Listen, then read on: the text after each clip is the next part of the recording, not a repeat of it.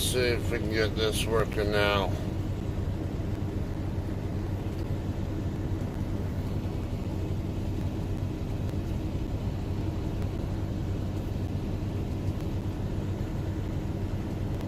Edit that. This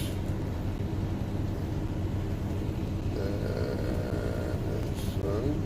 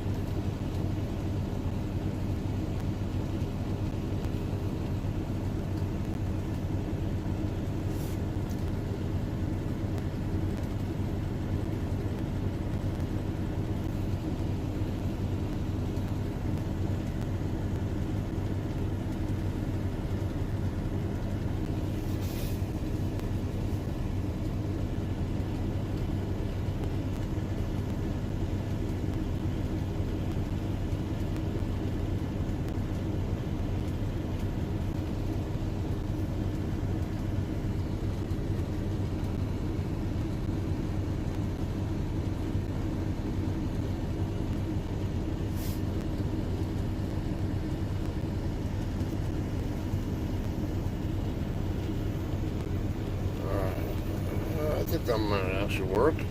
Oh yeah. It even says public on the actual feed too, so I think we got a winner.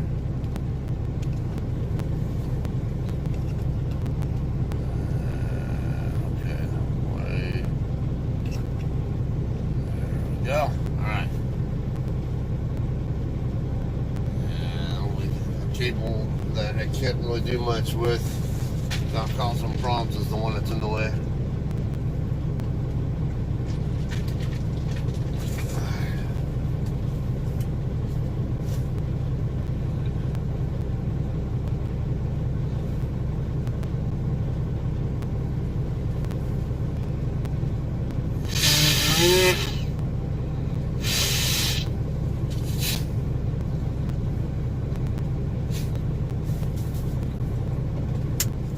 I think you have a good solution on this streaming problem that I was having. So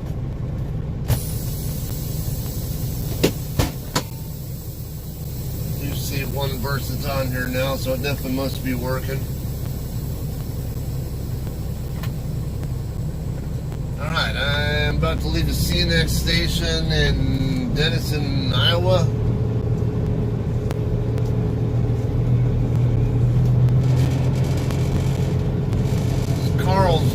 Carl's neck of the woods.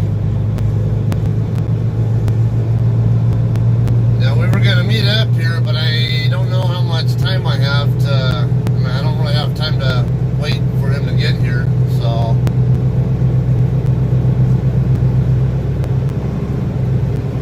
Oops.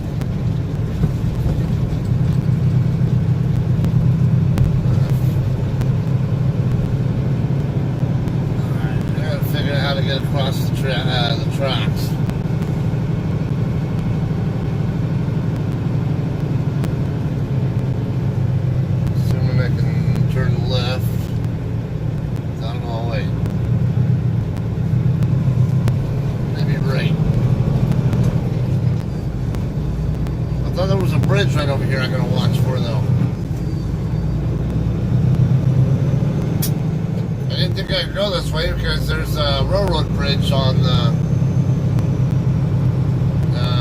just south of where I parked. I guess this will work. Yeah.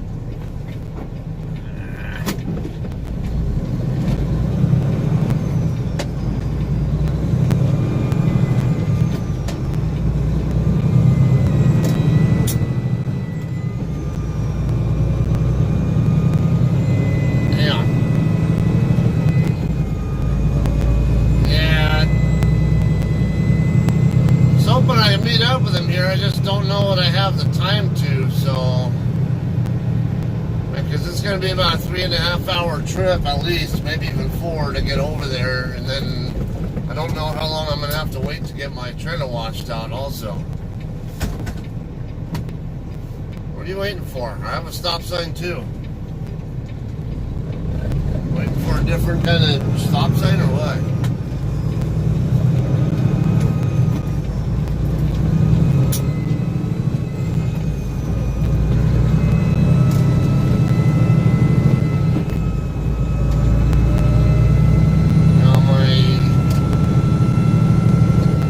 Gauge, I think, is lying and telling me I'm on empty, but I had a quarter of a tank of fuel when I showed up there, and I know that I have issues with my fuel gauge sometimes. And I did forget to take a look at the tanks to double check how much is really in them. But I was also facing uphill a little bit when I was parked, and that usually is a cause of that problem. Hoping driving down US 30 will fix it.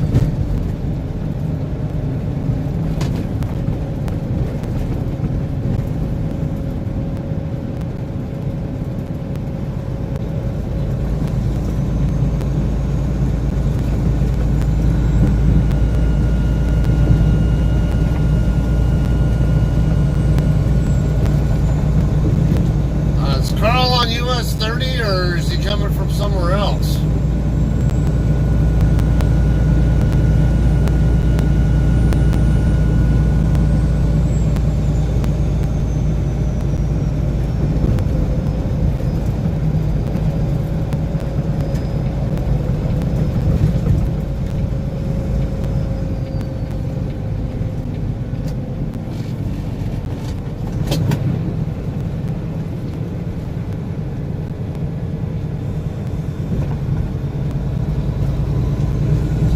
Wondering if I'll cross paths with him here on 30, if he is here.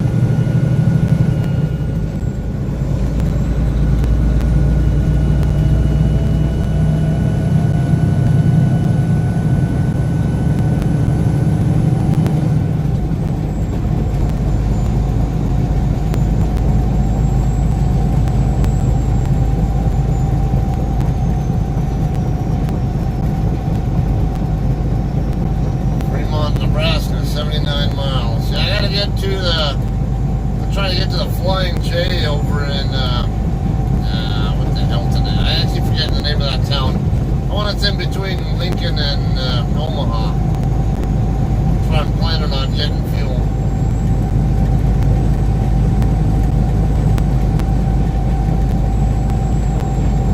Be about an hour drive from, or a little more than an hour drive, I think, from here to the Council Bluffs area.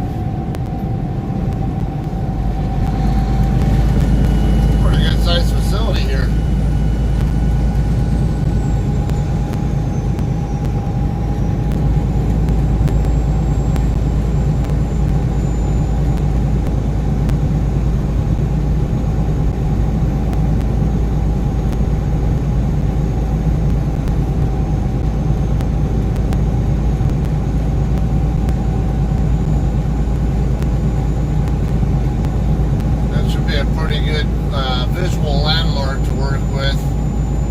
If you want to know when you're getting close to, if you're on 30 eastbound and want to know how far you are from 59.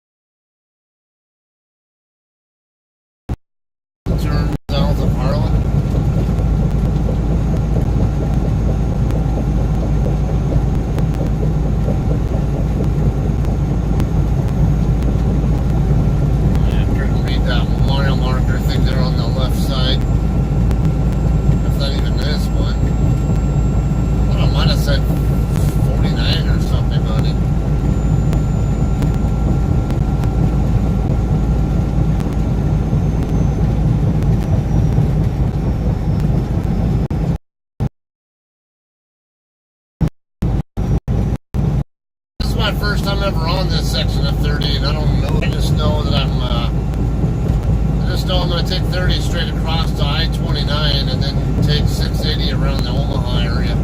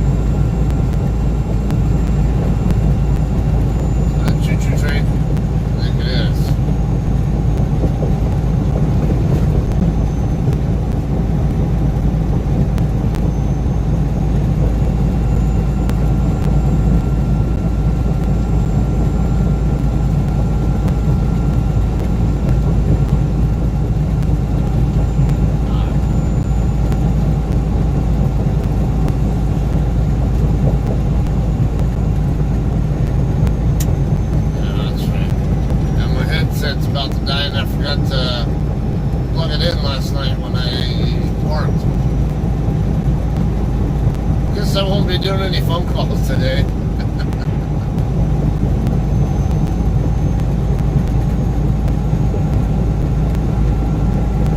Oh, okay, so yeah, we're not gonna cross paths then.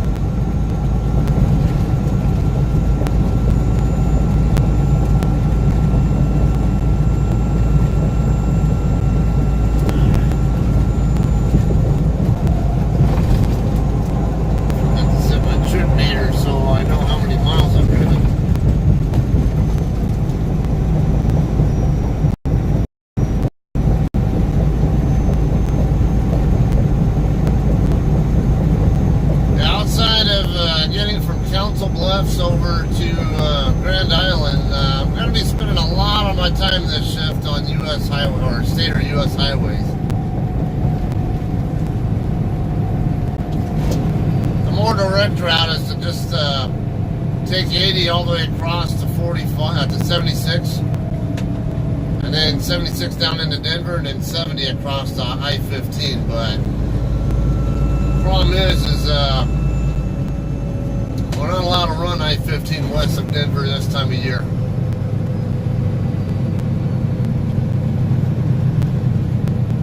Speaking of, I'll have to get with my dispatcher and tell her the route assignment has me going across 70, or you know what? Actually, I can take 80 across.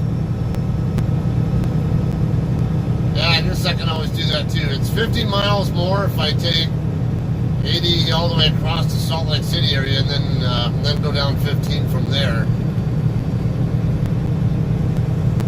And if I go down to US 54 and work my way down, it's I think it's more miles than that. So yeah, I forgot about that. Dunlap 7 miles, Woodbine 17.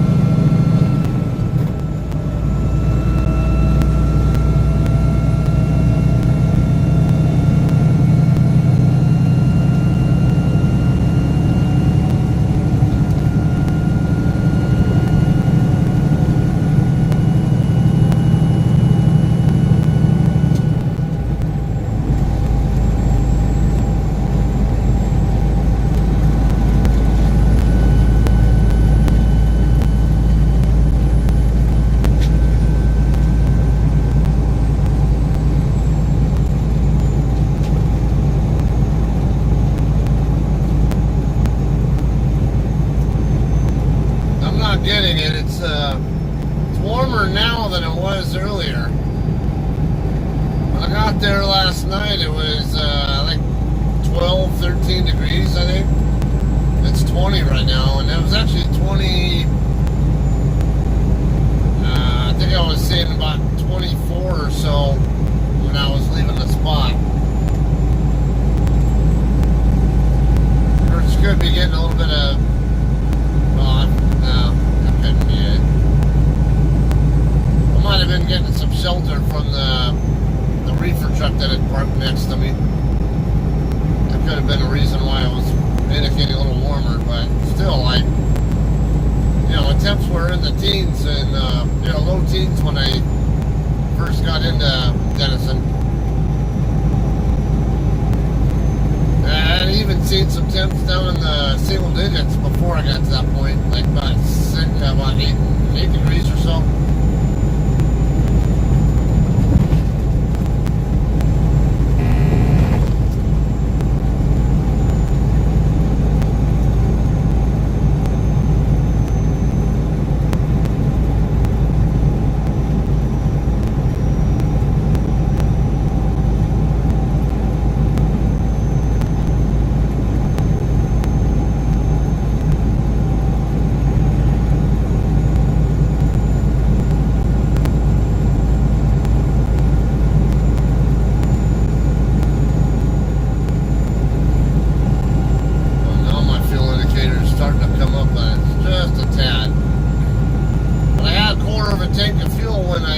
There, so yeah, and I did idle the truck overnight because of the temperature, but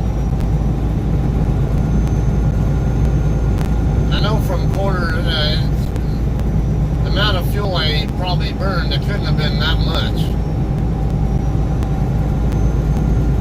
I'd kind of expect to burn about 10 gallons of fuel over that time,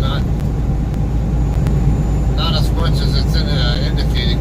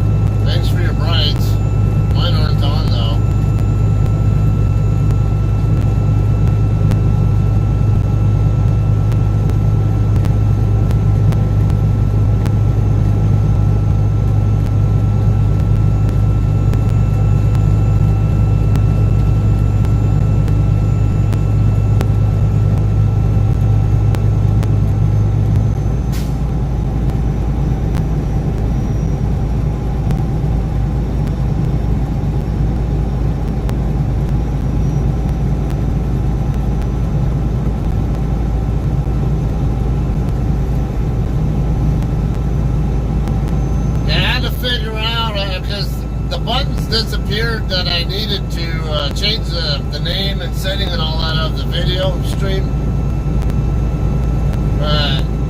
Yeah, I ended up figuring out I could just start the stream as a default, like unlisted, and then go onto my YouTube, find the video, and then edit it, change the name of it, and change it to a public video, and then it'll stream it the right way. And see, it shows it's public, and it also has the name that I put in.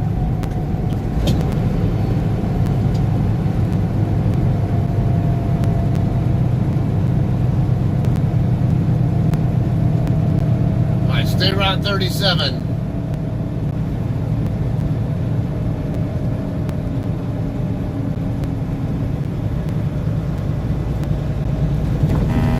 Be the curve that Carl was talking about.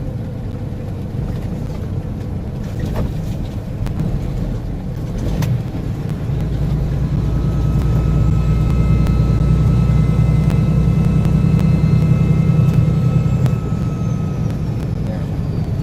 45 zone. Yeah, we don't do speeding in city areas, or towns, whatever.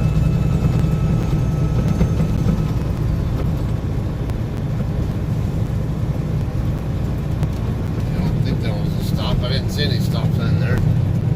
Looked like one that could have.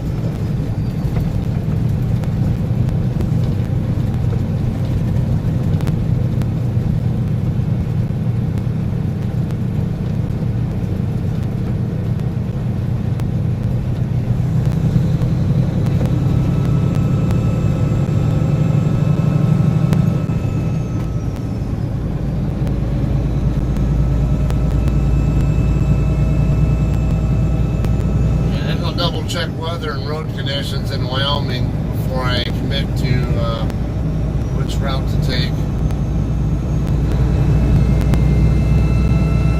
I think 80 over to 15 would be the quickest way, but if I'm going to have bad traffic in Wyoming, bad weather in Wyoming, then it's worthwhile to go the extra miles to get down to US 54.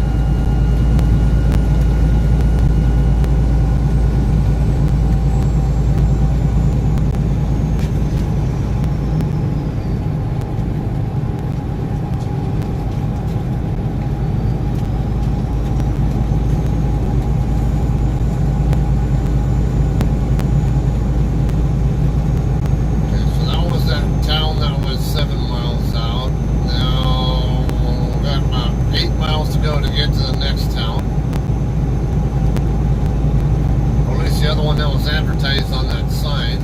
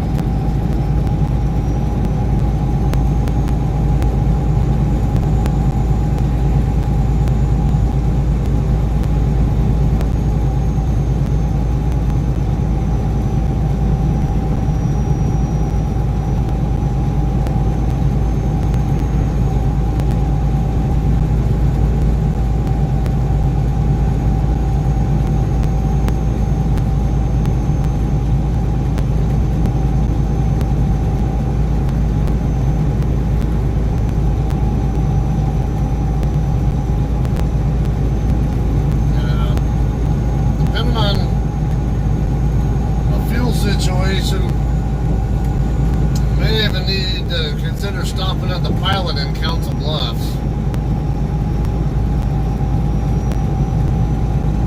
Though ideally, if it turns out I'm okay, which I think I should be, at least based on what I had when I parked last night, should be able to get to that Flying J over in between Omaha and Lincoln, which the name of the town is escaping me right now. I know the name, I'm just forgetting it.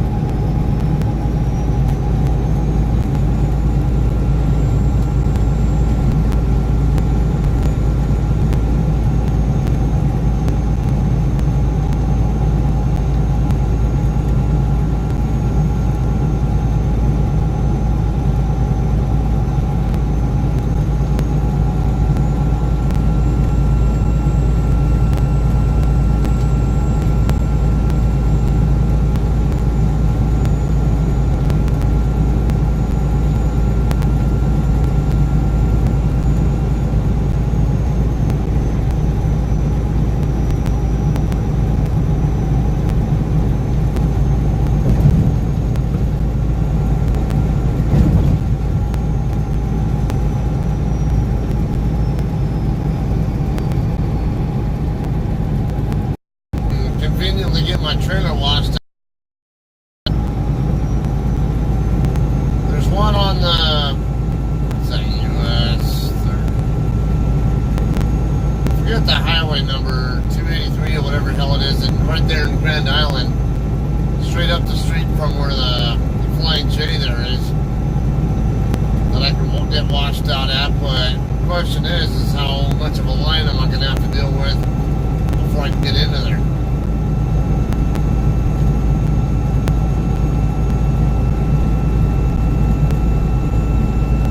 I think there's,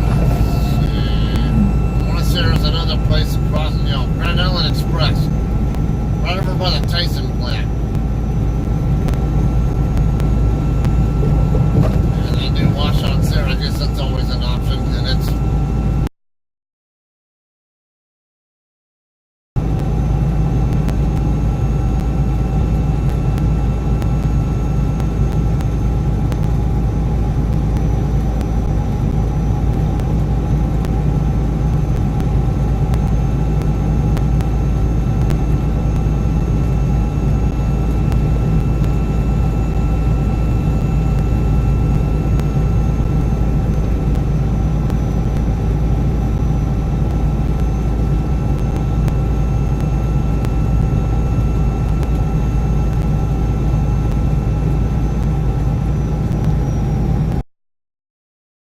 black ice.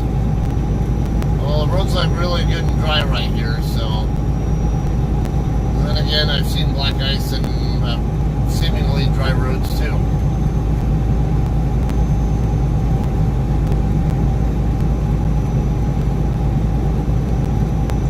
Woodbean.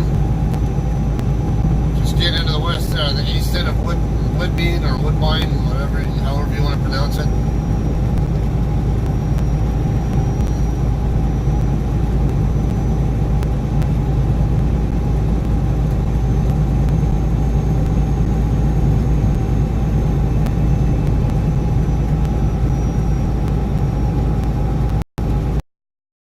Hey, what's up, Carl?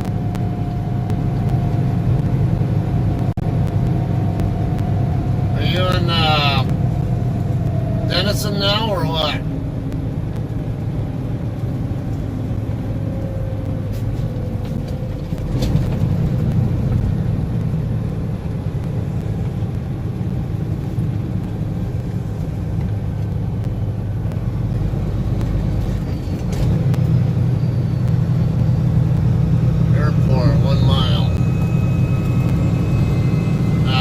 Woodbine right now. Hey, Anthony. 194th. This is the street I just crossed.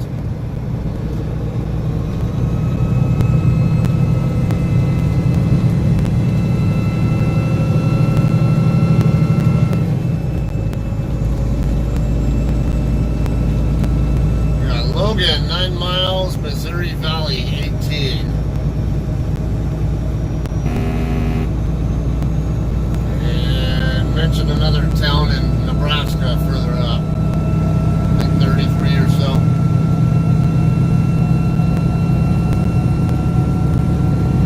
Alright, yeah, that's a nice view.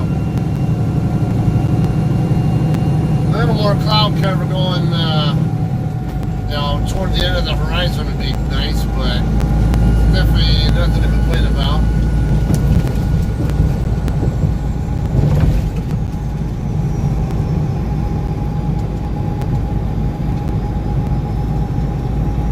Yeah, off to about to my 11 or 10 or 11 o'clock position is where I see the most color texture, whatever you want to call it. Right about above where that tower with the Christmas lights or whatever it is.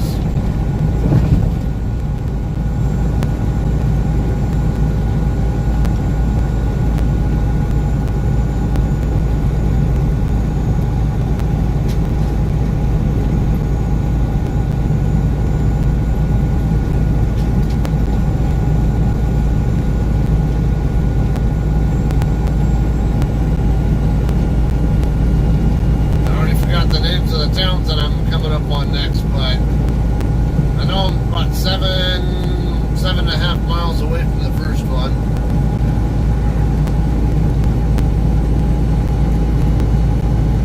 Faith, hope, joy, love. Christmas light display on that tower, very bottom of it has that.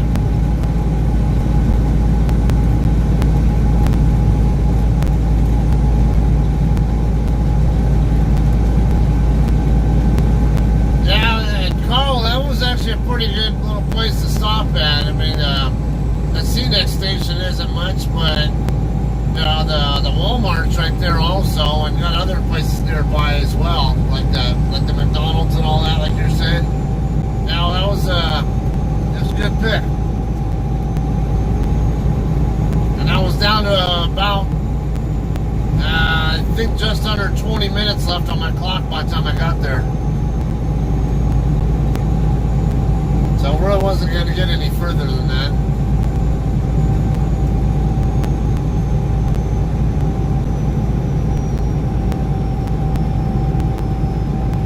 So I'm going to say I appreciate the suggestion there.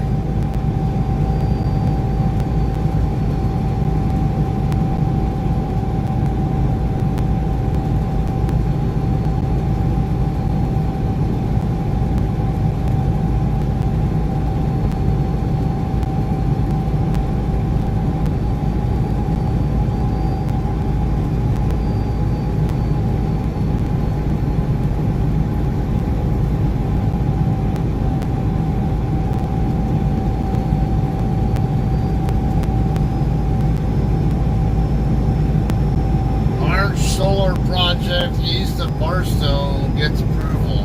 I think that's what I just saw.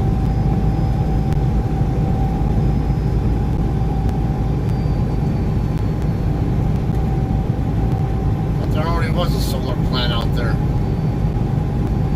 So we're going to increase it.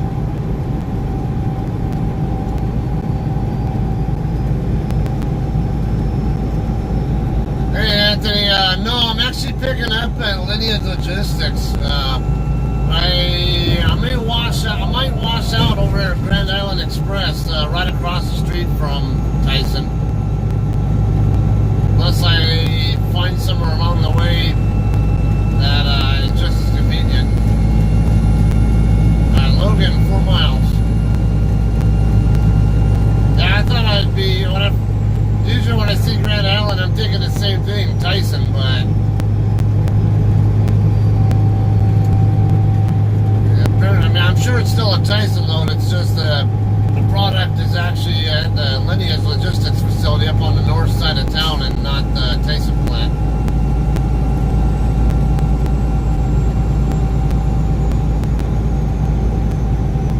Yeah, I thought about heading over to that Walmart to get me a toaster. I like eating breakfast.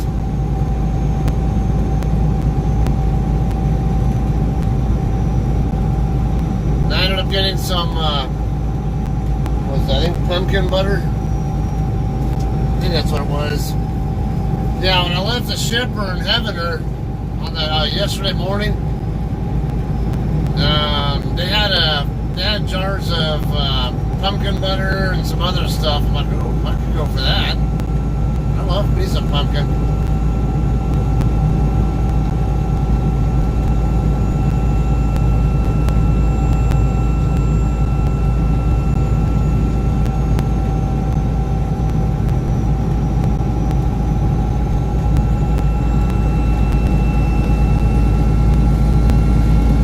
Fuel gauge is slowly going up a little bit.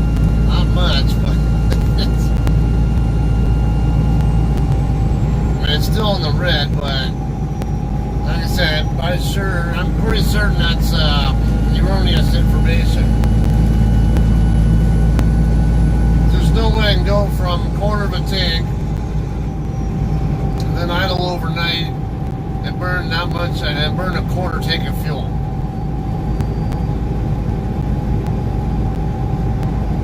Not when I hold a good 200 gallons of fuel. That's 50 gallons there.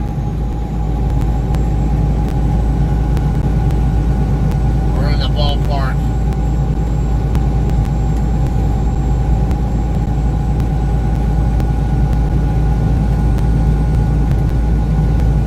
Nah, you know, I really wasn't hungry at all, so I didn't buy anything at all there. There are times where I'll pig out a little bit, and there'll be other times where, you know, this looks like could be, slight wetness here.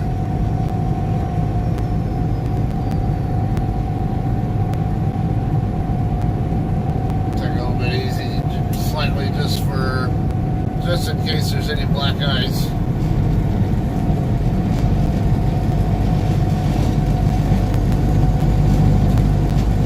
Right, speed limit's dropping anyway. Yeah, I'm getting into Logan now.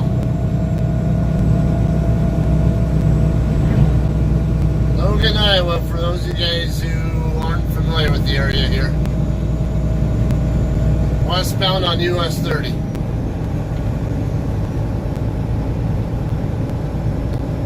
Junction County Road L34.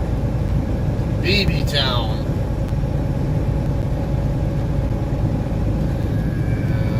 Overton Avenue. Boyer River. It's frozen over.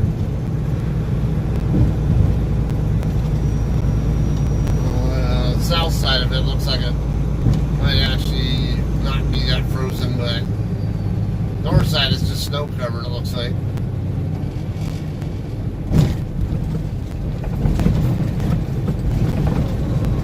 One of these cool little towns, huh? Alright, this is 2 lanes. I can't tell if it's 1 lane or 2 lane.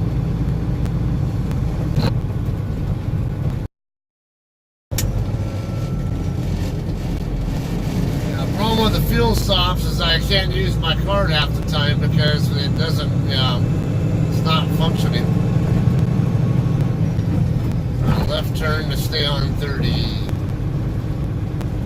Oh, you mean I don't get to go up that hill?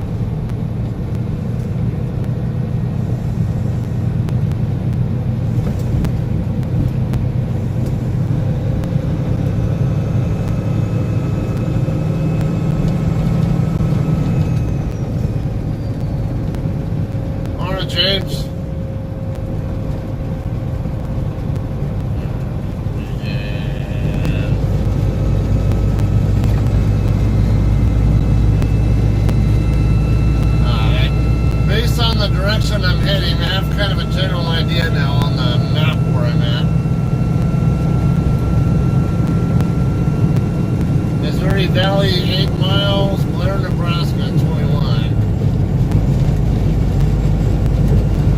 Okay, and I know you were just talking about Blair, about Missouri Valley, Carl. So I guess that tells me I'm not too far away from I-29.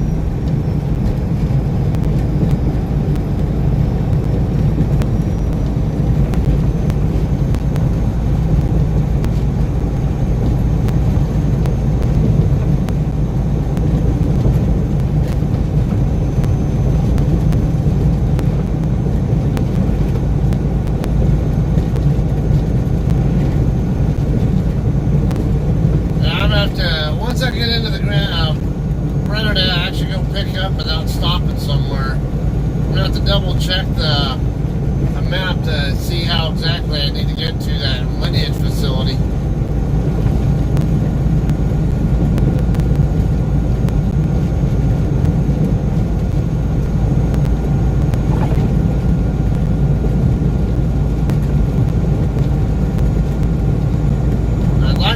Out before I get there, but over that area, because well then again, I guess I can still do Grand Island Express. I think I'd prefer to come in from a little bit on the east side of Grand Island instead of over by where Bosselman is.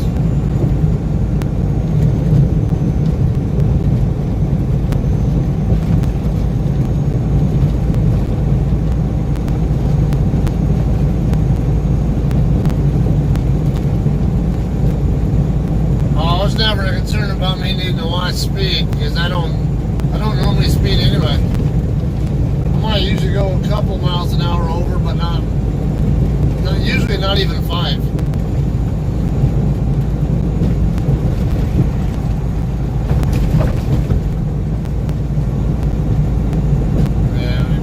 Have I ever, I can't say I've never sped like 5, even 10 miles an hour above the speed limit. But normally I just don't have a need to. Yeah, and driving a little bit slower like I am right now. I'm only doing about 60 right now. So I'm doing about 5 over right now. It's actually good for fuel economy. I'd even be okay with doing 57 through here, but I don't want to hold up the 4-wheelers too much.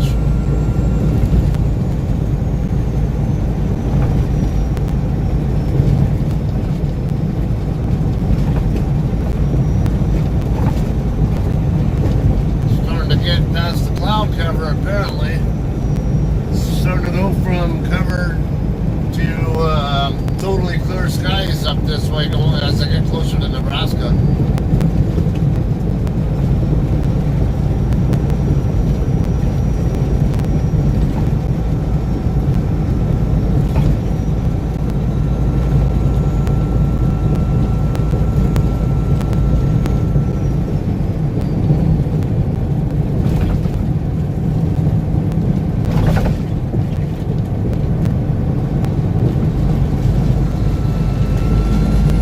About 4 miles away from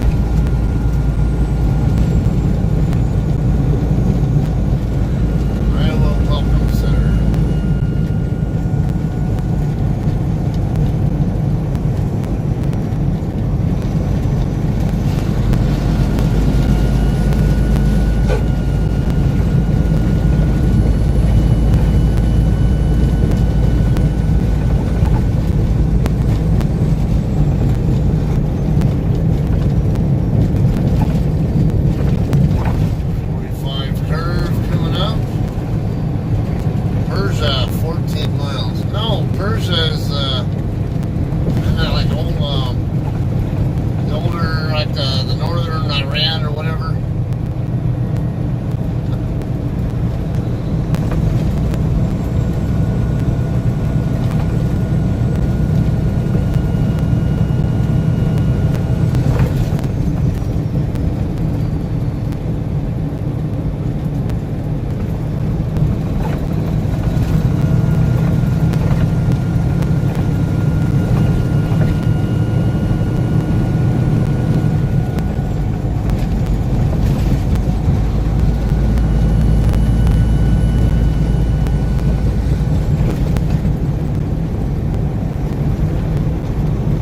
That's exactly the route I plan to take, Carl.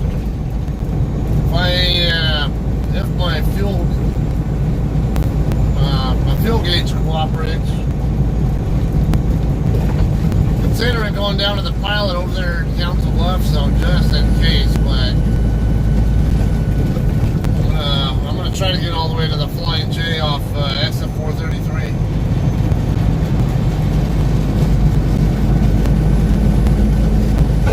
45 zone coming up.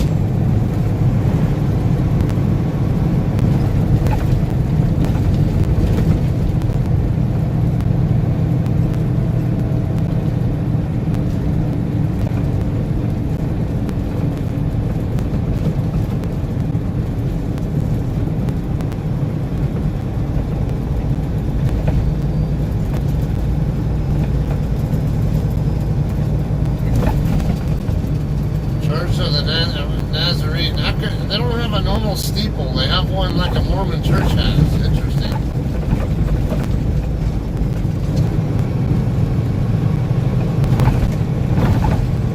I don't know if is that normal for a Nazarene church?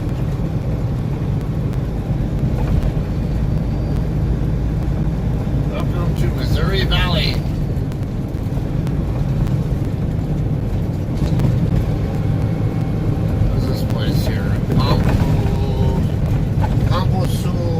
Mexican restaurant.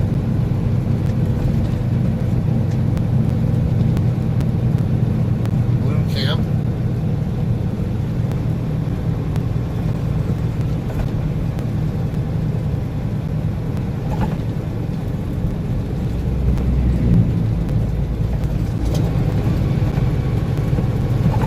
I like going to these little small towns sometimes like this. It's interesting scenery to look at. Like Logan, that was kind of a cool little town to check out. I wouldn't mind seeing what it's like during the daytime.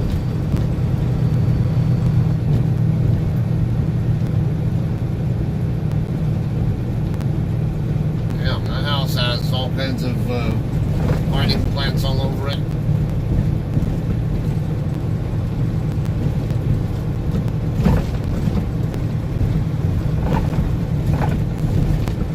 Ah, you bastard. Turned red just because you saw me coming. Baptist Church, American, 1 block. That's good. All. Bamboo Village Chinese Cafe.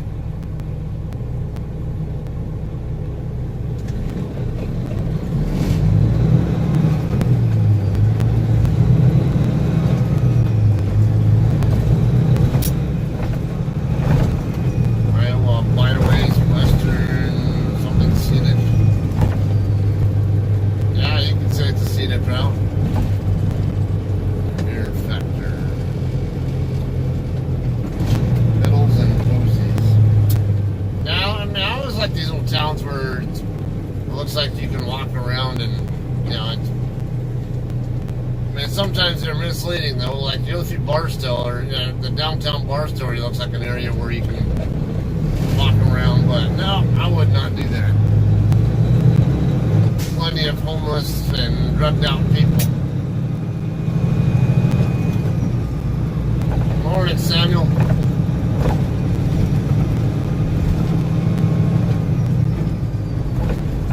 Sure do advertise their churches here.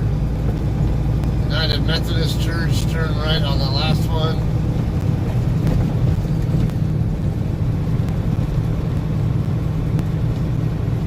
No! I knew it! You bastard! Subaru.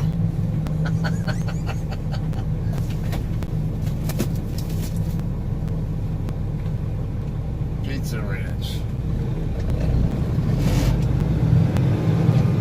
Small place like that, they probably make the best pizza too.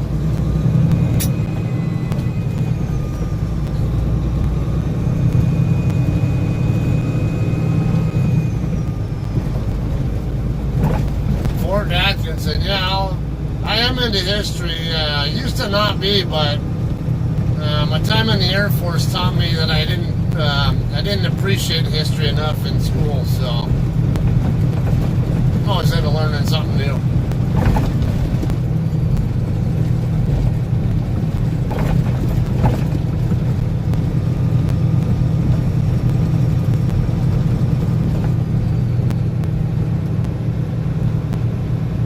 Alright, how long do I have to deal with this 25 zone?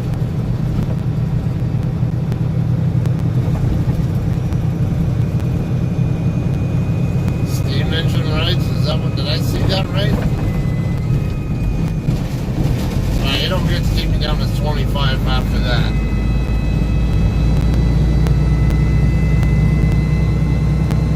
See, maybe 35 or something.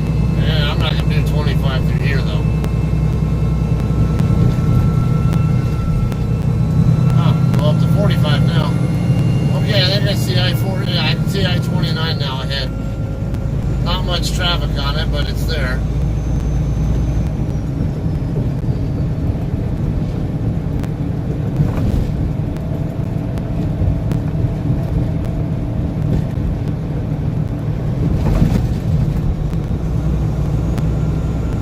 I'm getting this lane. So I'm expecting to turn left ahead. Assuming it's a left turn.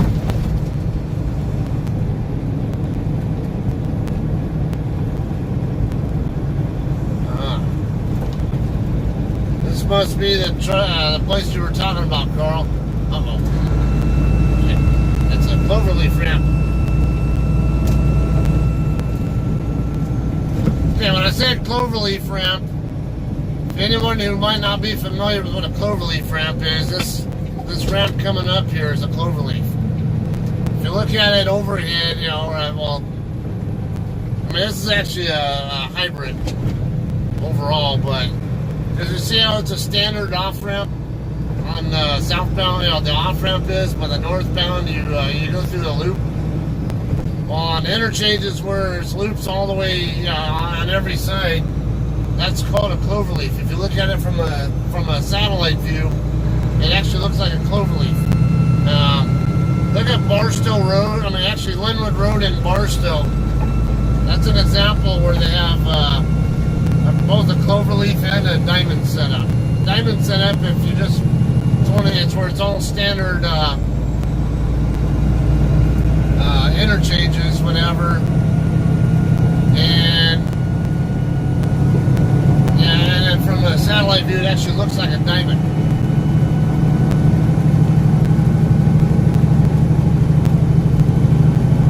There's a Pilot, Missouri Valley.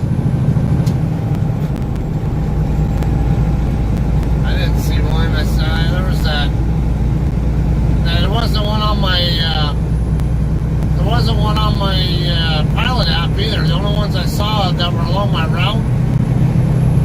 Well, I would have had to go slightly off route to get to the Pilot in Council Bluffs, or go over the Flying J over there in Nebraska. So that's why I plan to take take 680 over to where the Flying J is.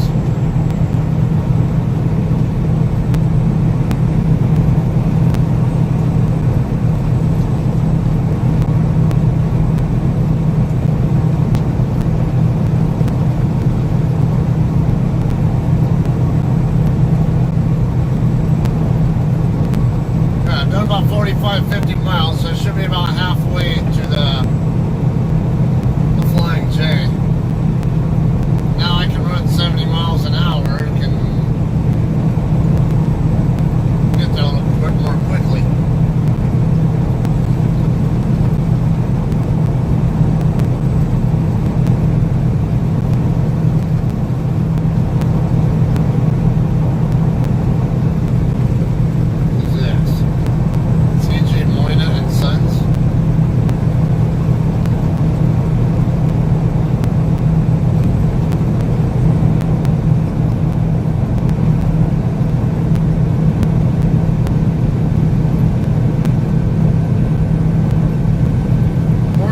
Honda.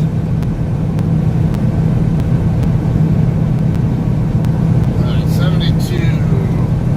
Okay, I know the pilot is off of exit 50 on the part where 29 and 80 run together. So it tells me right now I'm about 20 miles away from Council Bluffs. Should be a shorter trip to get to 680.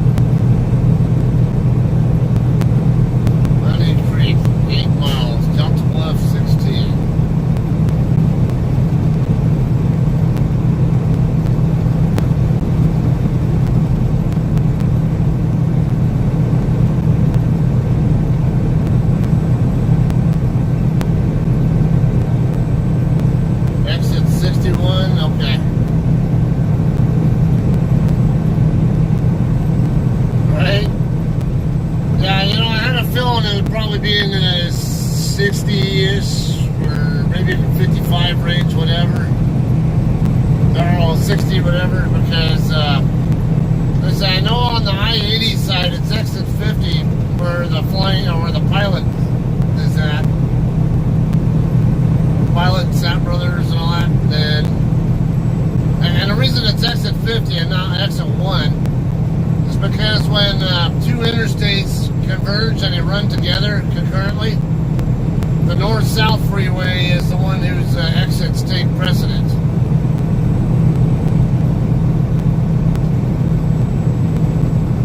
So when 29 and 80 run together, the part where 29 and 80 are one and the same, the mile markers and exit numbers go by I-29's numbers and not by I-80's.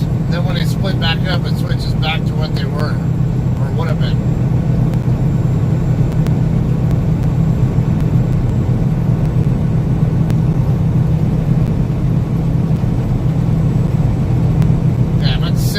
So about 8 miles out then. So right over by Honey Hill, whatever, whatever the hell it is town you were. You can tell I don't know your neck of the woods too well, Carl.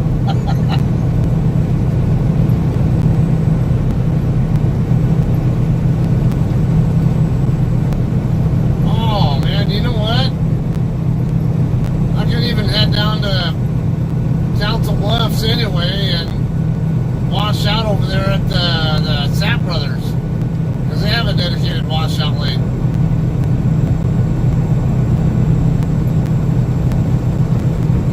Probably it'll add a few extra miles, but not that much, so why not? I can go ahead and get my fuel up pilot in the Council Bluffs and then just head across the street to the Sat Brothers to get my washout.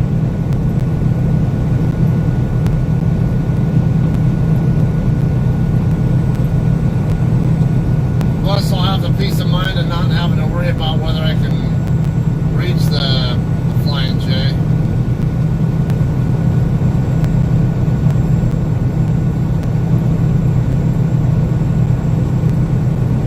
Morning, Charlie.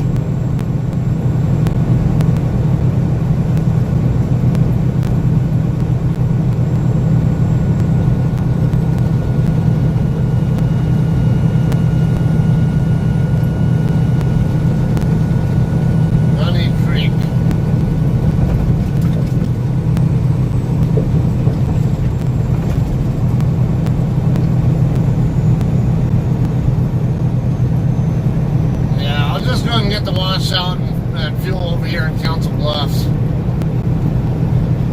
Mess with Carl's area.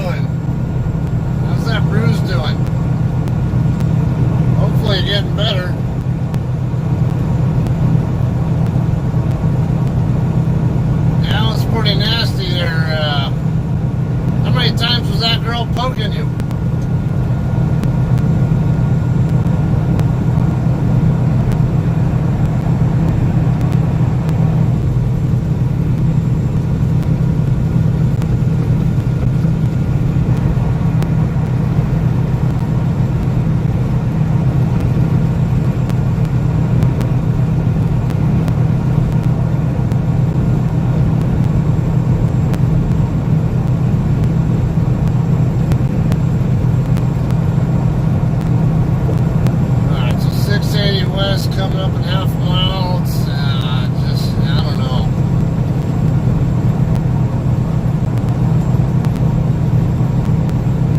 Yeah, I guess, I don't know. I guess I could.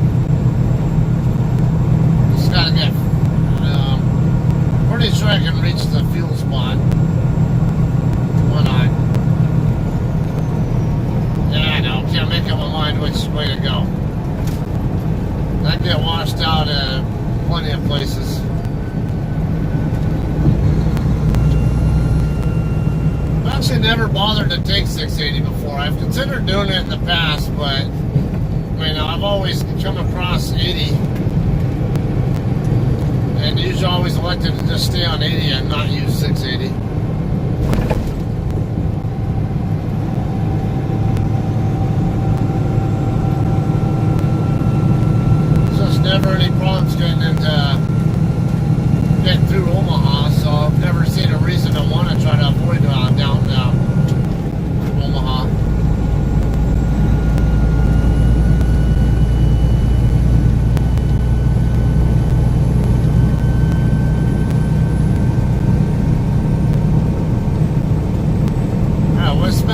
680 now.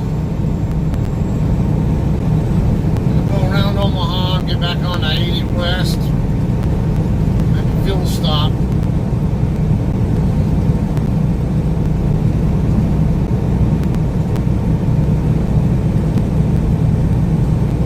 Hey, Linda. You still at the terminal, or did you already take off?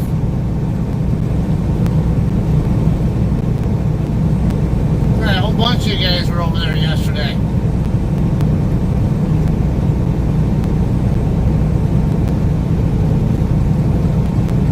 County Road. Exit 1.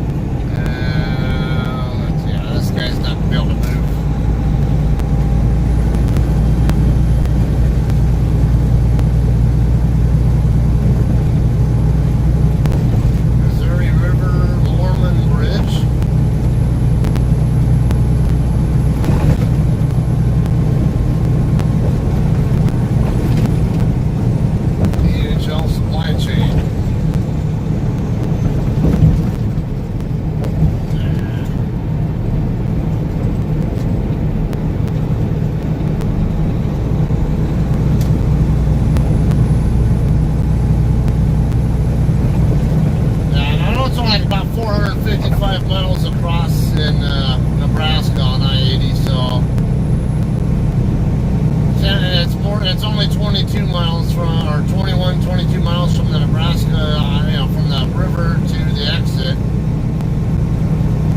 And it should be a little bit shorter than that from here to there. So, I'm gonna guess around 15 miles or so. Well, I don't know. 15 to 20 miles, somewhere in that ballpark.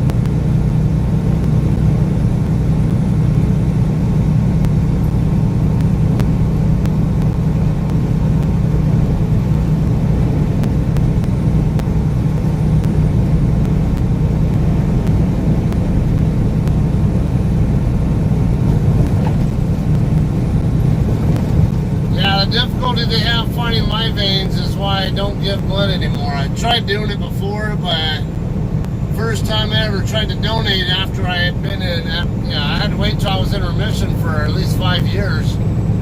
Right after the 5 years was up, I tried to donate,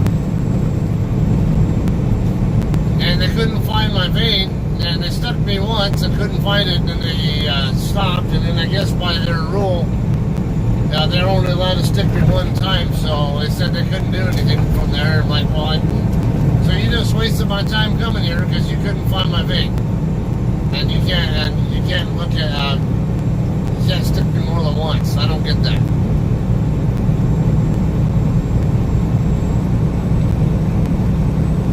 Usually they end up having to up here.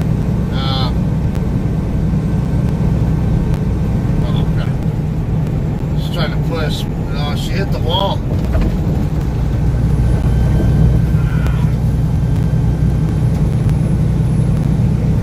I'm not in a position where I can help, and that's more like somewhere it'd be best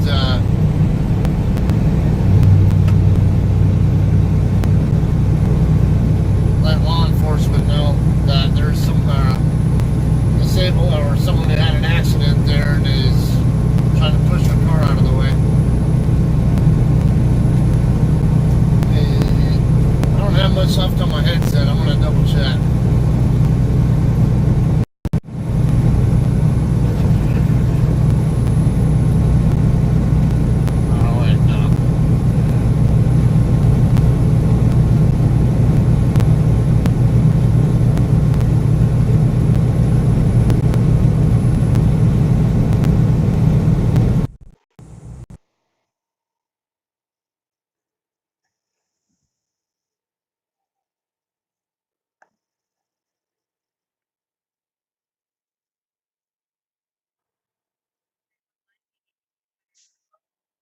Police.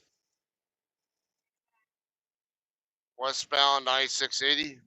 About the 12-mile marker. It's on the Nebraska side.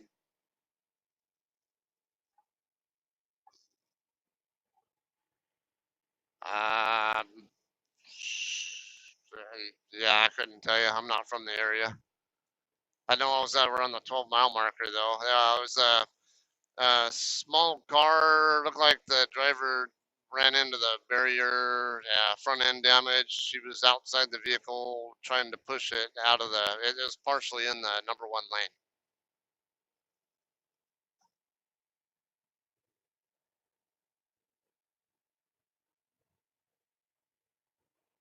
Yeah, that sounds about right. Yeah, it was a white female driver. She was trying to push it out of the way of the. It was partially in the #1 lane.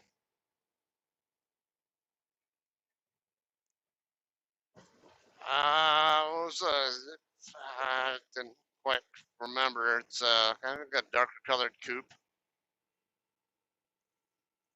or small sedan, whatever.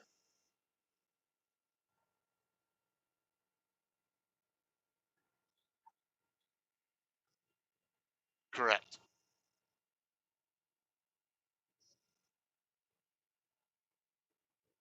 Yeah,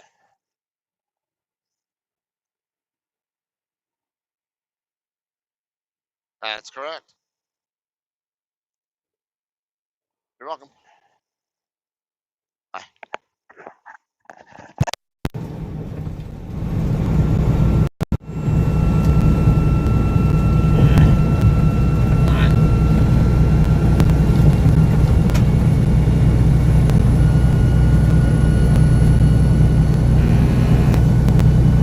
Okay.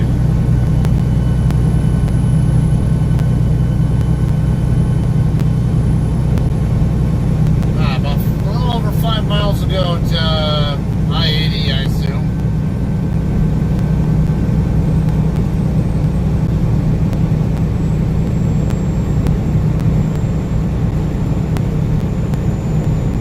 So your lane's going to end in the line, so you get to wait behind me.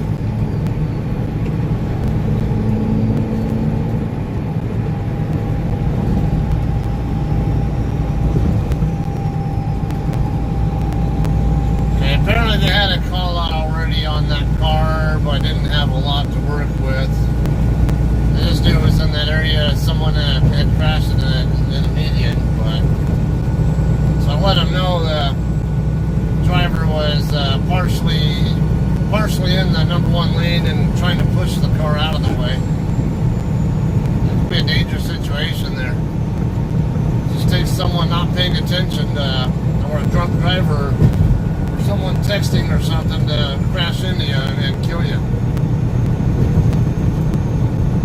Generally speaking, they say it's best to stay in your vehicle and, you know, that way if you get hit, at least you have the safety, you know, your your seatbelt and all that, and you're not going to take direct impact from the person who hits you either.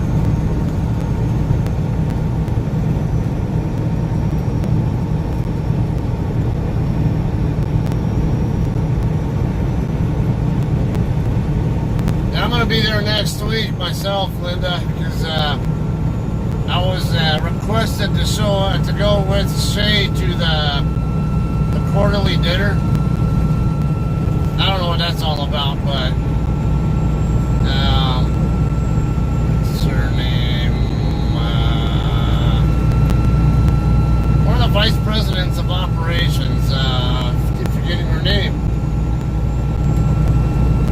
I'm horrible with names. I'm better with faces. But I guess she had actually requested that I show up with Shay. Exit 3, US 6 coming up. And let's see, that's right. I keep forgetting I reset it to 12, so yeah, it should be about 4 miles away from the. Once you do it, dude, you speed up first.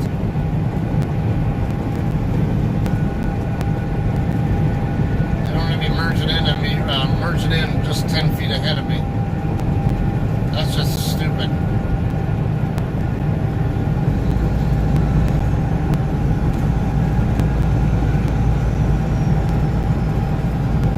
That'll do me some good because I need to get my fuel card replaced anyway.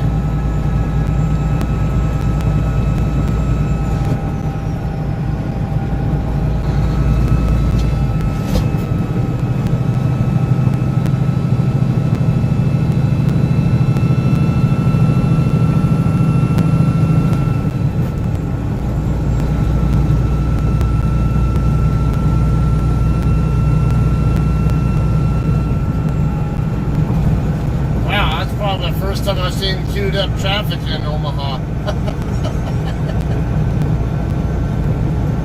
I think I've seen traffic jam on I-80 once in Omaha, and that's it.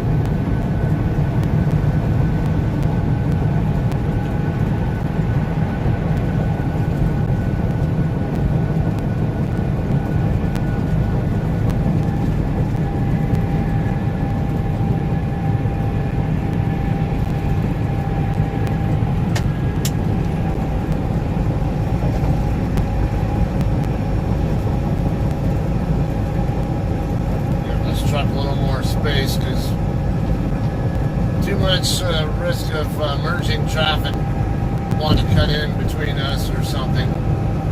Not to mention, you never know when someone might get sudden stop syndrome.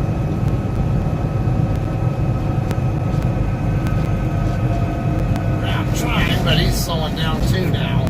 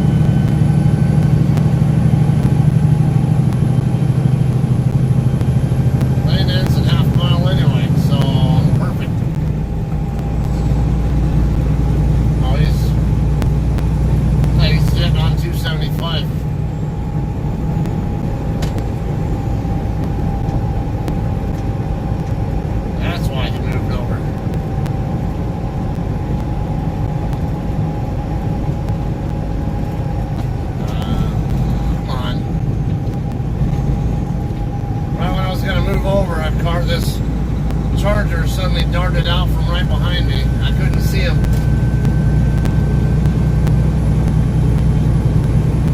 He was going quite a few miles an hour faster than me too. That's one of those reasons why I don't go too fast around a truck. I mean, if you're right behind me, I can't always see you. I was actually looking over there and I could not see him until I was already starting to commit to turning, to moving over, and all of a sudden there he is, going a good 10, 15 miles an hour faster than me.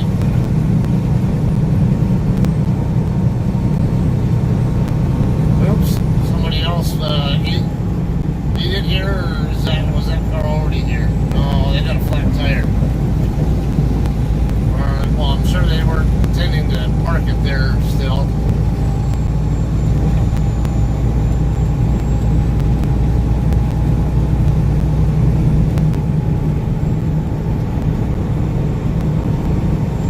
I'm at 445 and a half, so 11, 12 miles to the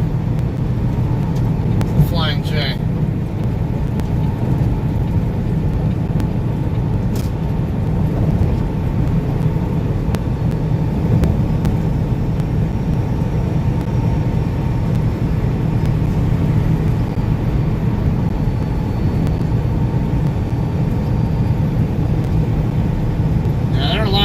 Over there on I-10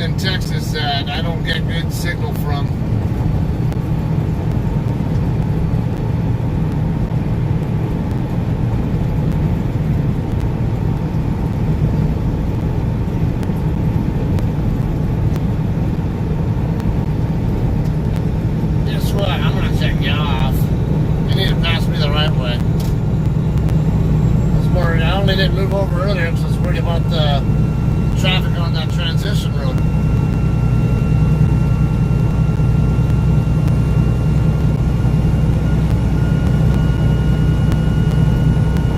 Plus, I'm going the speed limit and a couple over. So why are you guys even passing me?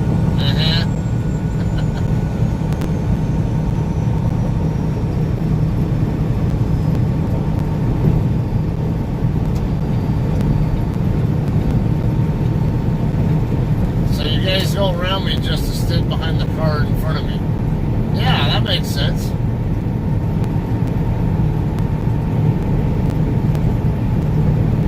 And that speeding did you what good?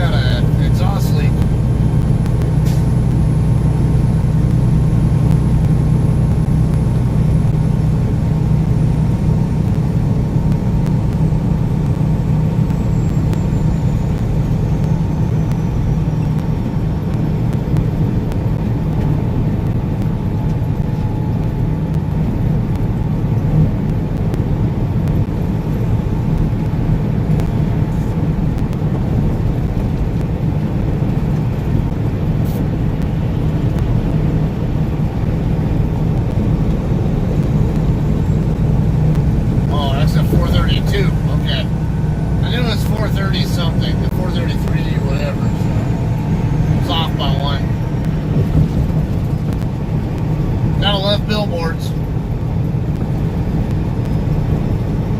Probably something a lot of people don't even pay attention to. If it's not on their phone or right in front of their face, they don't notice it.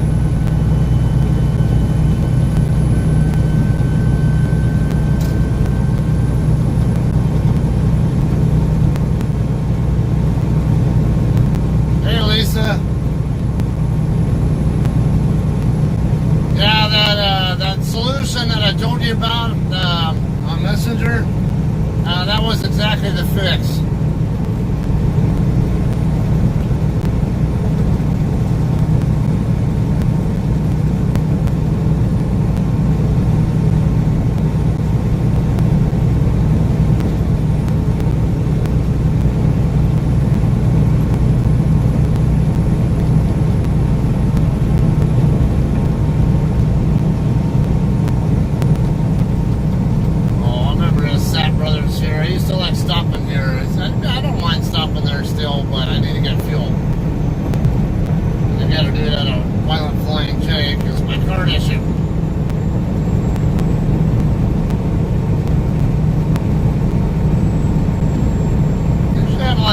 Stuff for sale at Sap Brothers.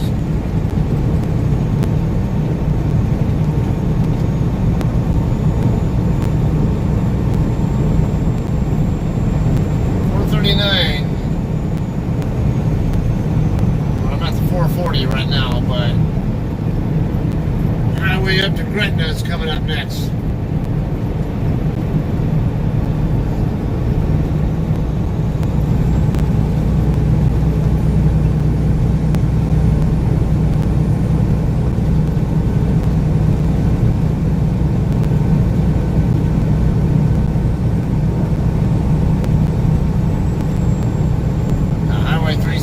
That's what it is. I thought it was 3 something. Exit 432, Ashland, 8 miles. That's where I will be stopping.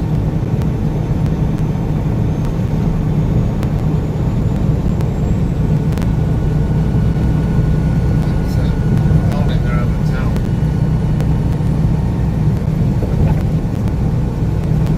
I've seen that before, just don't know why it doesn't tower. Prison or jail or something, is it?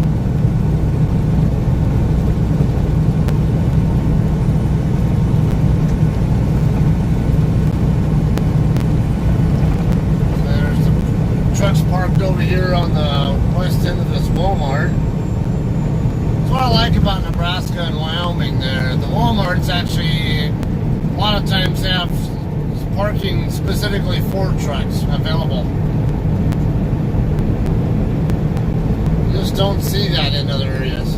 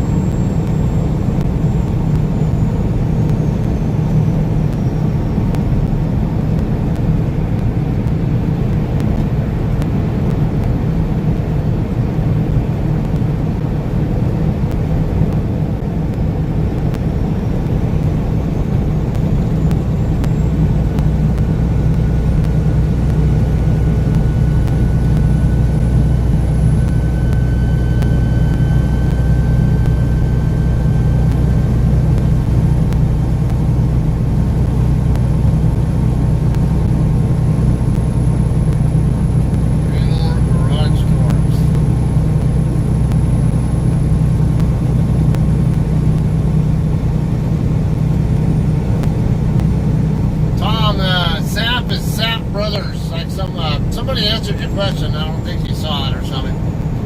Sapp Brothers truck stop. It's a chain of truck stops that's based right here in Omaha, if I remember right.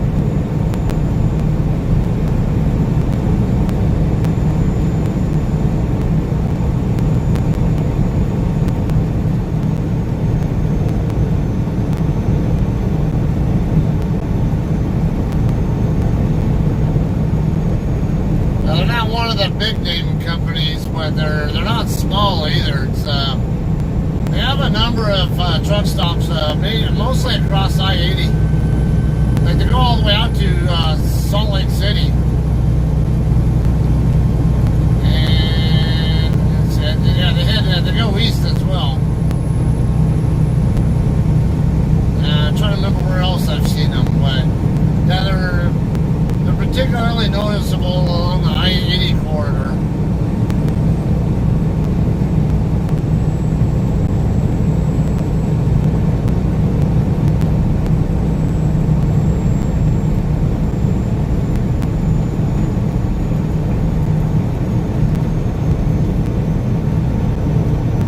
There's the Flying J right ahead on the top of the hill.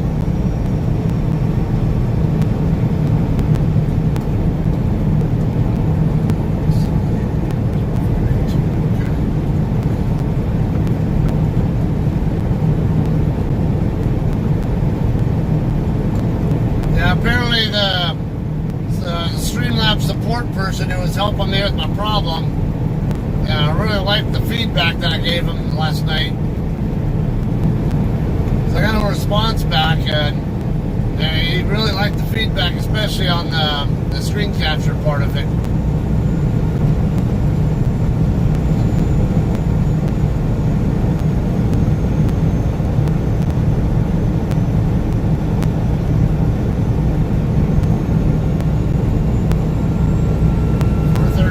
US 6, State Route 31, 1 mile ahead.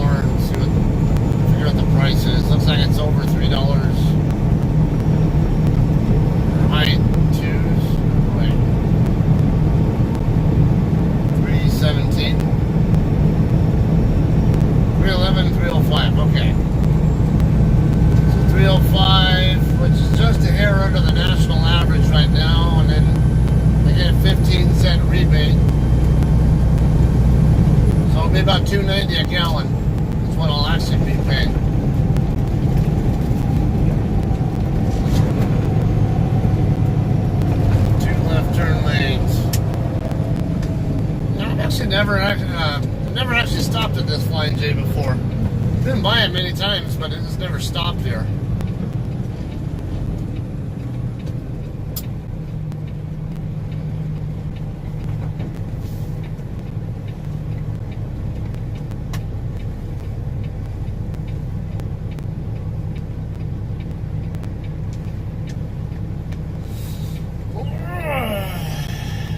Backyard play world, unplug and play, playground, whatever.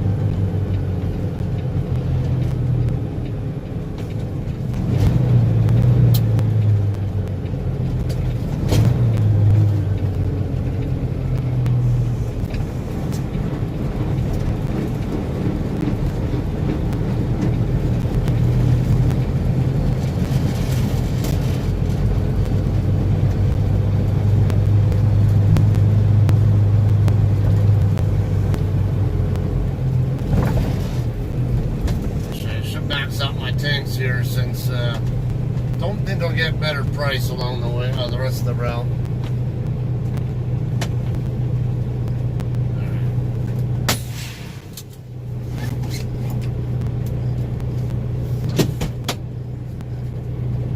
What's this message I got?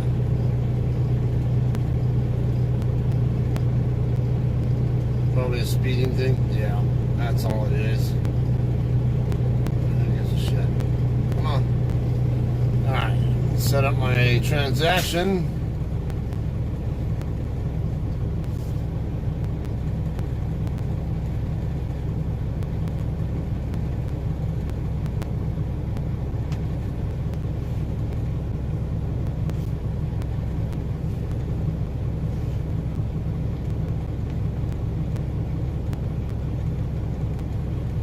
So 2482 is the last four, yeah. Truck and reefer, don't need def.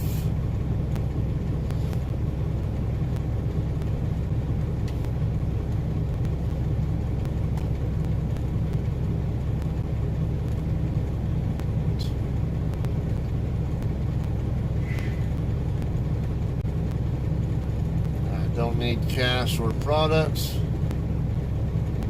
11338. Okay.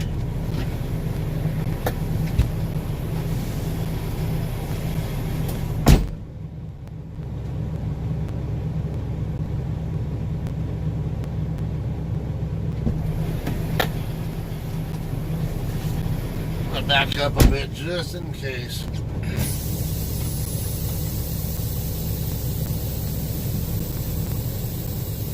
think I pulled a little too far forward.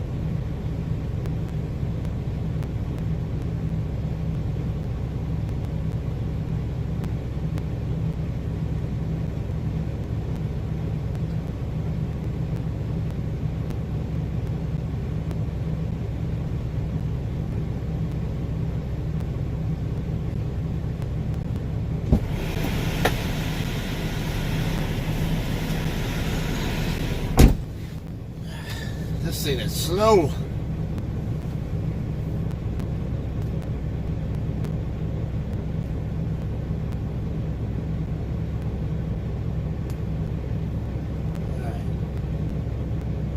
At least it seemed like it was slow because the time it took me to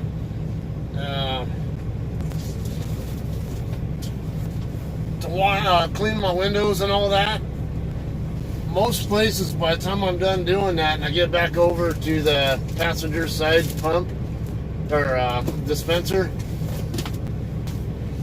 usually I'm already getting close to 100 gallons. I was barely at like 45 there. Okay, I need to get my route. Let me pull forward, and then figure out my route. This end dump driver over here on the left, that's what I was looking at earlier. The state trooper over there. I don't know if he's I don't know if he got a ticket for something or if he got hit by somebody. And this clown in the step deck in the lane next to me on the right, he's filling his truck up, but he's nowhere to be found. They're not supposed to do that. You're supposed to always stay inside of your, actually on hand there if something goes wrong. Alright, let's switch the camera. I'm going to look on the map here on my tablet. If it will open. Since I'm not used to going to Lineage, I've never been there, and I don't want to go through downtown, or actually I need to get Washout also, so. I figured I'd probably do Grand Island Express or somewhere else over there.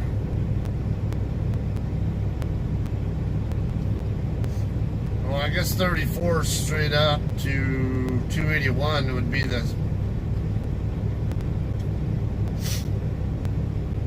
Okay.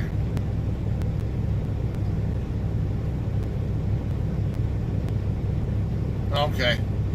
34 and 281 over to Highway 2 would seem to be the quickest route.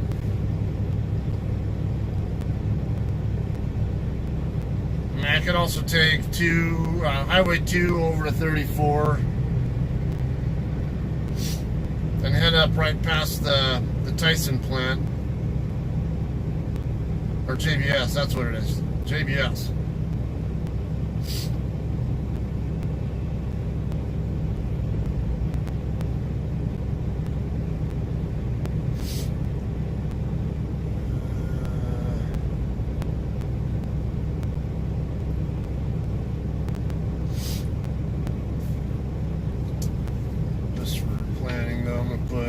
US 34,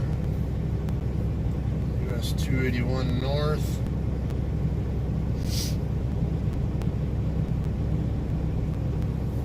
old Highway 2, east. Looks like when it dead ends, make a left onto North Broadwell Avenue or north on North Broadwell Avenue, get on the other side of the tracks, and in the very first right is West Roberts.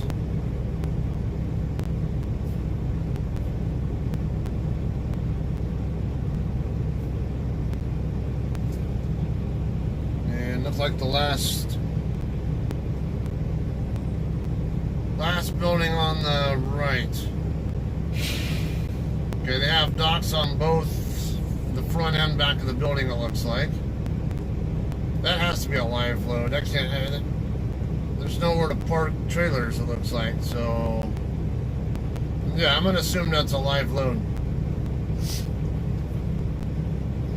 Last building on right.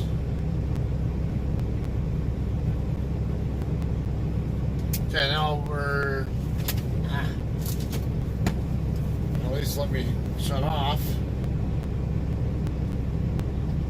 guess that'll work.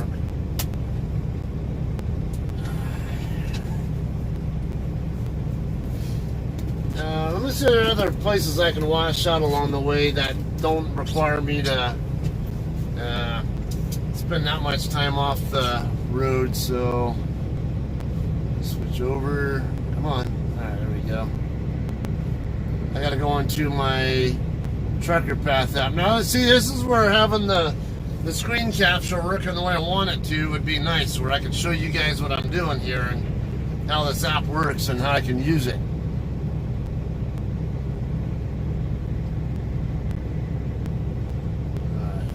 Parking, I just want truck washes.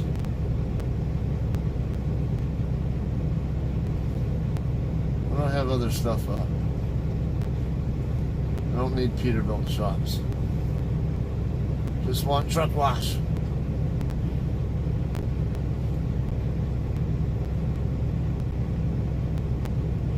Okay, Don and Randy truck wash, $3.95 in Lincoln.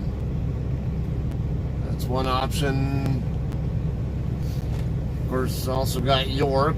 I think it's Blue Beacon over there by Petro. 5-star truck center and lube. Yeah, there's a Blue Beacon in York. I guess I could always do that too. Grease truck wash in Aurora, next to the Loves.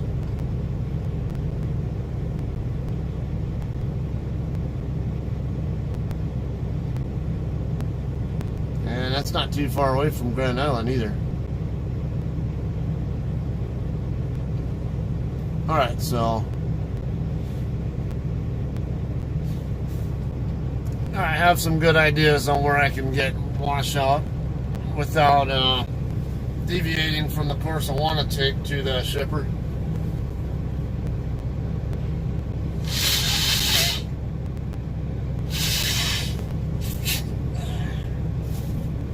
Get my nose blown and we'll get out of here.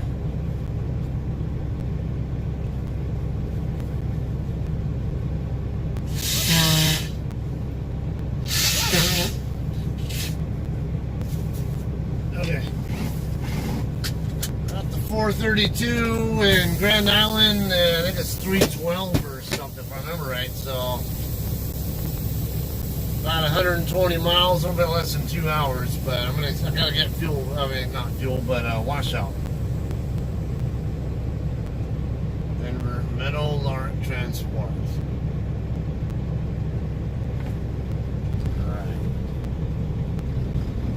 Go time.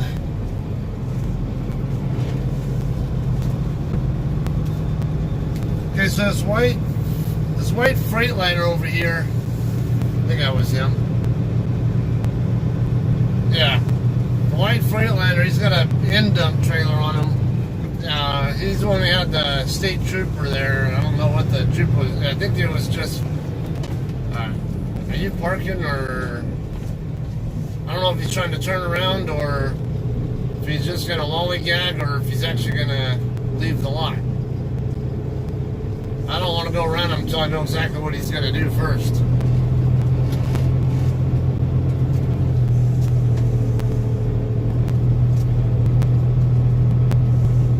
Come on, dude. I'm on drive time right now. So switch back to 19. I was on channel 2 earlier because the receiver last night was on channel 2.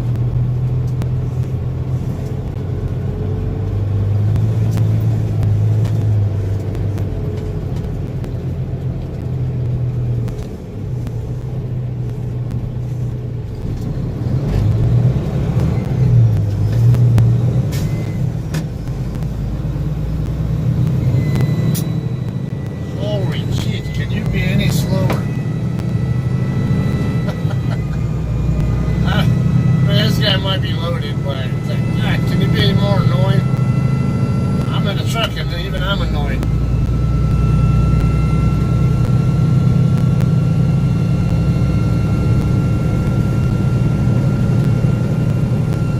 Yeah, I didn't even maxed out my tanks. I got tired of sitting there watching that thing. It's cold and a little bit windy, and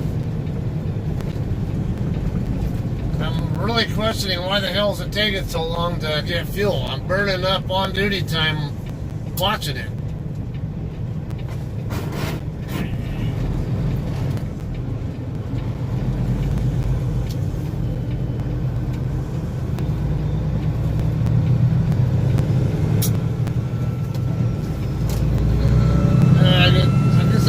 The blue beacon is, see how big a line there is, and so I can get in and out of there pretty quickly if they have a dedicated washout lane or nobody really in line.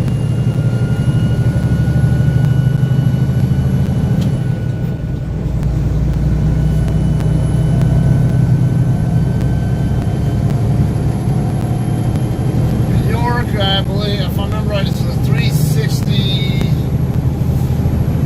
364 or somewhere around there. I forget.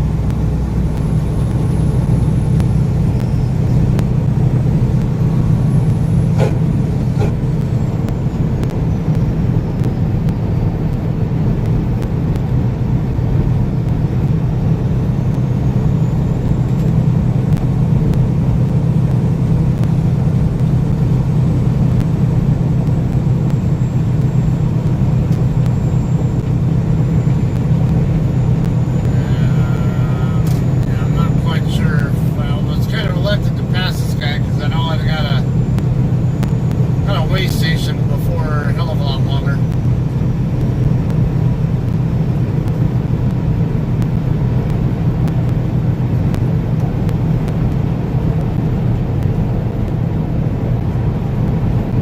Central Steel and Wire.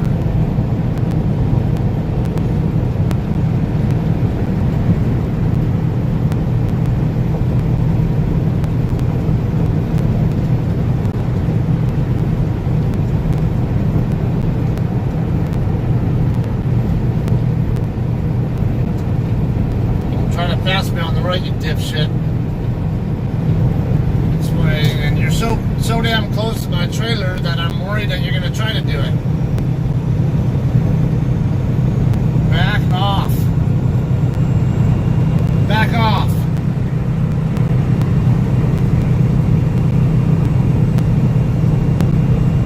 This gray Dodge Ram right there, he's the one I was concerned about. I could tell he was following me too closely, so it makes me a little more afraid to make the lane change to get back in front of the other truck when I have to worry about idiots like him gonna not even notice my turn signal or getting impatient, thinking I'm taking too long to move over and decide to go over there anyway.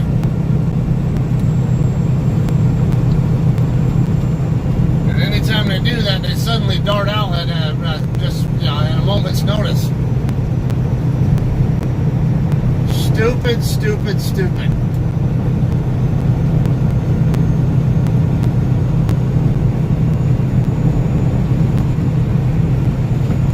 I'm at the 4:30 right now, so just under an hour drive from, I think it is, from here to York. Let's say, I want to say the exit where the Petro is in York is like 364 or something.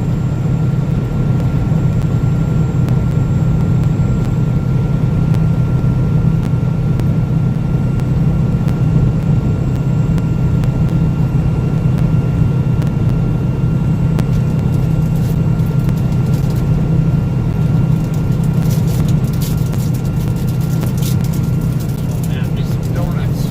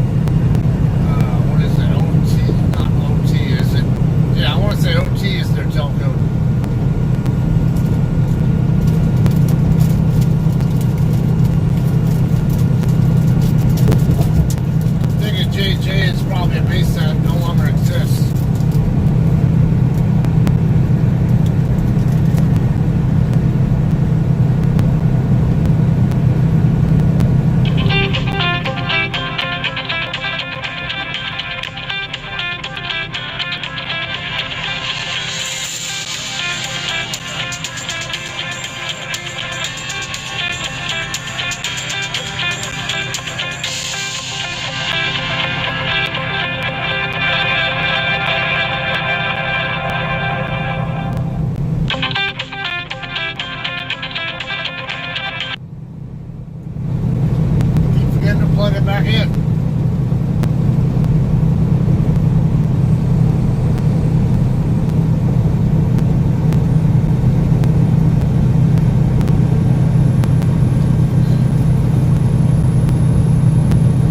I'll have to try to remember to plug my headset into the back and when I stop for my washout.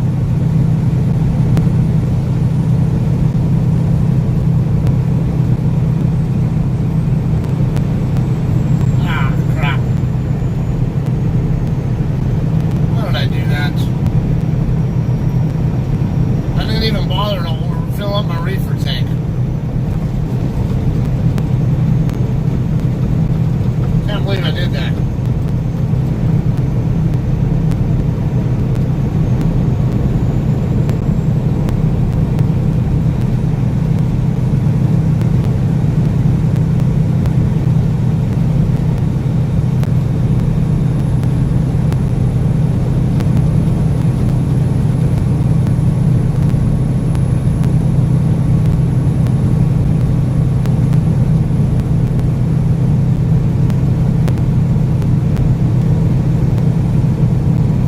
That didn't take it so damn long to fill up my tractor tanks, which I didn't even fill, but I did get about 130 gallons. And got me a little impatient.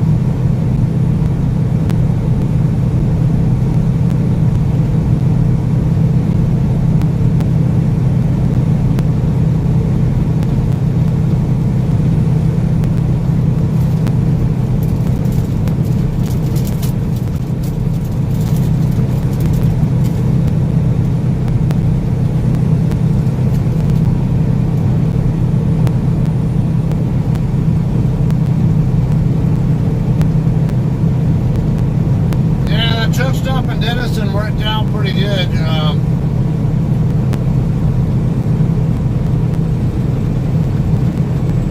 was a little more, it looked like it was a little more full than I thought it would be, but didn't have any problem finding a spot to park in.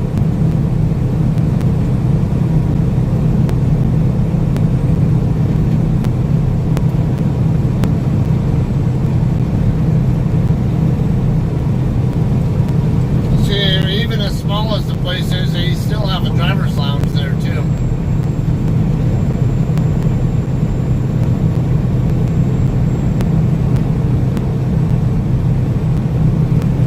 There's a pumping truck.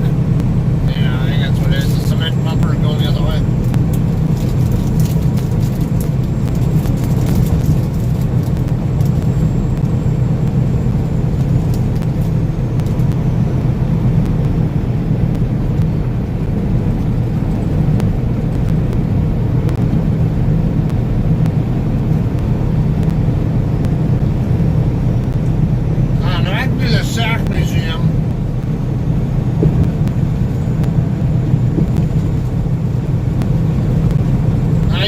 On KC-135s, which were, I think those used to be part of SAC. SAC got realigned where they redid the command structure of the Air Force before I got in. So, for those of you guys who don't know, the U.S. Air Force, they used to have major commands known as MAC, or Mobility Air Command, or we used to call it Mother Mac. Then there was SAC, Strategic Air Command. That was the bombers mostly, and then TAC, Tactical Air Command. That was for fighter, basically fighter jets, fighter and attack aircraft. They redid the command structure though. Now, MAC, SAC, and TAC are all what you call major commands, or MAJCOMs. But they redid the command structure now, where just before I enlisted in '95, and where it's the mobility side, it's called Air Mobility Command now, or AMC. Or those of us who were in AMC would jokingly call it Always Moving Command, because Yeah, most of the Air Force, they do like a Monday through Friday kind of work schedule. Now, they'll usually have like some weekend duty people, whatever, covering, but... Yeah, come on, dude. Hurry up.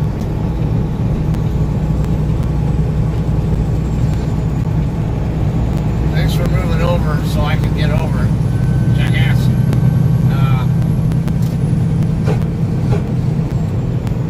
Anyway, yeah, for AMC though, it doesn't matter what day of the week it is, there's stuff going on. Planes always going out on missions, coming back from missions, or whatever else. I mean, of course, we'd still normally do a Monday through Friday kind of schedule, but people would always be working like overtime, whatever, on the weekends to either launch out or recover aircraft, or do work on stuff that needs to go out somewhere or something.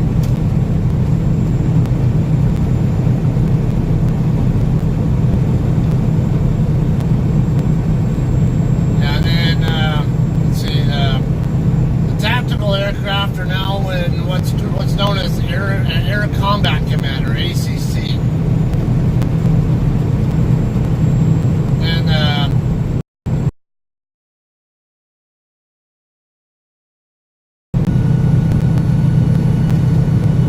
And they have other branch comms. Okay, USAFE, that's U.S. Air Forces in Europe. PACAF, that's the Pacific Air Command, so basically they handle the Pacific.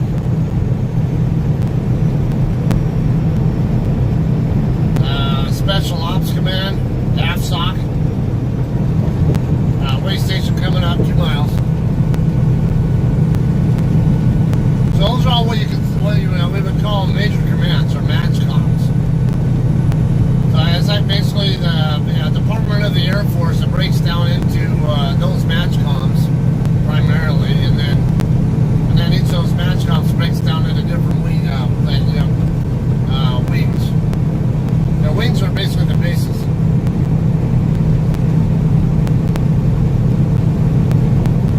Then also have numbered air forces as well. I basically handle certain missions and theaters.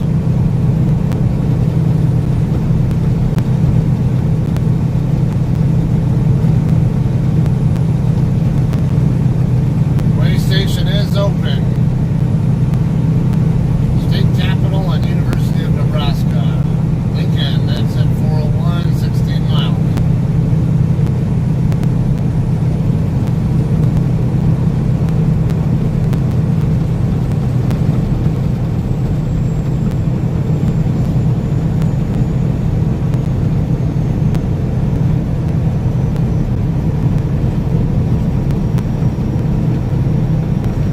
Here's the weight and motion sensor. I'm empty, so hopefully it'll green light me. Yeah, here's the transponder thing right here. I got red lighted, so I gotta go in.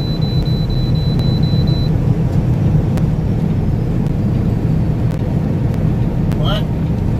Well, the sign says I can bypass, but the pre-pass says to go in, so. And since I'm supposed to go by, I mean, I guess I could bypass, but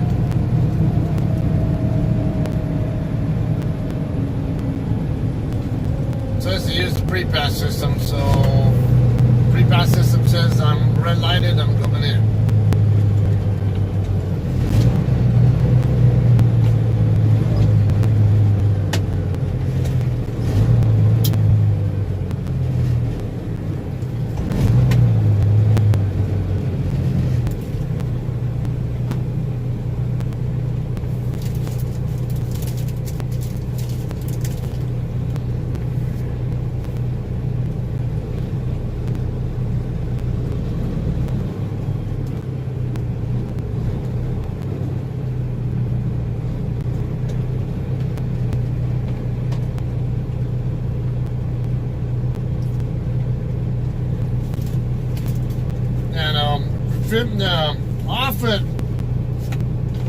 Most of their stuff's a lot of electronic warfare and reconnaissance kind of aircraft. The AWACS jets are there,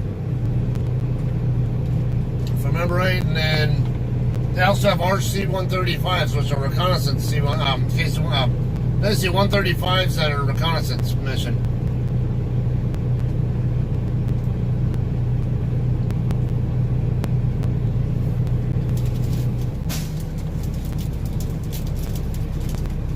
Yeah, there you go.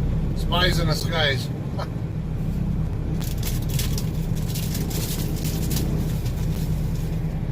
Now, AWACS jets are the ones with the big, huge rotodomes on the top of the fuselage, and they scan the skies for enemy aircraft or any kind of aircraft.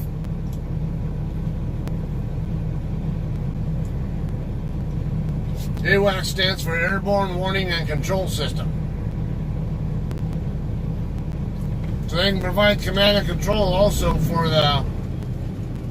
aircraft that are, or if there are any kind of airborne threats, they can warn them.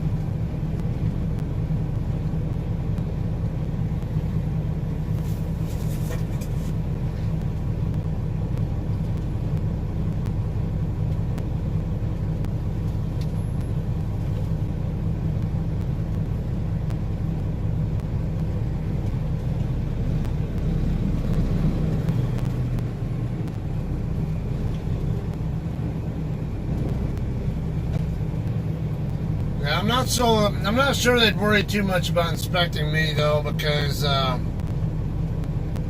one, I have a CVSA sticker in my windshield from earlier this year, and there's still plenty of trucks out here that don't have any stickers on them. They tend to like going after trucks that don't have stickers on them, because that means they haven't been inspected yet.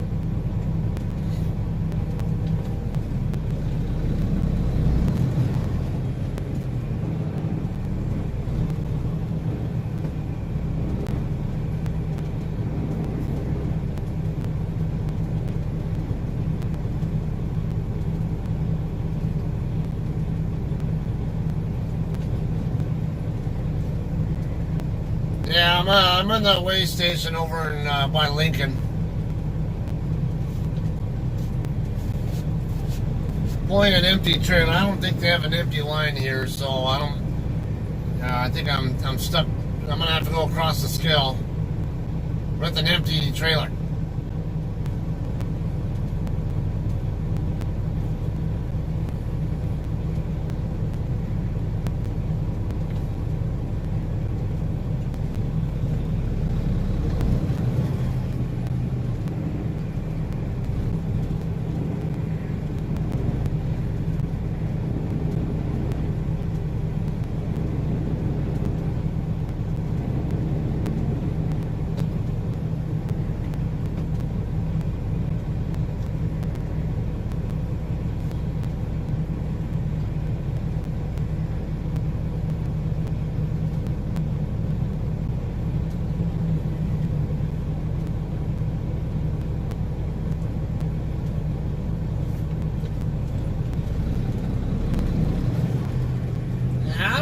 I didn't know they could do radio jamming though. It's they might do it for their own protection, I would think, but because we have other aircraft called compass calls. They're C-130s, EC-130s, which I used to work on them. They're called compass calls that are based out of Davis-Monthan Air Force Base. That's where I used to be stationed. They're the primary radio jamming unit. So what they'll do is because the compass calls, what they do is they have translator. Basically linguists, whatever you want to call them. Yeah, linguists and electronic intelligence people on board. And they'll listen on all these different radio frequencies for any signs of radio transmissions. Enemy communications going on, whether it's voice or data. And what'll happen, what they'll do is they'll jam up they'll overpower them with a much stronger signal, with junk on the radio. Basically, is what happens.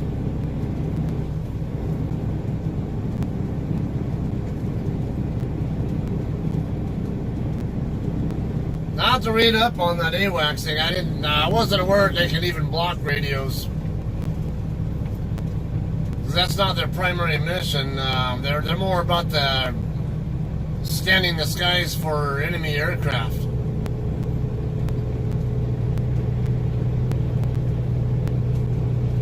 Then you have another unit called J-STARS, Joint Strategic Air,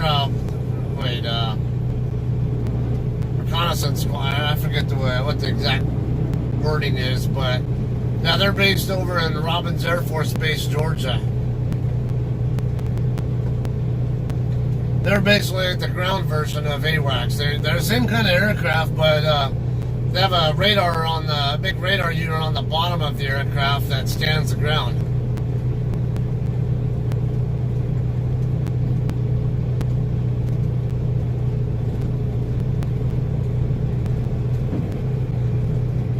And a CVSA, Anthony, it stands for Commercial Vehicle Safety Alliance.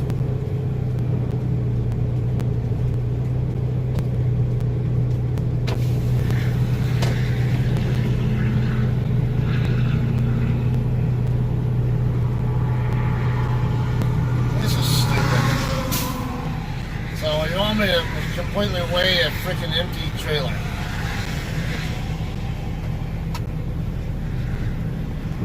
Wait for him to get off the scale first. Alright, that was good. Bower Underground.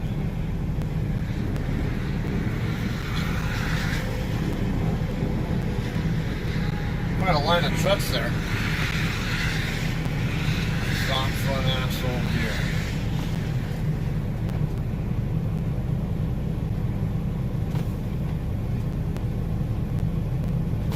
Alright, green light. Omaha Paper Company. I took it off the scale completely and then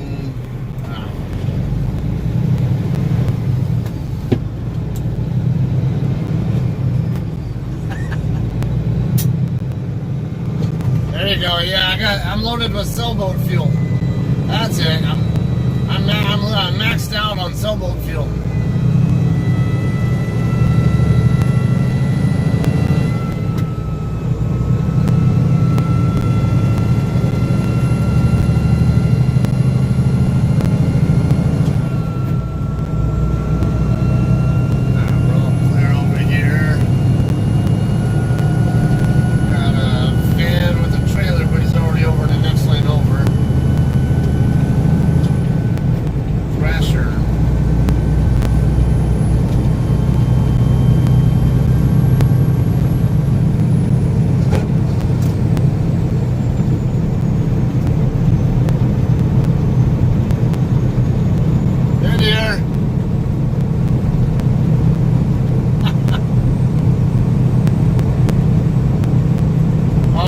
The pozole for Allie's class or what? I don't remember what day she's supposed to take it. I don't know if that's today or... And just be forewarned, my headset's about dead and my charging cord for it is in the back. So I gotta charge it up when I get to the truck wash.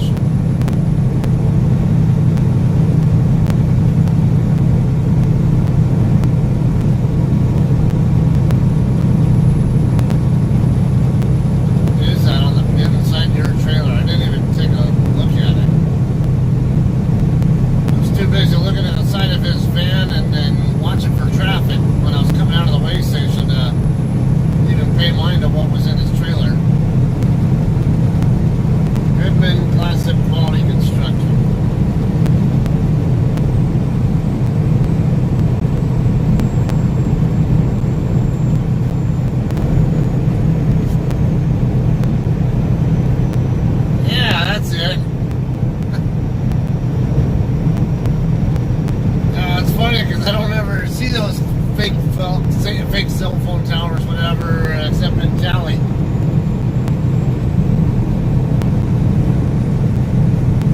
Maybe also Arizona.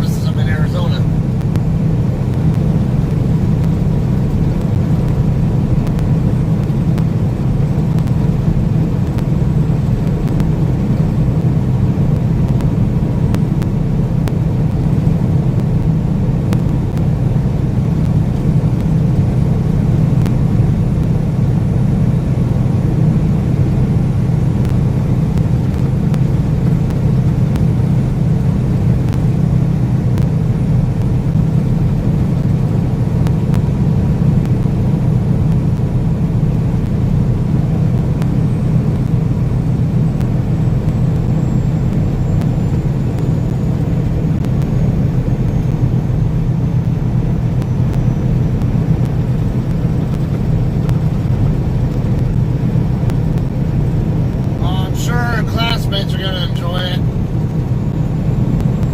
Good stuff. What kind of meat did you use? Pork or some of the chicken that we had? Some of the pounds of chicken we have or what?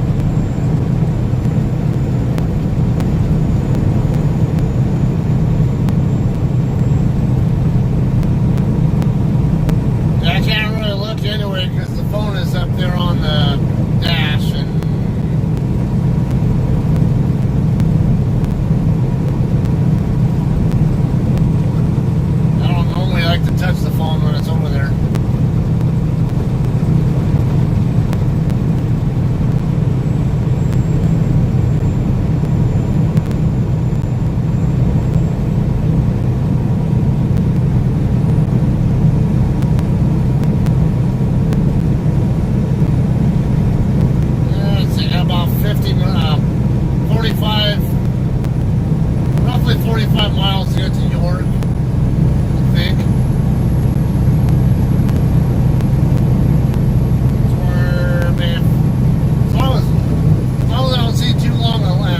Much of a line of any kind over at Blue Beacon, I'm going to go ahead and wash out there. Otherwise, I'll try that little that truck wash by the Loves in Aurora. If all else fails, I'll just go to the truck wash over by the JBS plant in Grand Island.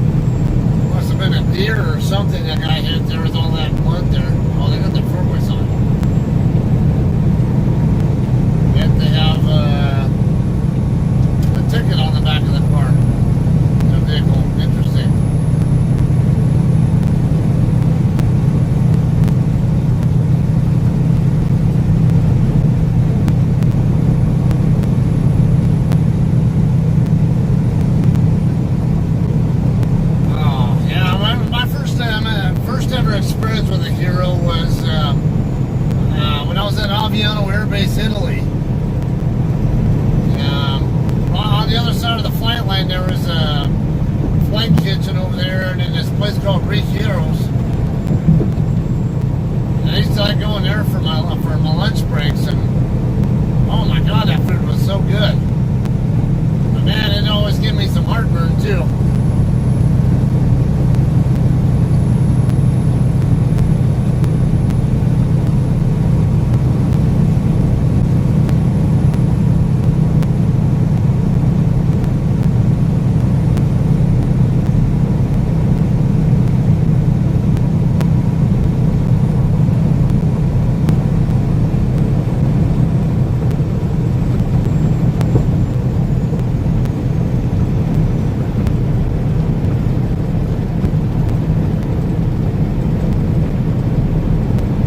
Exit 403, 27th Street. It's the same exit where that King Kong Burgers and Heroes is.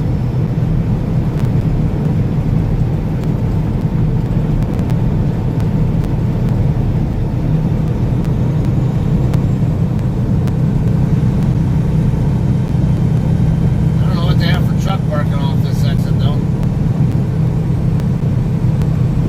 Stage 2.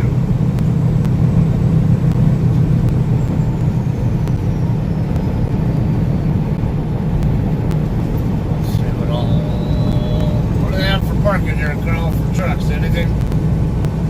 Not that I plan to stop, but it's good to know for another time.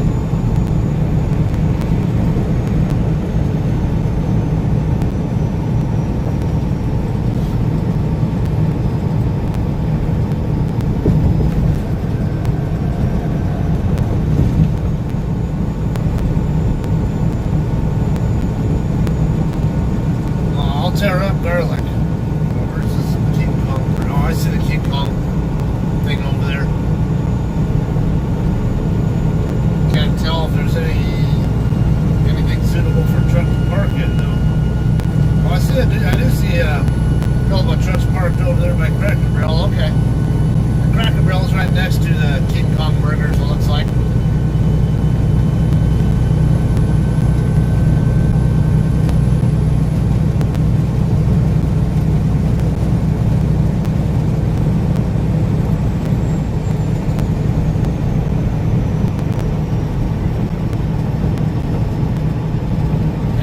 Paint job on the FedEx truck's just a little faded or something.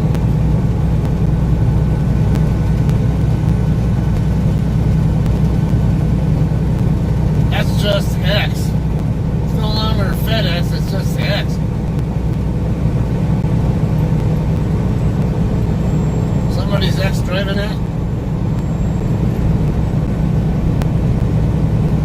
401, Interstate 80, or 180, I mean, and US 34.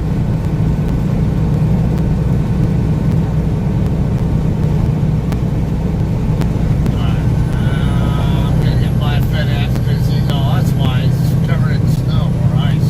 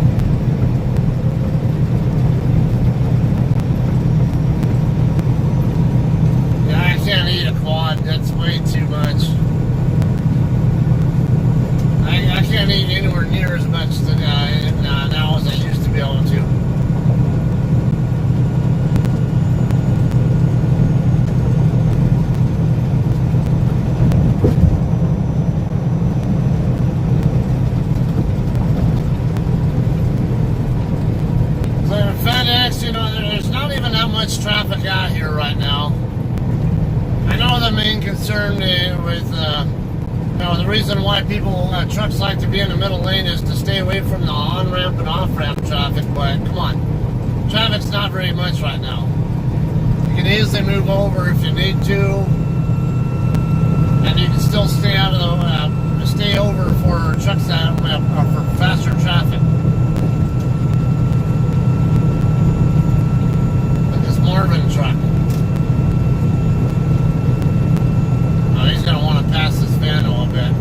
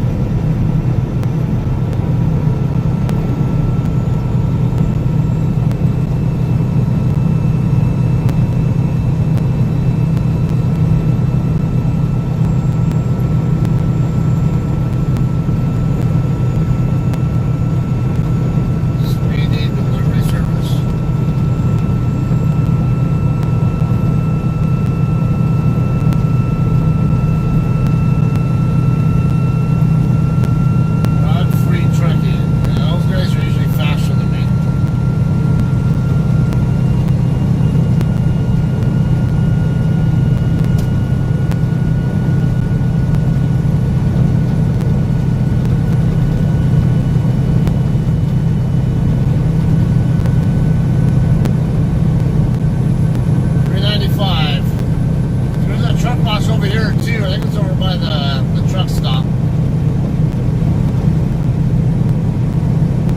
The Shoemaker Plaza. Alright. Heck yeah. I might need to back off and wait for you to go behind me though, so I can have space for this travel trailer. Somebody needs to come over.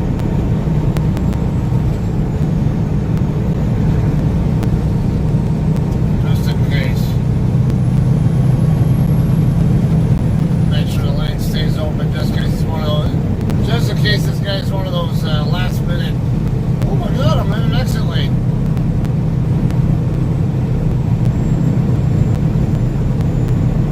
Now he's getting off. He even finally signaled to go right.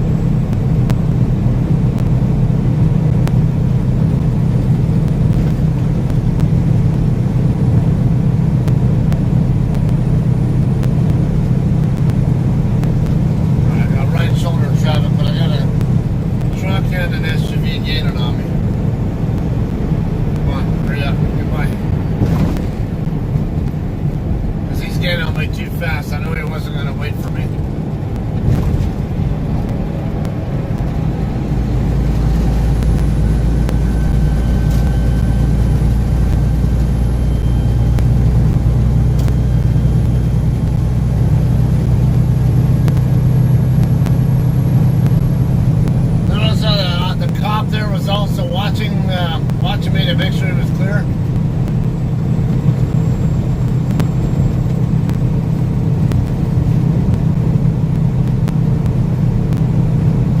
Now I knew I couldn't get over before that truck because he was getting on me too fast. And I was going to have to wait for that white SUV to go by anyway. So I backed off early, knowing that I was going to have to wait to get behind that truck. And hope that he would get by me fast enough where I could still move over before I got to the stop traffic.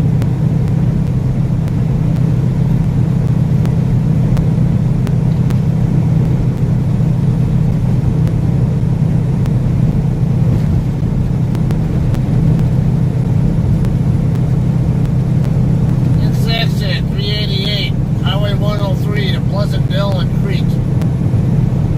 I used to do pickups in Crete when I was with Sierra England. There's what is that? I think a pork plant, if I remember right. I would usually pick up there and take it down to Laredo. You know, basically part of that old NAFTA thing. Take meat down to Mexico and then I'd come back up with usually green produce. Like spinach, lettuce, broccoli, stuff like that.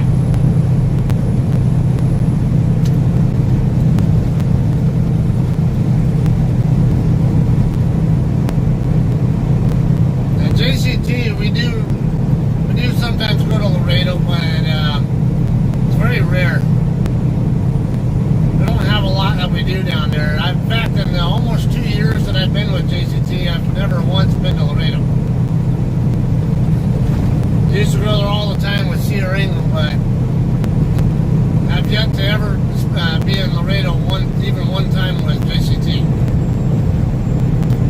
But I know we do sometimes have drivers go down there.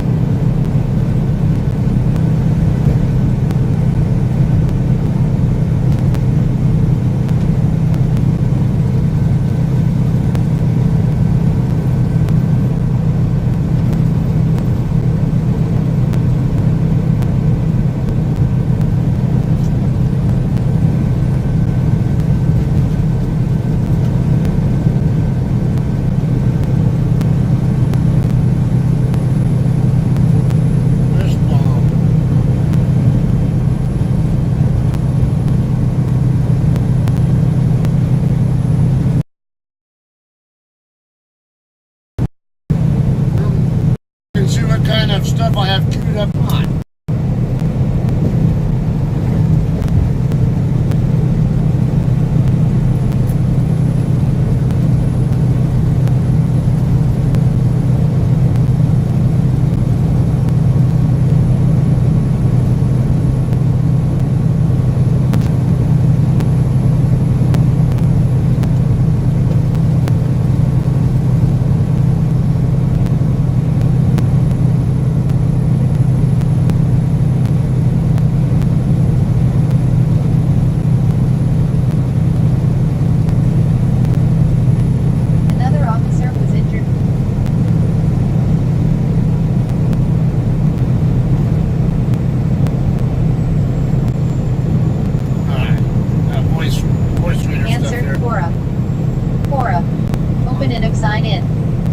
What is an example of a dirty trick that a thief tried but backfired when they saw your dog?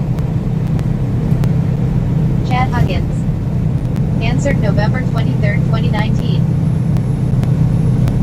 1972, South Central Los Angeles. Our family at the time consisted of my parents, our 6-year-old Pit Bull Terrier mix, Apollo, my 4-year-old brother, our 3-year-old German Shepherd Bounce, and adorable 2-year-old me. The dogs were our best friends and the German Shepherd adopted me as his own. Wherever I went, he was there. Bounce was a huge, laid-back dog. He was incredibly chill and would let my brother and I ride him. Correction, we would try and sit on him, then he would promptly flop to the floor and lick us on the face when we fell down. Apollo was great too, but he tended to always either stay in the house with my mom or chase tree rats, a palm tree, LA thing. One day my brother and I were playing on the front lawn. Bounce was sitting on the porch watching us and my mom was in the kitchen, watching us from the window. Don't judge, in the 1970s it was okay to let two toddlers play outside and let the dog babysit. We also rode in cars backwards with no seat belts, it all worked out. Anyway, a woman was walking down the sidewalk and stopped to talk to me. Social butterfly that I am, I waddled down to the sidewalk to babble incoherent, yet genius, sounds at her. My mom watching, saw Bounce get up and casually walk towards me. The woman bent down and picked me up. Bounce magically appeared and sat right in front of the woman. The woman took a step, bad move. Bounce stood up, bared all his teeth and let out a scary, low growl. The woman came to her senses and slowly placed me back down on the sidewalk. As my mom rushed outside, she saw Bounce step in front of me, back into me, so I sat down, then he sat down in front of me, with his body touching me. The woman rushed off as my mom picked me up. Bounce stayed with us and eyed the woman as she ran down the street. My mom called my uncle, who was LAPD. Found the woman and, of course, she had some warrants out on her. Yeah. Have no idea what she was planning to do with me, but Bounce wasn't going to let her get far. My mom said she wasn't too worried. Not only did Bounce have the situation covered, she was 30 seconds away from letting Apollo out, who was going crazy, barking and trying to break down the door to get out when he saw the woman holding me. As my dad said to my mom when he got home, "You let Apollo out, we would have just been sweeping up her body parts." 17 views. Open an app. About careers, privacy terms, contact. Article 4 of 130. Answer, Quora. Quora. Open an app, sign in. What is the best case if you just picked a fight with the wrong person? I guess that's a good kid sitter. Pat White, former safety advisor. Answered August 1, 2019, upvoted by Norbert Scheck, Ph.D. Law and Constitutional Law, John Paul II Catholic Univers, and Tanuja Koran, MSc. Psychology and Cognitive Neuroscience, University College. Alright, we'll see you later, Jenna. My adorable, very tiny 10-year-old granddaughter asked to go to the local park by herself to meet some friends. Her father caved in and allowed her to go as the park was only a block away from their home in a very good neighborhood. This was a big step as she is an only child and as such has very protective parents. She returned after less than 5 minutes and when asked why she didn't stay at the park, she replied that it was because her friends weren't there. Fast forward 6 months and the conversation goes like this. Remember when you let me go to the park and I returned right away? So as the story tumbles out, as she was walking to the park, a man started walking right behind her and she didn't feel good about it, but she got really a lot more than uncomfortable when she went through the gates of the park and the man was even closer and right behind her. What the man did not know, is this little fireball was only a few weeks away for testing for her black belt in Taekwondo. She has this awesome twirl with a back kick that she used on the unsuspecting man. So my son asks, so what happened next and why didn't you tell me about this? Her answer was that she was scared to tell because she used her Taekwondo outside of the gym, and about the guy, she kicked him solidly in the jaw, that part of the body that no man likes to be kicked in, and that the last she saw of him he was lying on the ground rolling, moaning and crying. We have no idea what his intentions were, but no man should be within foot range of a 10-year-old girl when there is no one else around. That's true. Her spidey senses were screaming that she was in danger and she acted exactly as she had been trained to do. Well, maybe she could have aimed for a different part of the body. No, that's okay. So again, you just never know. 59.8k views, view 8.1k upvoters, view sharers. Open an app. About careers, privacy terms, contact. Article 5 of 130. Answer, Quora. Quora. Open an app, sign in. What was the "I'm done" moment in your last relationship? Carly Nichols, studied at University of Sydney, 2009. Well, I got Answered November 23, 2019. Long-time reader, first-time responder. The "I'm done" moment was when a little plastic Ziploc baggie fell out of his jean pockets on the 5th of October this year. Go back in time 3 years, he lost his job, and not so slowly his behavior started to change. He refused to get another job BC, he was fighting for unfair dismissal with Fair Work and he was going to win and get a massive settlement that never eventuated. Then he started a failed business venture, funded by me, of course. Eventually I made him get an actual job, but he was never happy in a role, and would change jobs every 6 months or so. We'd become engaged on an overseas trip planned before he lost his job. I hesitated when he asked me, but we had the trip ahead of us and I felt a bit of pressure to say yes, so I did. But I had reservations, that should have been the moment it ended, but I didn't have the guts, strength, commitment, resolve. When we got back, we started wedding planning, but I was never excited to plan. That should probably have been a sign. Yes. Actually booking things and made me feel uneasy. But after a while, the wedding fever took hold of me and before I knew it the wedding was planned. While I planned things, he spent increasing amounts of time in our neighbor's shed. Tinkering on things, painting things, working on his car. It bothered me more than perhaps it should have that he spent time over there. If I'm honest, part of me knew it wasn't going to work out with us. We were different people, him a spender, me a saver. When he was jobless he racked up a $14,000 credit card debt that I paid off for him. We would have been crippled under the interest. He refused to sell his finance card despite not being able to afford the repayments. It was repossessed 3 times, I paid it out for him on 2 occasions. Once I had started maternity leave and exhausted my savings and could no longer afford it, his nan paid it out the final time. Eventually, he sold it after I listed it on car sales.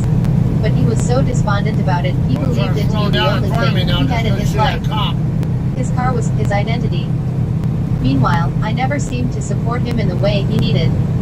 I paid the mortgage, utilities, groceries, renovations, everything. But according to him, I didn't tell him everything was going to be okay, enough, I wasn't a mate, a friend for him or to him. 6 months out from the wedding we fell pregnant. I thought, cliche that it is, he would change. We would spend more time together, that the baby would bring us closer, that he would want to grow up and be a good father. 4 days out from going into labor, I learned he has lost his job again. I hear this because a friend of his was using the company and had been told my now husband was no longer working there. He denied losing his job, maintained he would be returning to work there. But of course, that was a lie. After our baby was born and 2 weeks of paternity leave, he pretended to go to work for 4 days. I rang the company to be told that he no longer worked there. When I confronted him, he was livid at me for checking up on him. He blamed me, said I was not approachable to talk to, I was too concerned with bills, paying the mortgage. That I put all of these things above his mental health and well-being. Banks could wait. He was out of work for 4 months after our baby was born. Yet he didn't help much with the baby. We continued to hemorrhage money. He would take cash out constantly. When I confronted him, he told me he was spending it on a psychologist, he was deeply depressed. This was heartbreaking for me, but something niggled at me, why pay cash? I asked for proof, he said how dare I ask for that. Cheater. I asked him to see his GP for a mental health care plan to help subsidize the cost of the psychologist. He refused. As it turns out, there was no psychologist. My husband was self-treated, self-abusing with methamphetamine. I left him earlier this year, but went back when he admitted his addiction and promised to get help. I thought I could help him. Again, I stupidly hoped that he might change. But of course he did not. I returned on strict conditions, financial transparency, drug and alcohol counseling and support, maintain a job, couples counseling, etc. and be stealing away in the early hours of the morning to leave. Leaving as a whole, the house, the 2 dogs, our son, it seems so hard. 7 months on, behaviors were unchanged, in fact things were escalating. He regularly threatened suicide, I walked on eggshells, terrified to set him off, we had toxic fights where we would engage in horrific verbal abuse. The emotional abuse was worse. I began to believe that I was domestically abusing him because I held all the financial control, his words. When in reality all I was trying to do was keep us afloat. I found repeated evidence of his ongoing meth use, but he would deny it. The bags were from ages ago. He had just found them in the shed and hadn't got around to throwing them away. He refused to seek help and said he didn't need therapy, he could beat it on his own. By this stage, one knew I would never lead a happy life if I stayed. Worse, I was worried our behavior would start to impact on my son. By staying, I was permitting my husband's behavior and saying it was okay for him to treat me like a doormat. And I am not a doormat. Somewhere I had lost myself. But I am determined that my son sees me as the strong, capable, and resilient woman I know myself to be. So when that little bag fell out of his jean pocket, I knew we were done. I had come back before, I had tried to make us work. I was done. We fought, he told me to get out, and so I grabbed our son and we left.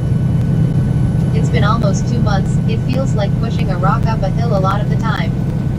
I can't wait for the house to be sold, as I am still paying for the mortgage despite not living there, since he is still without work. I've been blessed with amazingly supportive family and friends. I could not have got out without them. Now I just need to stay the course. Thanks for reading so far if you made it. 37.6k views, view 1.6k upvoters, view sharers.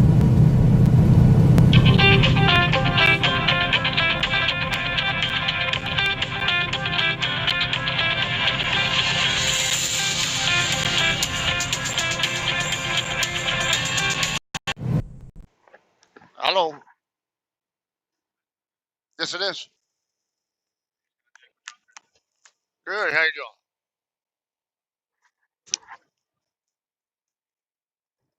Yeah, I got a headset on. Yeah, getting kind of low on battery power though.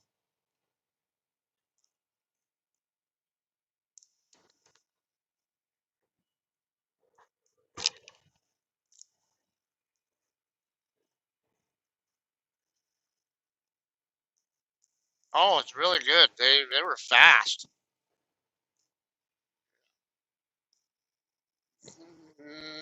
No, actually, that was because I forgot to say I had filled out my empty call, and then I pulled away from the dock door to double check, make sure there was nothing in my trailer. And when I got back in my truck, I forgot to actually submit it until I didn't actually send it until I was already shut down at the truck stop over in yeah, wherever I forget the name of that town, but yeah, less than an hour. Yeah, it was only like 9 pallets. I was probably only in the door for maybe half an hour by the time I was already done getting my bills.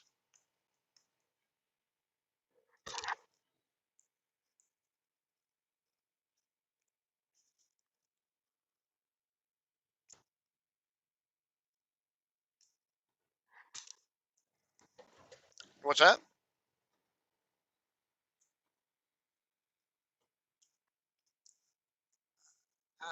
There were several of us who were waiting, but it seemed to me that anybody who didn't have Prime on the side of their truck was waiting, and anybody with Prime on their truck went straight to a dock door.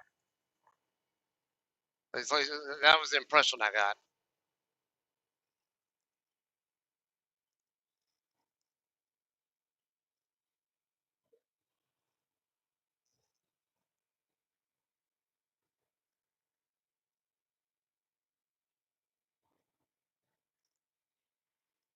All right.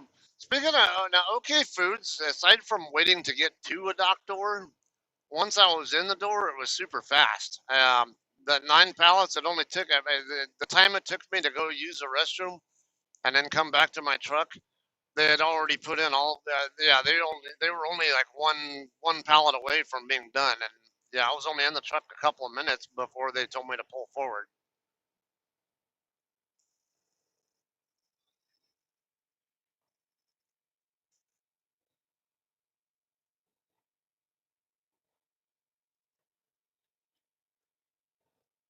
All right, you bet. You too. All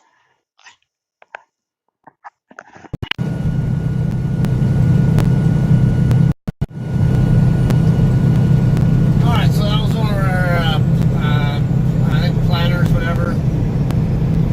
Now, I guess I was the first driver to do that particular route, that I just did. coming up to Fairway Stores in Boone, Iowa. And I guess he's wanting to know what kind of inputs I had on both of the customers. And so of course I told him that, on the shipping end, it was a long delay, but once I got in the door, it was super fast. I don't know what the holdup was. I don't know if they were just waiting on the product or what. And told them, as you heard, pretty much anybody who had Prime on their truck, as soon as they got in the lot, were going straight to a dock door. But then everybody else was, parking over and staging and waiting. And we do have a trailer sitting there because I've never seen it, and he told me about it too. So I think they're trying to set up dropping hook pickups there. And at Fairway Foods, man, I would never turn down that place with the experience I had there. Very quick. And they even have overnight parking in one of their lots, so that's always a plus.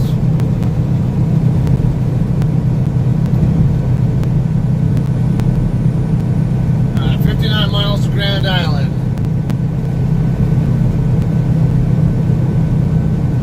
And of course, going to be stopping at 353 to see about getting my trailer washed out there. That is 12 miles away.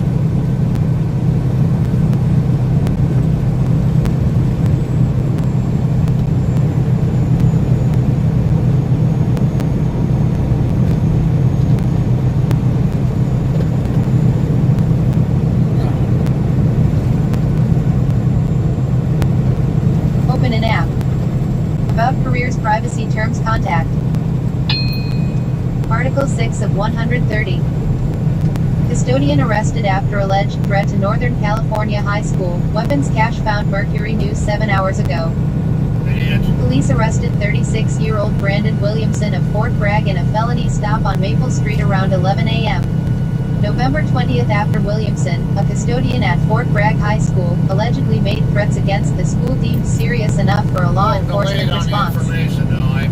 Officers searched Williamson's Herald Street home later on November 20th and discovered 16 firearms, 4 handguns and 12 long guns, including 3 weapons classified as illegal assault rifles under California law, according to Fort Bragg Police Chief Fabian Lizarraga. There's a big-ass engine on that Lizarraga said Thursday that steel-plated vests, helmets, gas masks and at least 10,000 rounds of ammunition, some in illegal high-capacity magazines, were also discovered at Williamson's residence. Some of the firearms were legally registered, according to Lizarraga. All of Williamson's weapons and ammunition have been taken from the home, where Williamson resides with family members, he said. As of early Friday afternoon, Williamson remained in custody at the Mendocino County Jail, with bail set at $500,000.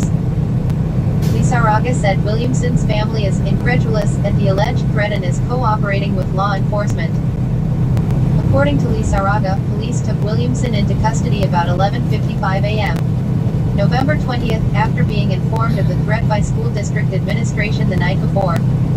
Lizarraga said officers determined where Williamson lived and his route to work in the morning, and prepared a felony stop which officers conduct with their weapons drawn. Lizarraga said officers took Williamson into custody without incident and that he was cooperative. Fort Bragg School Superintendent Becky Walker said she notified district staff, students and parents on November 20. On Friday, she praised district employees and the community in general for their calm and patience. "I really appreciate how folks in our community responded to this," she said. Walker said Williamson, a custodian with the district since 2016, according to Transparent California, a website that tracks public employees' salaries, has been placed on indefinite administrative leave pending legal proceedings in the district's personnel procedures. Walker said the district's policy for responding to threats boils down to communicating the threat quickly within the district, assessing the situation, among many other factors. She said, if a threat comes from a 6-year-old, parents are called. If from a 16-year-old, calling the police would be an option, and calling law enforcement if that is warranted. In the incident this week, the district contacted law enforcement immediately.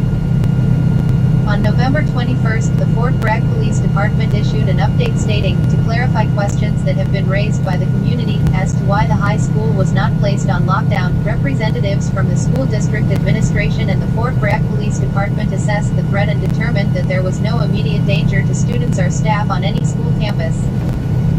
Among the factors they took into account, according to the press release, was that the threat was made after school hours on November 18th, was verbal, and was not reported to school administration until the next day. It stated that Williamson never returned to campus after leaving work on November 18th and that the police department determined Williamson's whereabouts immediately after learning of the threat. During the November 20th felony stop, it stated, no weapons or other evidence related to the alleged threat were found on Williamson's person or in his vehicle. However, Lizarraga said, a search of Williamson's home turned up a considerable amount of weapons, ammunition and ballistics gear. He made statements and had the capacity to carry them out, Lizarraga said. Police had not found evidence as of Thursday of specific planning on Williamson's part for an assault, Lizarraga said. Because Williamson took no alleged action except make verbal threats, Lizarraga said, that is the only charge against him now. The results of the search and an analysis of the contents of a computer taken from Williamson's home are part of the ongoing investigation, Lizarraga said. The case is with the district attorney's office, which has not yet determined if it will bring it to trial. On Friday, Fort Bragg Mayor Will Lee issued a statement commending local police in the school district.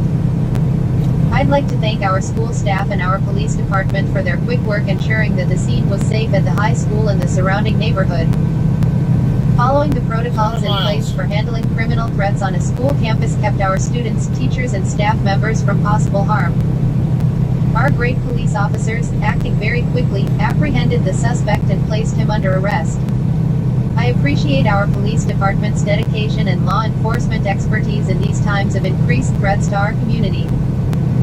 I respect Principal Bruce Triplett, our district superintendent Becky Walker, and her staff for keeping our kids safe and implementing the school's policies and action plans. Keeping our children safe and our community safe is one of our most important responsibilities and duties. Article 7 of 130. Answer, Quora. Quora. Open in of sign in. Have you ever witnessed an objection at a wedding? Tiberio Martinez, father of 3. Updated March 8, 2018. Upvoted by Lori Parks, several years of working as a bridal stylist consultant, A, and Jeremy Sheeran, assistant manager at Casey's General Stores, 2017 present. Oh boy, that happened to me. Let me give you a bit of context. My then girlfriend and I had been dating for about 5 years when we finally decided to marry. On the day of the wedding, we were at my parents' house with some close family and our closest friends. Everything was going as expected and the law officer driving the ceremony was reading the document we were about to sign in order to be pronounced husband and wife. It went something like, Mr. blah blah blah, of profession systems engineer, born at XXXXX, and Miss blah blah blah, of profession XXXXX from XXX, plus some legal stuff that no one was really paying attention for, so I thought. Then, the lady asks the infamous question. Does anyone have any objection? And for everyone's surprise, a yes, I have one, was clearly heard. In that instant, the time and everything else just froze. You would have been able to cut the air of the room with a knife. Yeah, Everyone was shocked, silently looking for the source of those words. The only things moving in the room were our guest's eyes. Finally, we found it. It turned out that the objection came from no less than the bride herself, and then she added in her most natural tone. He is not a systems engineer. His specialty is computer engineer. First a general sense of relief and then everyone just burst out laughing. We have been married for more than 15 years and the document still says, systems engineer. Did I tell you that my wife is a lawyer? Edit 1. Yesterday I was going through our wedding photos and it was very funny when I found out that while everyone was looking around, the bride's eyes were fixated on the documents.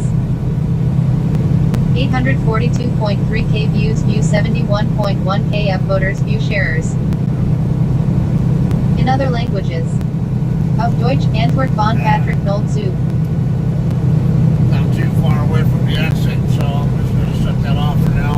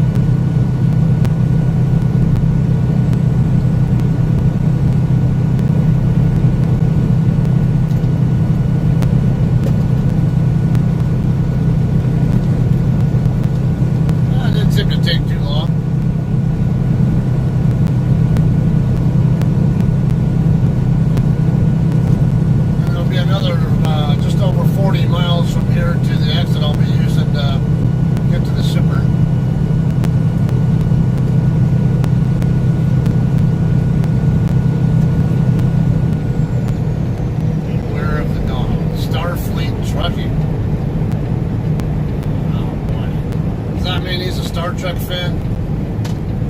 Is that what that is? Starfleet Academy, or yeah, I think that's those Star Trek nerds.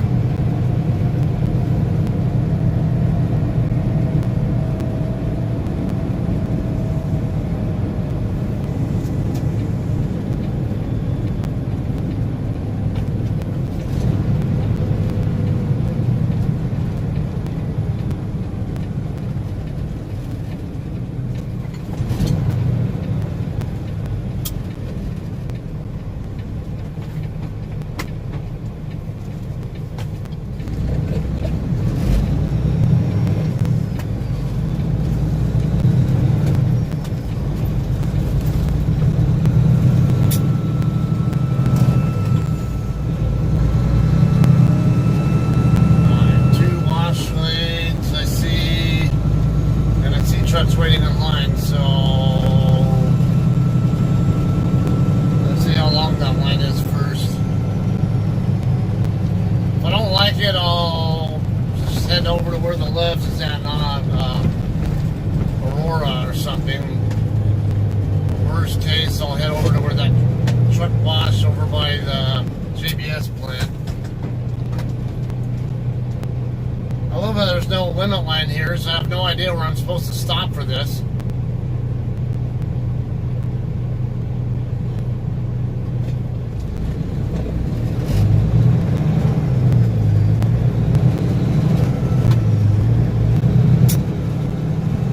There's a one. I think that says wash right over there too.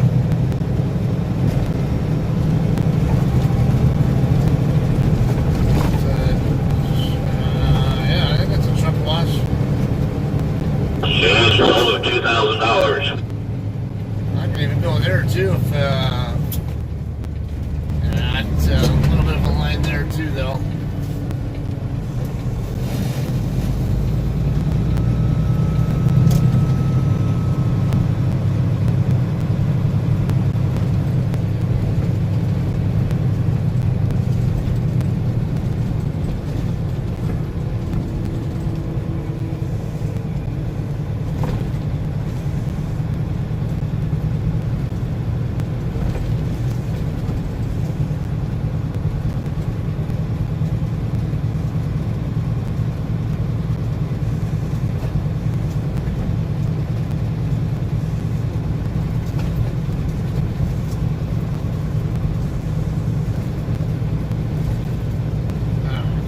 This way, I get a peek at what the line at Blue Beacon looks like. I only see 2 trucks waiting in line. I'll make it 3.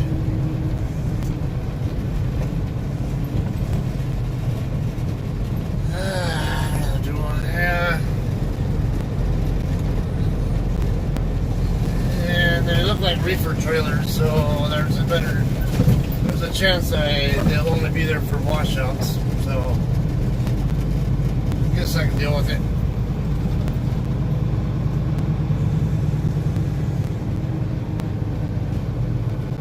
On or off, so they're more likely to want to wash their truck. So yeah, I'm taking a chance here, but. Yeah, both these guys are reefer trailers, so I'm hoping all they want is a washout so they can get to their next load.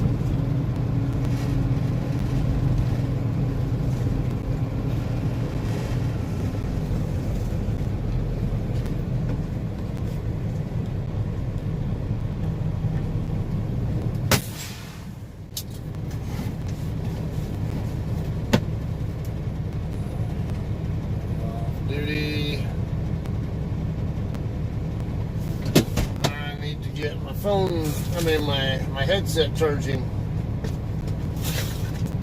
Take care of that now.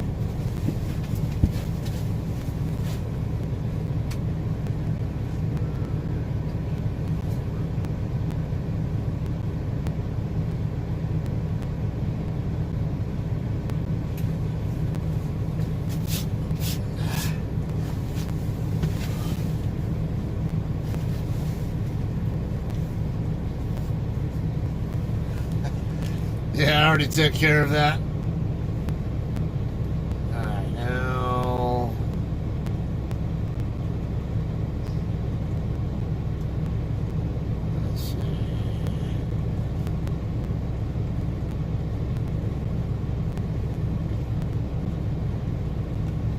BB and Grand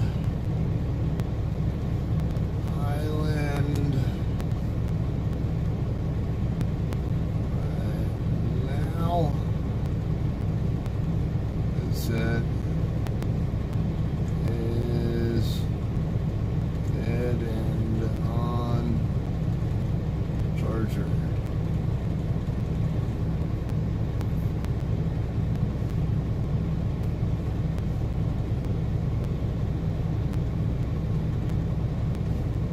I'm in Grand Island into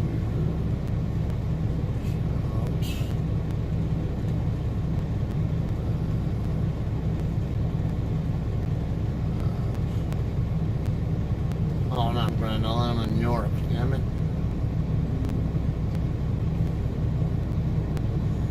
Stop it. Come on, go where I tell you to.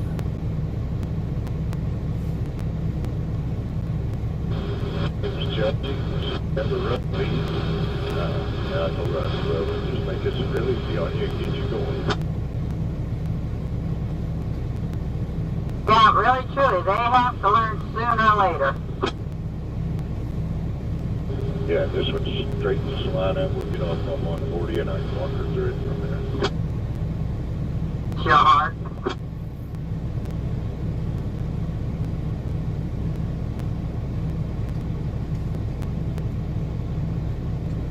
Well, when I started doing this, the truck that I was going to drive was not hooked to the trailer I was going to pull. And the guy says, you know which truck you're driving, right? And I said, yes, sir. And he says, well, go get in it. We got shit to do. And that was the end of my training. That's real nice of him. But you knew it had some idea?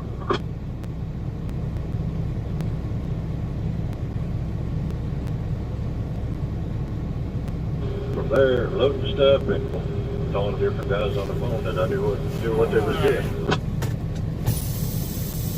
Now, you've got to really watch and see how other people do things, because there's no real directions to any of it.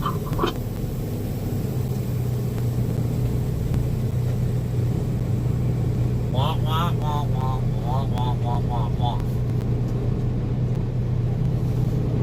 Yeah.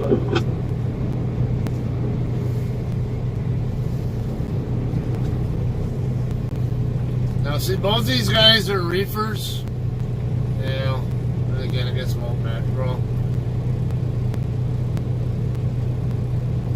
So I know both the trucks that are in line now, that are just going into the bay now, are probably gonna get full washes. But the two trucks in front of me, though, are, yeah, it's kind of iffy. So what I'll do here is just stop here.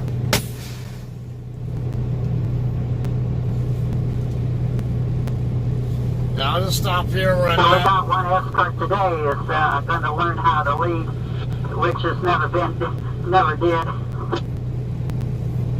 Escort, maybe one of the windmill trucks. Windmill trucks always park here. Like to stop here. Just about every time I come here, there's usually trucks hauling windmill blades or wind turbine blades, whatever you want to call them. And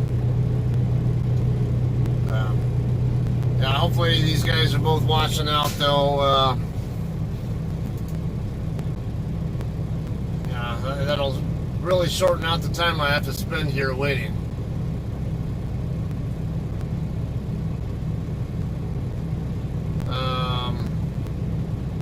What was that? I was just going to say something.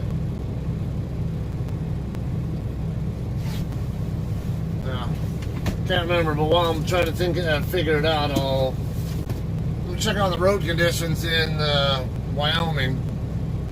Actually, I need to check weather too. Come on.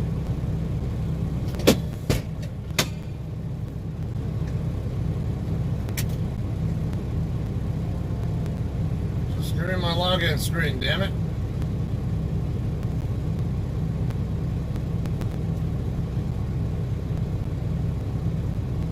How much juice do I got? Yeah, I'm looking good.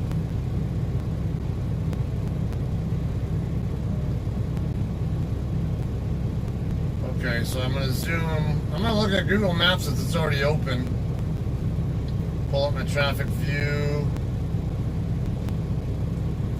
Because I can get some general ideas what. Oh yeah, it looks green all the way across Wyoming. So road conditions are probably all right in Wyoming. Let me double check that though.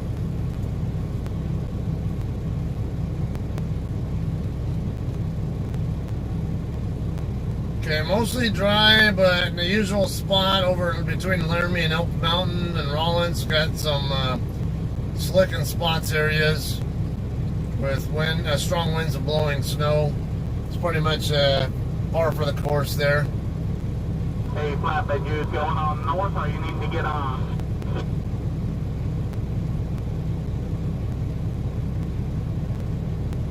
So weather, but the roads at least look good.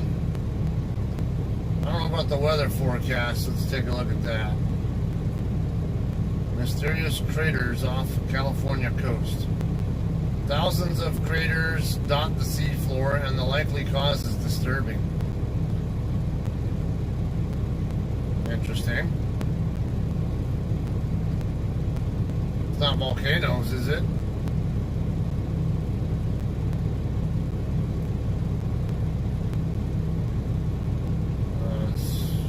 Is this a video or? Okay, I guess it is. What are you up to? Ask Santa for an extra large TV, so just measure how big I can. Ad The right Samsung now. QLED 4K, over 1 billion colors. You could go 82 inches. But how will Santa fit it down the chimney?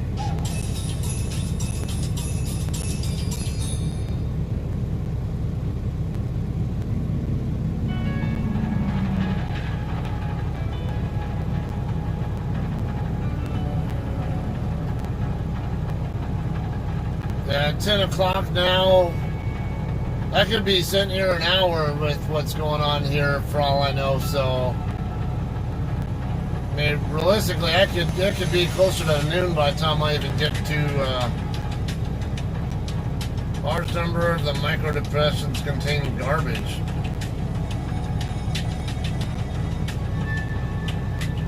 The trash attracts marine life, which kicks up sediment, causing the craters. Findings were presented at the American Geophysical Union's annual meeting in California. Okay.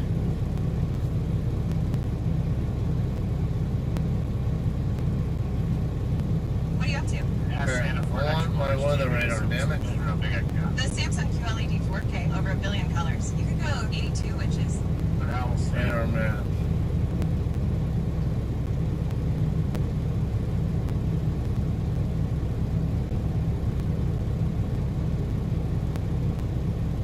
I do see some moisture off the coast of northern Cal. See some snow over in Idaho. Some spots of snow in western Utah.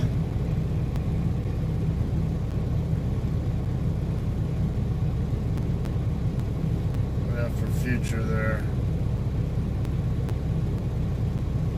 And of course the snowstorm is going east. Looks like it's going to go east from Idaho into Wyoming. Most of it looks like it's north of I-80 though, so.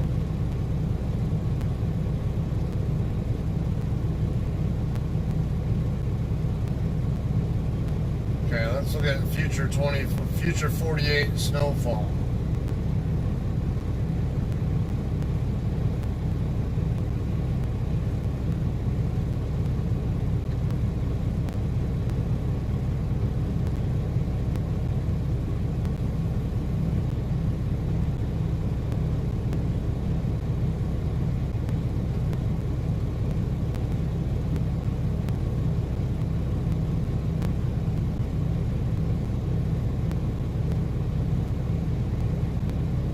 Looks like light snow across 80 tomorrow.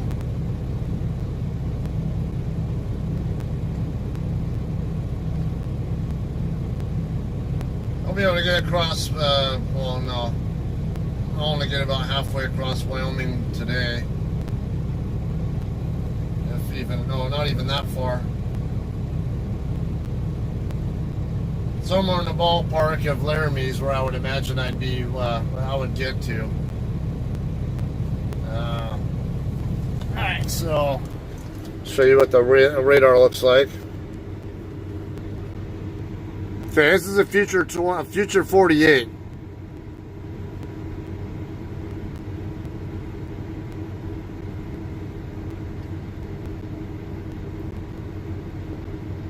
Okay, so that's pretty much what's going on right now.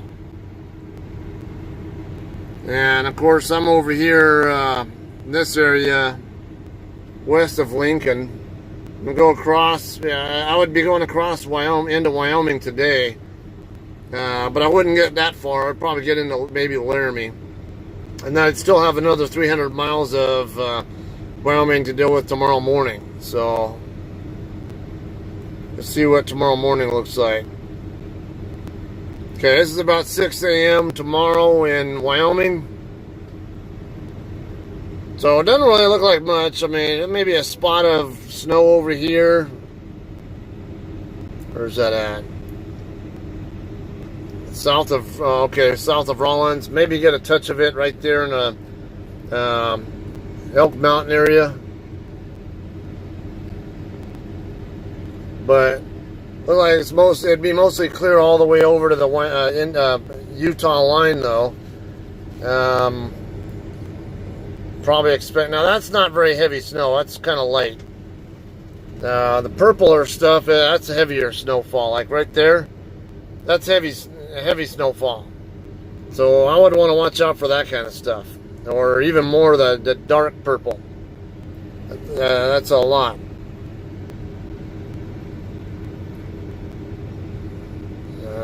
Let's see. Let's say by Thursday at noon, what happens? Come on, you gonna move or not? Why are you taking so long?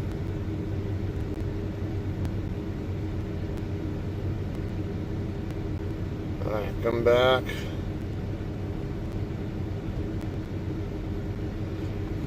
Okay, by tomorrow early afternoon, so it look like I might get a little bit of snowfall over here on the near the Utah-Wyoming line, and so I'd be concerned. That's about it, though. I mean, it's okay. Oh, let me just slide it all the way. Come on, move. All right, so see, that's a lot of snow. That's a lot of snowfall right up there over by Jackson. And it looked like there would be some concerns over here too, so that'd be a reason to consider possibly taking the southern route down. It's more miles, but I've already accounted for going that many miles, and it's doable. So I think I might just go ahead and do that. Possibly head south to maybe stay away from that stuff there. My headset's already charging, by the way. As soon as I got over here to the line, I put it on the charger.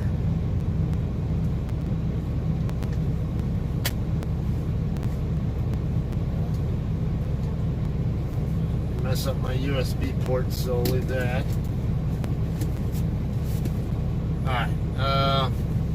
Actually, you know what? I can also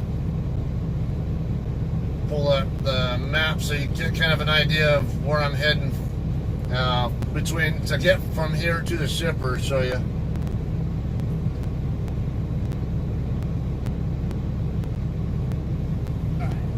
Pull it up.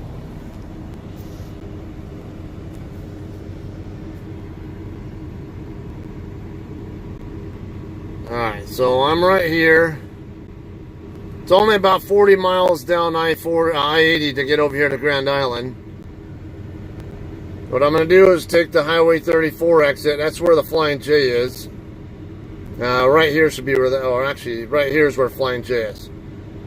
Yeah, see where it says Boss Shop? And then there's the truck wash I was thinking about going to, but there's usually a line there.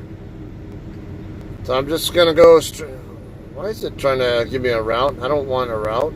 I just want to look. Okay. So 34, it turns that direction. Go up.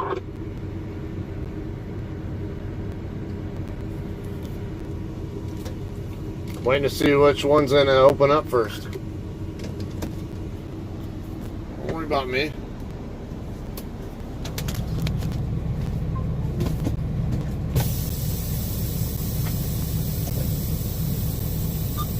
Me pulling up's not going to get you anywhere any faster anyway.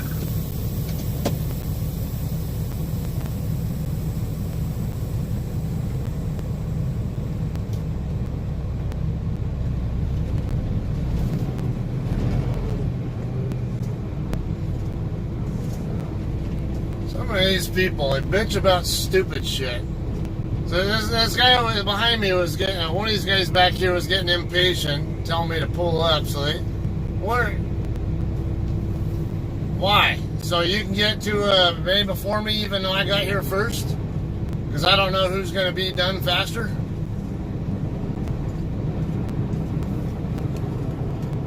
So why don't you just relax, dude? We're not going all out into the parking lot yet. It's not too far away from that yet, but it's not that big a deal. Good God, some of these, I swear, you're not a trucker unless you're a fucking whiner who complains about, who's spoiled and, acts like a little bratty child when you don't get your way. Oh, that's the kind of stupid stuff we deal with here in this industry. Okay, I can see the trucks that were in line over there. It wasn't even to the parking lot yet. Yeah, now if we were in a different blue beacon and the line was out to the street, then absolutely, I'd pull up as far as I could, so trucks aren't waiting out in the street needlessly. But here in this parking lot, now I got 2 lanes, and the last truck in line is still not even to the parking lot yet. Who gives a shit? What the hell's wrong with people? Crash now, pull up.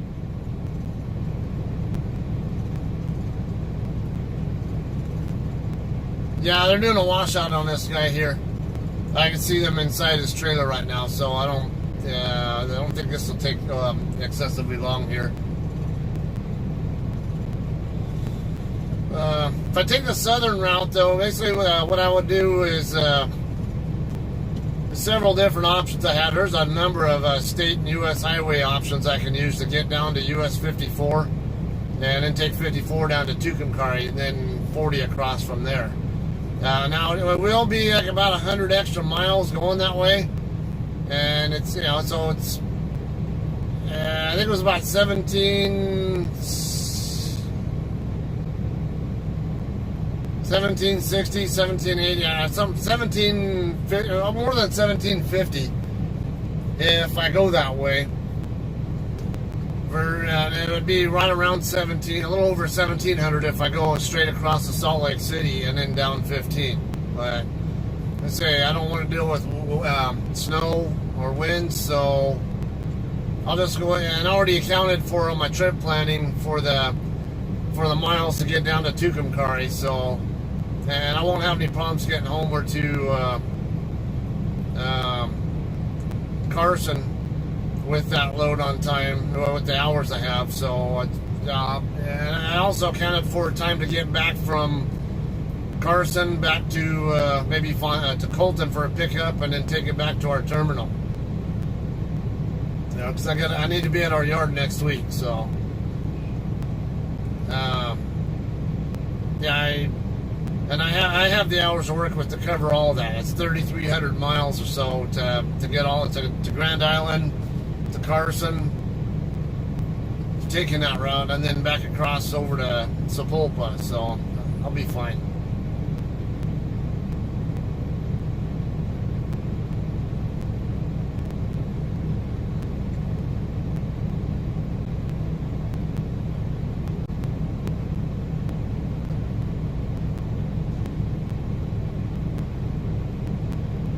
Alright, yeah, the next bay over is going in. Yeah, I can't tell if they're watching this guy's truck in front of me, but let's see. I don't know if you guys. Yeah, I can see them washing them out inside though, but through that crack in the door.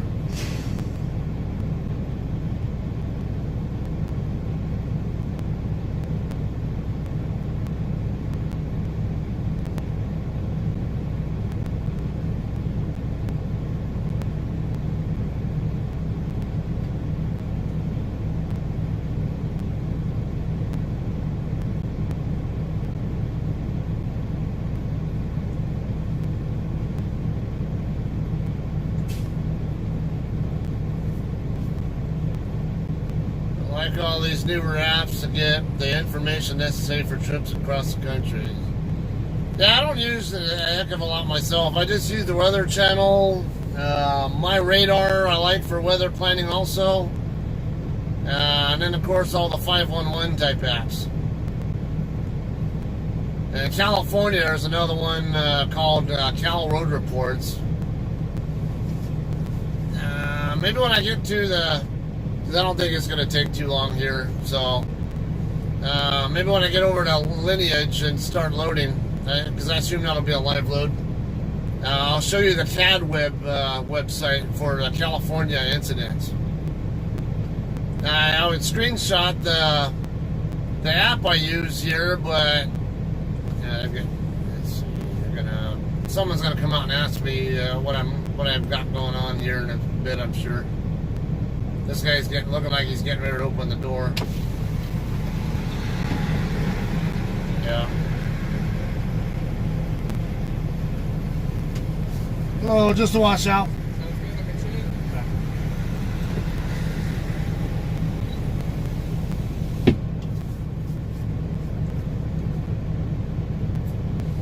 Yeah, the Cal Road Report one I love though, because it has all these any incidents that are going on. You can see when even detailed information about what's going on with the incident. Now, that Cal Road Report, it gets its information from the CHP CAD website.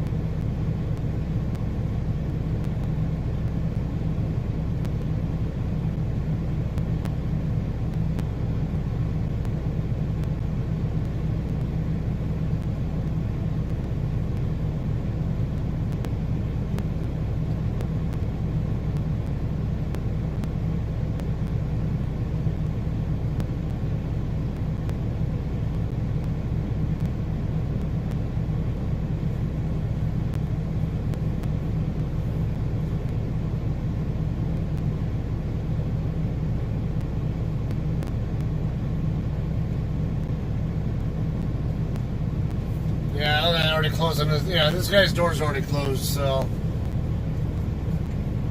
unless he's getting a truck wash, yeah, damn it. Yeah, they are. I think they are washing his truck because I see through that left door there. I can see someone using one of the pressure washers, or at least they were. Yeah, I might have just been cleaning the back, the trailer door though. It's usually when we get washouts, they'll also spray down the trailer door on the outside just before they're done.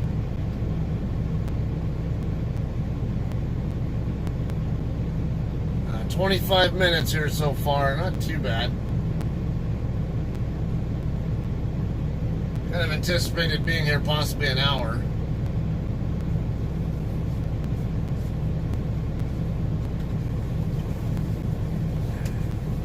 Might as well write down my pickup information. That way when I get there, I know what what numbers or whatever to give them.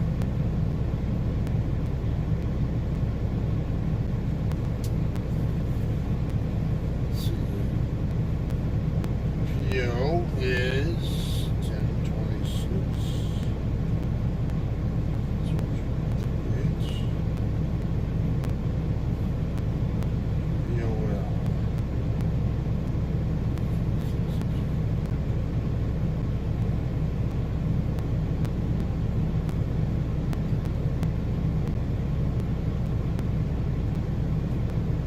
it's a JBS load, okay.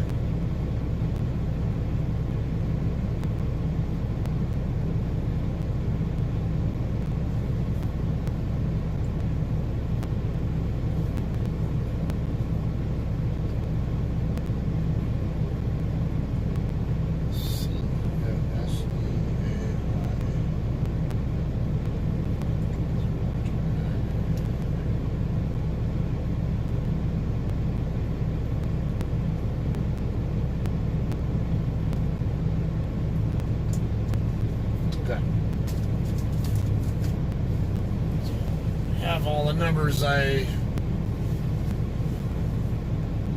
need to work with.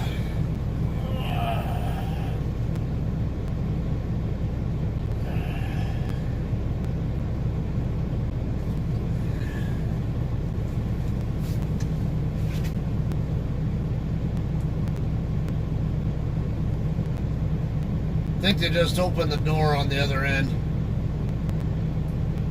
See more light coming through over there, at least it looks like.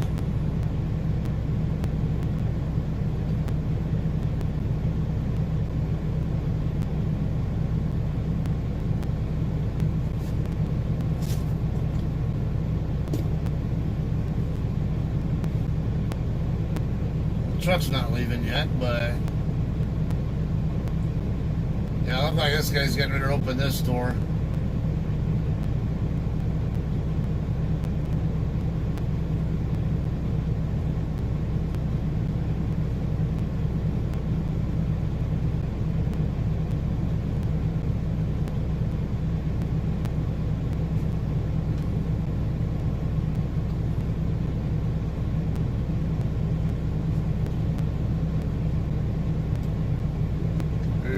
Another 2 minutes and I'll have a 30-minute reset, 30-minute break done here.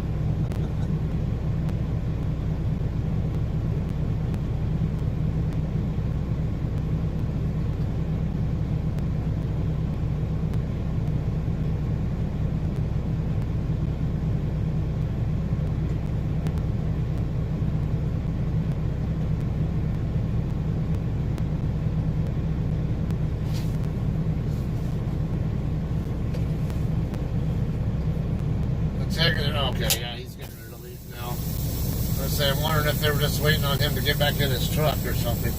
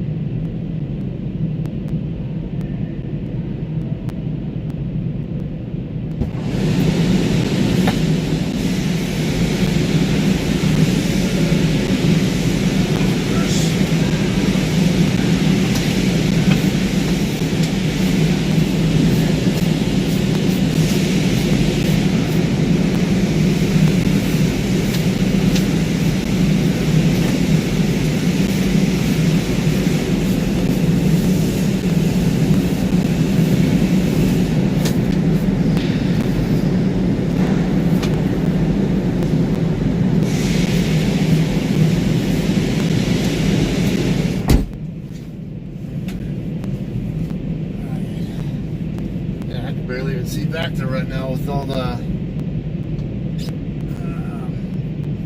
moisture all over my mirrors.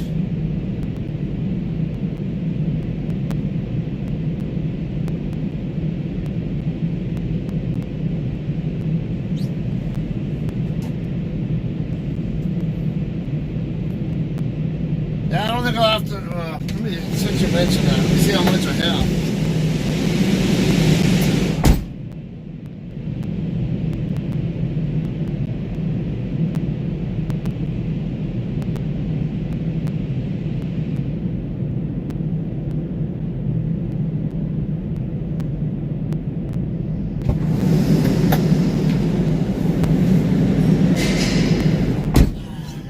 Just about 3/4, maybe just a hair less, but right around 3/4.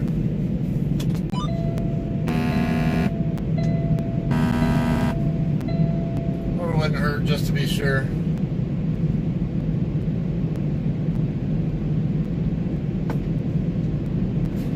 Now there is a Flying J right there off of the same exit that I'm getting off at.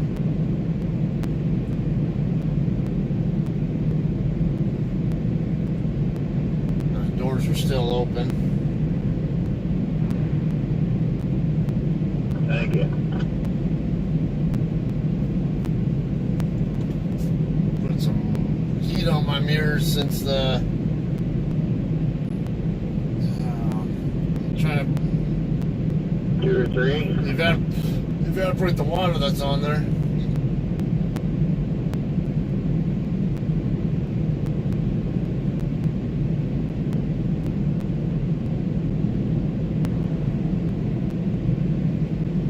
It's 2 or 3 behind each door, not 2 or 3 total. Sounds like more people got in line here then. So I'm glad I got here when I did.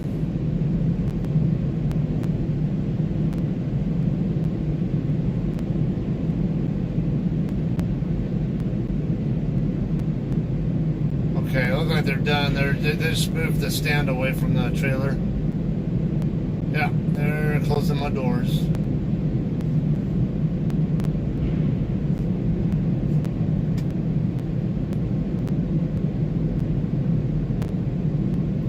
So we'll be able to head out of here in a few.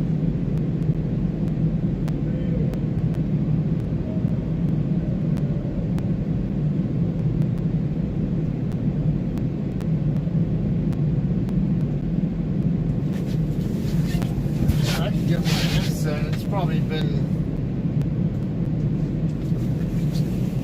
It's already been over half an hour. It's, I mean, it probably won't be fully charged, but it'll be enough of a charge.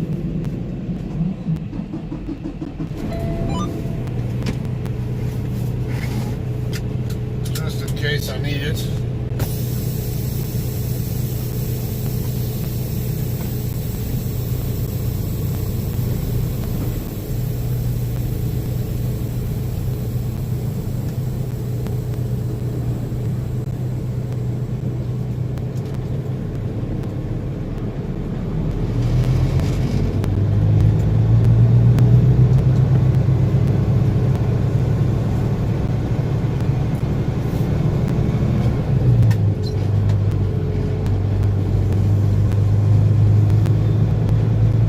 This truck here is going for the washout also, or for a truck wash. This truck looks, I don't know, looks kind of clean so far, but maybe he's getting a washout.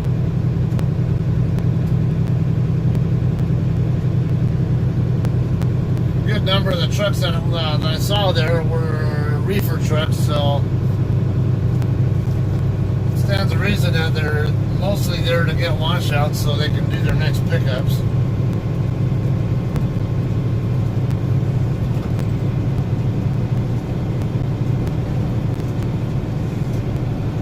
So yeah, I'll just go and run straight through to the Flying J there, or Bosselman, whatever you want to call it, in Grand Island, and then just go straight up the road to the shipper when I get there. I mean, after I'm done.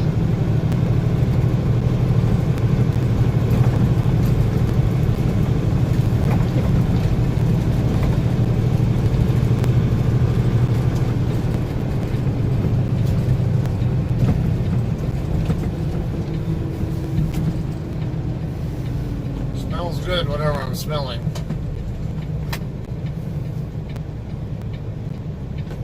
Kind of a food plant, I think.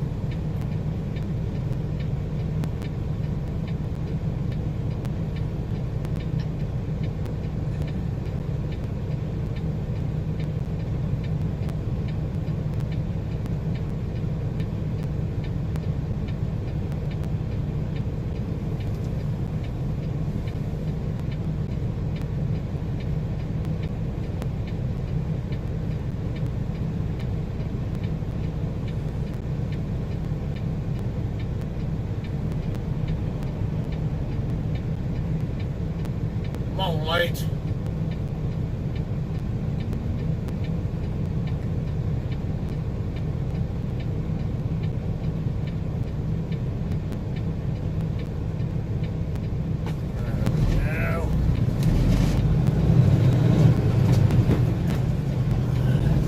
Clear both ways.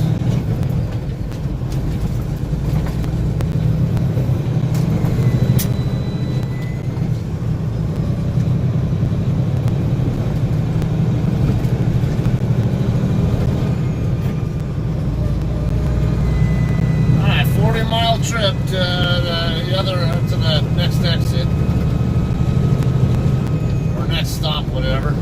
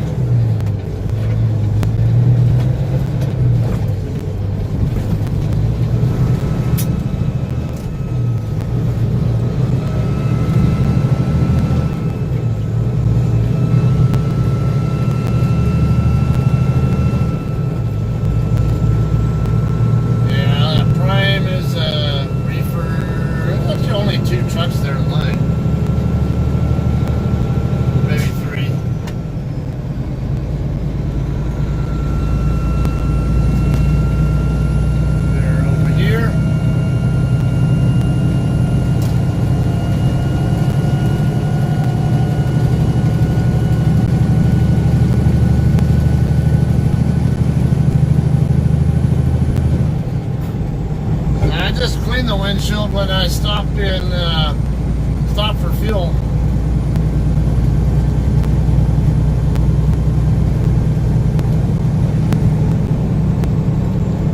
It's actually not in bad shape right now.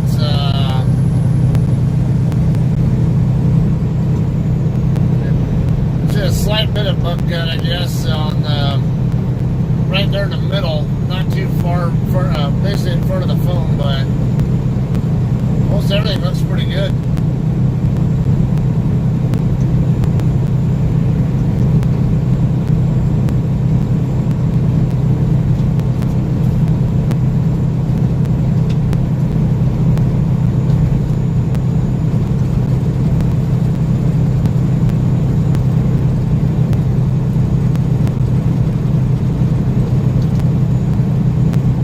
Now, I'd like to be able to get at least a good 600 miles today.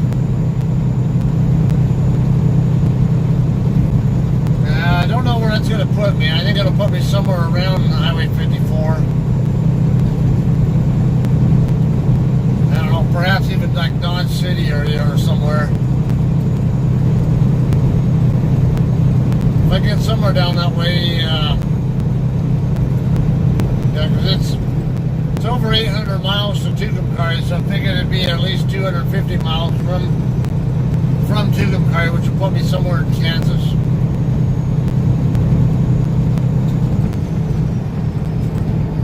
Come on, truck. The truck that's behind me gaining on me. I'm waiting to see if he'll pass me first before I go around this guy. It's not. I'm not gonna be that fast getting around this truck here. So I'm gonna give the faster truck an opportunity to pass me before I try to pass him.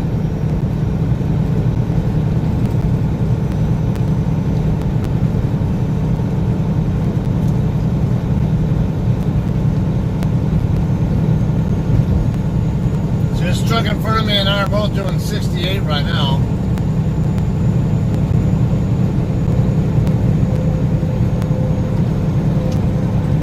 Errant Incorporated.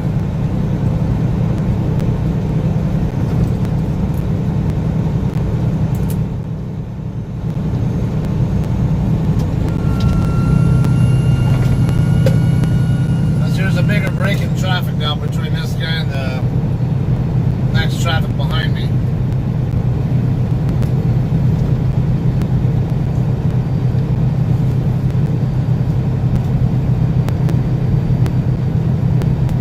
Exit 348, Bradshaw via County Road H, 1 mile.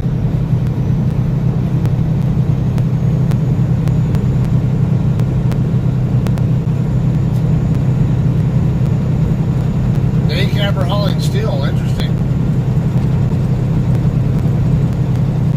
Don't think I see that very often. Normally anybody hauling the Conestoga type trailer is usually a sleeper cab.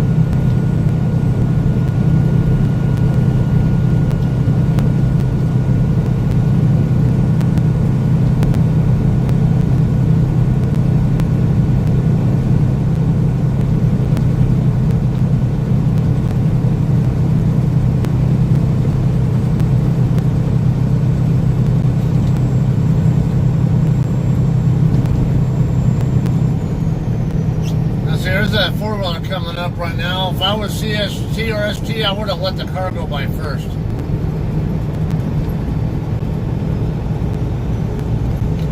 Let's see, the car could have gone by, and see how far back CRST is from Prime?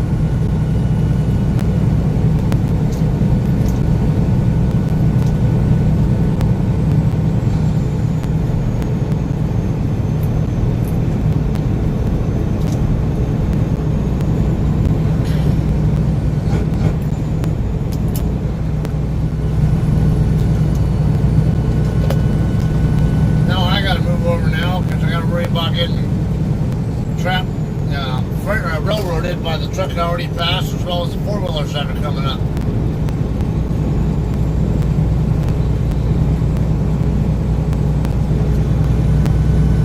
Corey, I'm on my way to Grand Island. I just left York,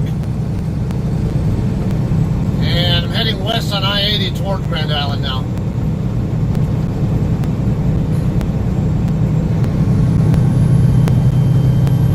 Now see look how long this Hyundai got held up needlessly.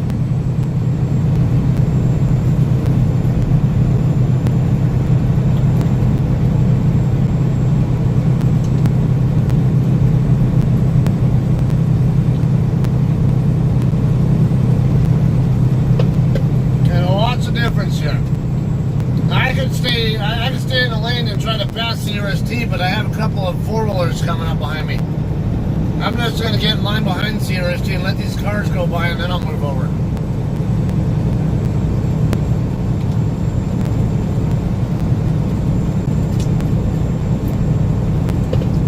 I'm only a couple miles an hour faster than CRST anyway. These four-wheelers should get by me a lot faster than I get around CRST.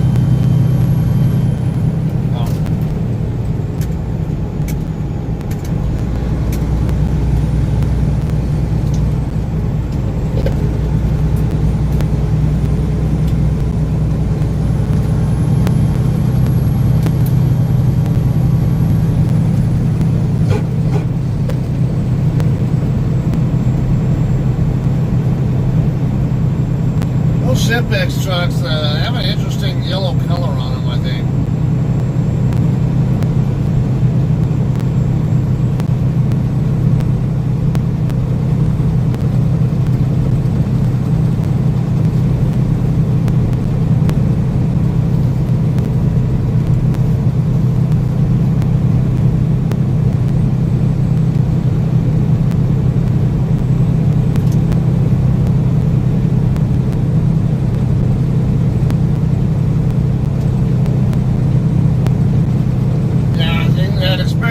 CRST was one of those,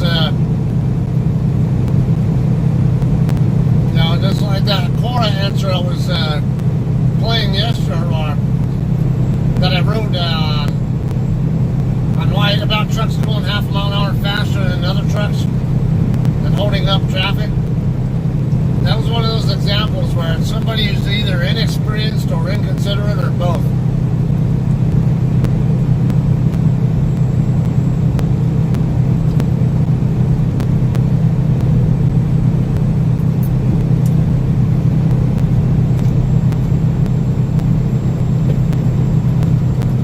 In fact, the answer I provided it's getting a lot of upvotes. I can find it. Come on.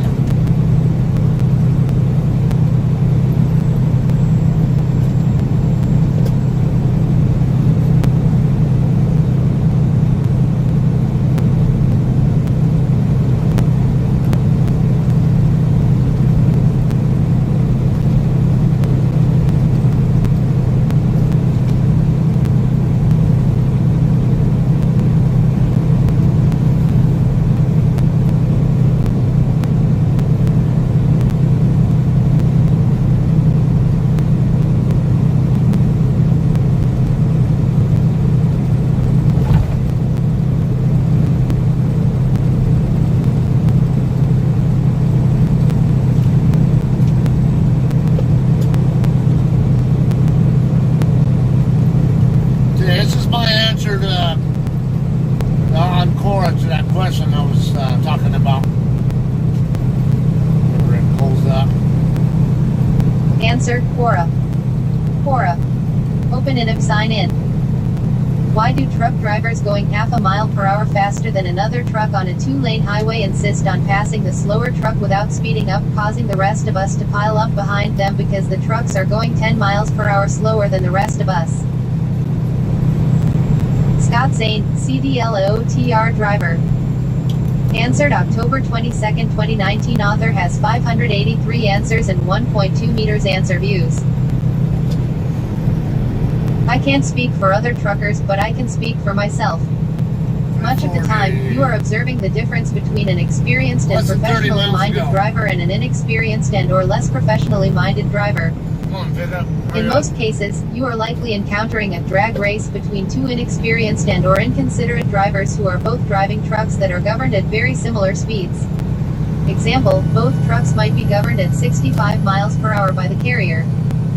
Between vehicle speed sensor, VSS, calibration, tractor tire diameters, newer tires have larger diameters and will travel faster in actuality compared to the speed calculated by the VSS. Among other factors, it's common for trucks with the same governed speed to differ in actual speed by 0.5-1.0 miles per hour. Ultimately, nobody wants to be held back by other traffic. As much as you don't want to be held up by the drag racing trucks, the trucker whom is attempting to overtake the other trucker also doesn't want to be held up by that other trucker. It's human nature for anybody controlling a vehicle to not want to be held up needlessly by another driver. Even if it ultimately makes no difference for the overtaking driver, there is still at least the often mistaken perception that being held up by even 0.5-1.0 miles per hour can potentially make a difference in the overtaking driver's ability to deliver their load on time, get to a particular planned end of shift shutdown location with time still on their clock, affect their ability to get more miles and more pay on the subsequent load, etc. The driver being overtaken in these situations doesn't help the situation either. They often have the opinion that they shouldn't have to slow down from their set cruise speed just because a slightly faster driver can't be bothered to patiently stay behind them. I can't say I blame them the least bit. However, that mentality applied to actual driving behaviors is also not conducive to professionalism or even safety. Imagine what will happen if you camp out next to a truck that is slightly faster than you and trying to overtake you, then having that overtaking truck blow a steer tire on the same side of their truck that is closest to you. Blown steer tires on a truck are difficult to control, and are very often turned into loss of control situations because of the driver instinctively hitting their brake pedal when that is actually the last thing you really want to do in such a situation. The result of a blown right steer tire while overtaking another truck followed by application of the service brakes is certain to result in the overtaking truck suddenly veering right into the overtaken truck, which can result in a lot of damage and potentially serious and/or fatal injuries to both drivers involved as well as anybody else in the immediate vicinity. My own SOP is to just reduce my set cruise speed by 1-2 miles per hour when dealing with a slightly slower truck. My truck is governed at 70 miles per hour. I really don't want to take any longer than necessary to get around anybody else on the road for previously mentioned reasons, not to mention the fact I'm professional enough to not want to hold up anybody else needlessly over a mere 1 mile per hour difference in desired speed. After all, I've had plenty enough experience with exactly this situation that I can usually drop back from 70 to 68, let the other truck gradually pull away from me, then reset my cruise speed to 69 or 70 until either I catch back up to the slightly slower truck or the other truck exits the highway for whatever reason. From the perspective of the driver being overtaken by a slightly faster truck, it's my personal practice to just temporarily cancel my cruise control and let my truck slow down by about 5 miles per hour so that the other driver can expedite their overtaking maneuver and help keep the left lane clear. Again, it really won't make any meaningful difference to me from either side of this coin. Whatever amount of time I gain by not hanging out behind the slightly slower truck or by refusing to slow temporarily for a slightly faster truck is highly likely to be negated completely by a traffic light at the first off-ramp or street I get to when I'm ready to stop for any reason. It also never seems to take too long before slightly slower trucks eventually stop at a rest area, exit the interstate for fuel or a break, or take a different route than mine anyway. Unfortunately, there are far too many inexperienced and/or inconsiderate drivers who lack the forethought to think like a very experienced and professional driver often has, or like a relatively inexperienced but very safety and considerate-minded trucker like myself has.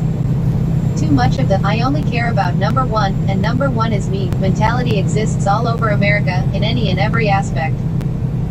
At least 1 to 2 other answers did also mention the issue of uphill and downhill grades sometimes being a factor. That is very much true as well. There are a lot of variables with trucks and hills. Is it an uphill grade or a downhill grade? How steep is the grade in either direction? How heavy a load is each driver pulling? How much HP does each truck involved have? How is each truck geared? These are all possible factors that can affect how well one truck can climb or descend relative to another truck. A lighter truck will climb more easily than a heavier truck with equal HP, torque and gearing, but the heavier truck will accelerate more quickly and be able to descend at a higher speed than the lighter truck. In areas with constant switches between uphill and downhill grades, this is especially likely to be a problem for other traffic. I'll sometimes attempt to overtake a truck that I don't recall seeing pass me previously if I'm in a hilly area, because I'll assume that I caught up to them because of their payload causing them to climb more slowly than me. It doesn't always work that way though. Like they say, assuming can often make an ass out of you and me. Long story short, virtually all of these situations involve inexperienced and/or inconsiderate drivers of both trucks in question. 145.4K views, view 660 upvoters, view sharers. Open an app. About careers, privacy, terms, contact. So in writing this, my thought on that issue,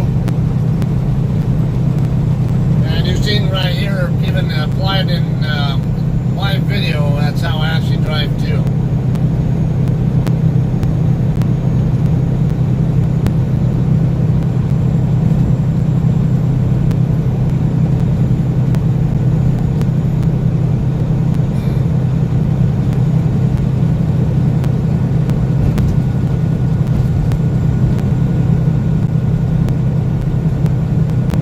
It didn't take much to just let the faster traffic go by first, and I still got around the slower trucks pretty quickly regardless.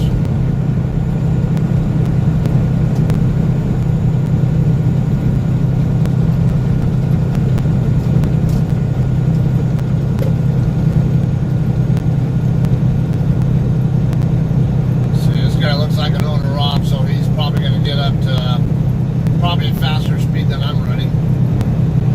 Northtown Transit, Elroy, Wisconsin.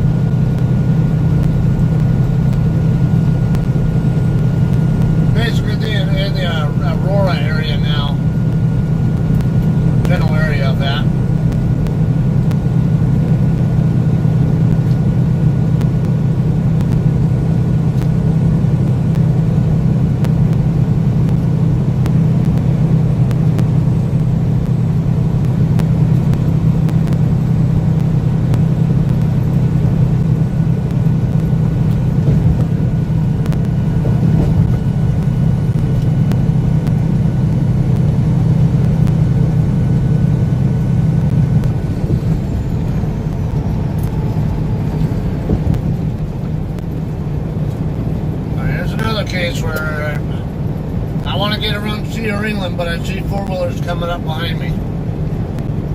At least three of them, a fourth one kind of.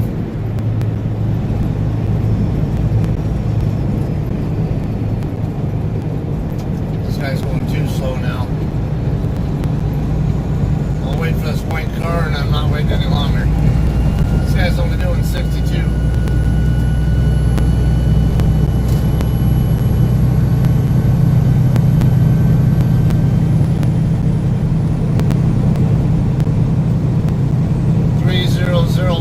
62, so he's a trailer truck with the 3 bunks. One of those three bed trucks, whatever. I'm gonna bet maybe that guy's the trainee and the trainer doesn't want him driving any faster than a certain speed. Because their truck should be able to do 65. He's only doing 62.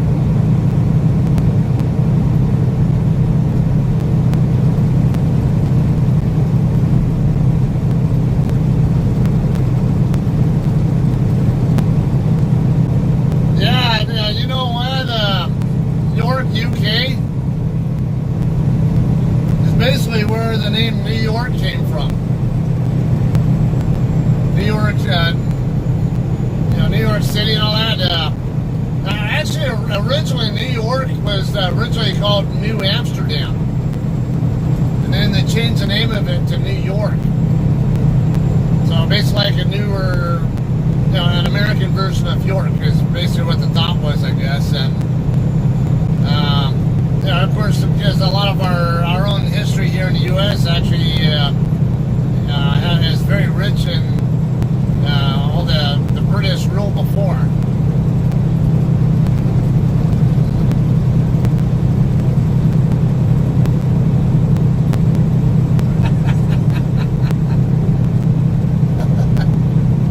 There's a purple truck right here.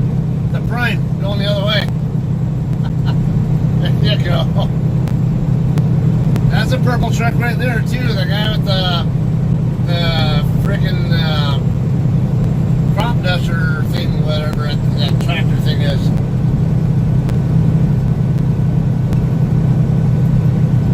So I just had 2 purple trucks go the other way a second ago.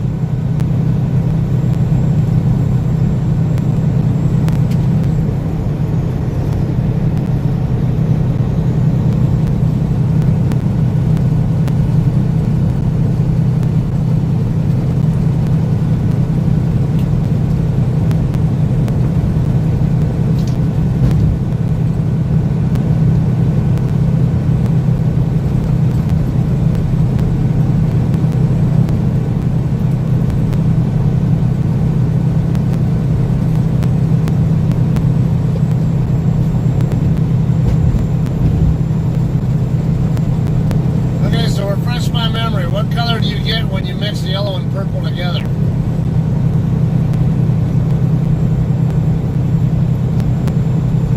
I honestly forget.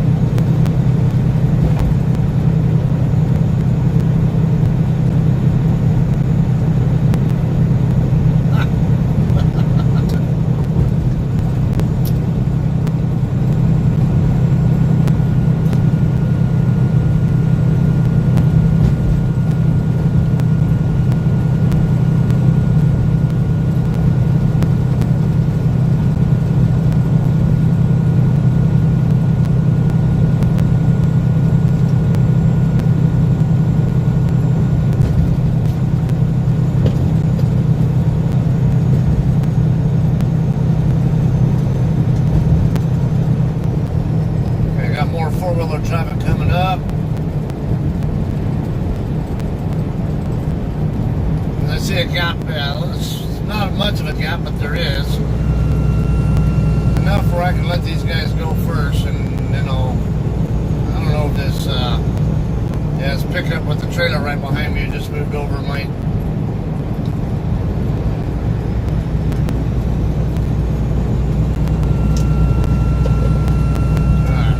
Got a gap after him. There's enough for when I get around Walmart, no problem.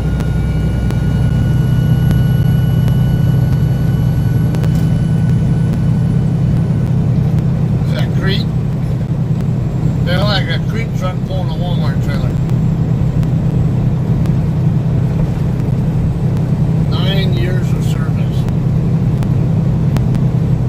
The other Crete truck I saw said 8 years of service.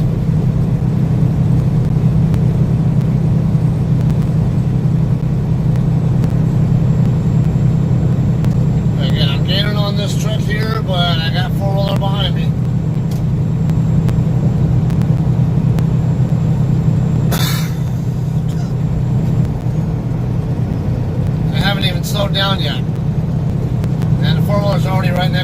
trailer. So, look, I don't even have to get off my cruise control.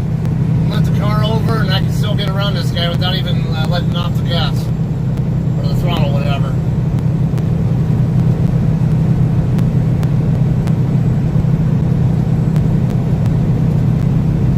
Ah, yellow truck. Estes. Now you got me counting all the colors. Since we don't have fake cell phone towers to look at here.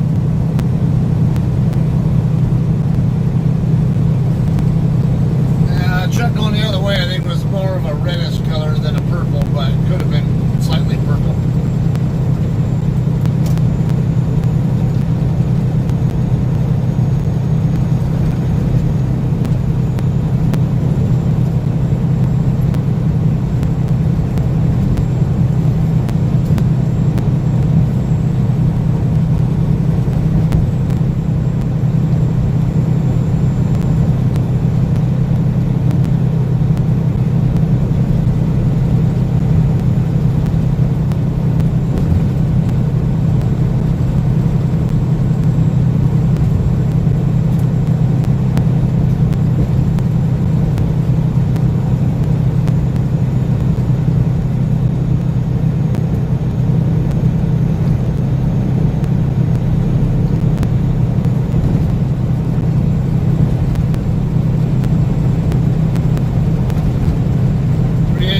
Next exit coming up, which means I'm less than 10 miles away from my exit.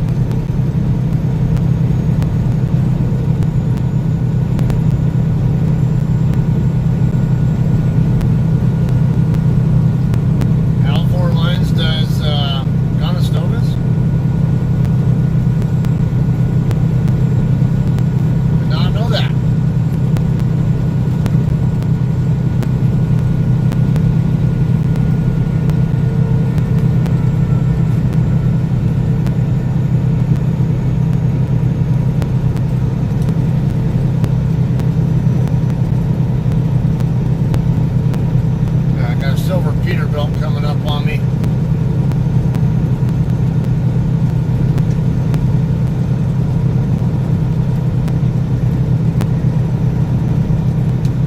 Doesn't look like he's going to catch me fast enough to... He's not getting on me fast enough to make me want to wait for him.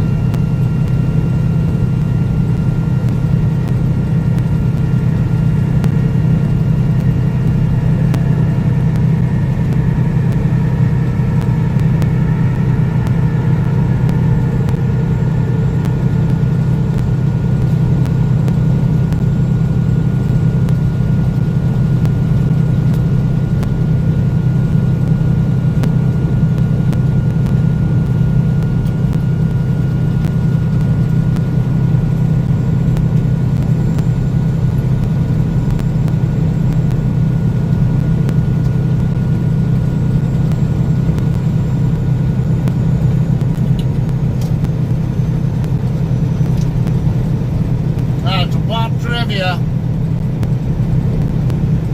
Who knows about how the history of the Eisenhower interstate system? How did it come to be?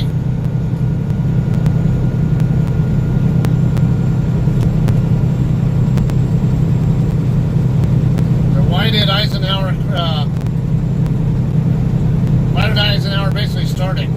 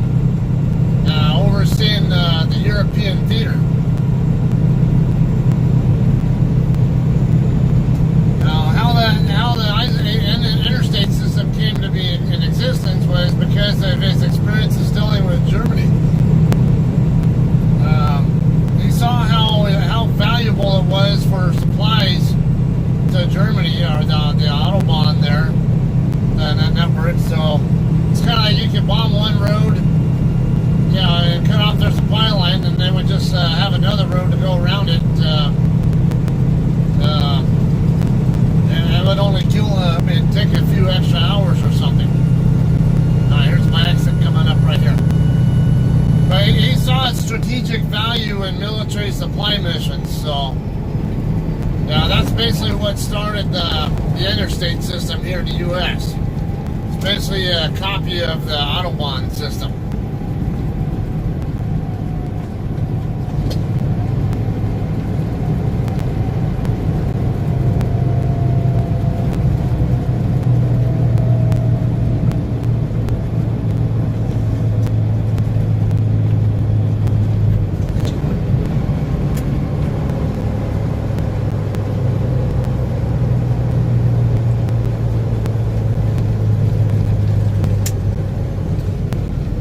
Needless to say, the interstate system here in the U.S. was designed specifically for military and supply routes.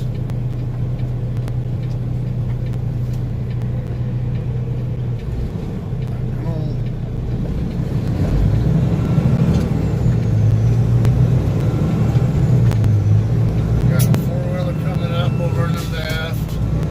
I'll wait for him to go by because I'm too slow.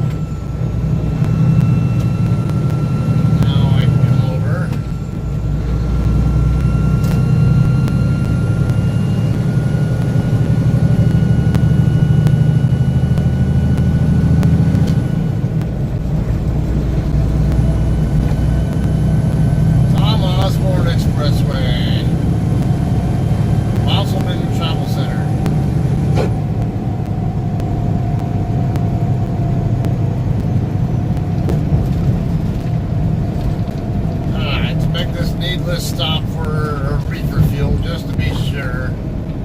So I don't know if I'm live loading or drop hooking. I'll assume live loading, which will mean I won't need to worry about how much reefer fuel I have, more likely, but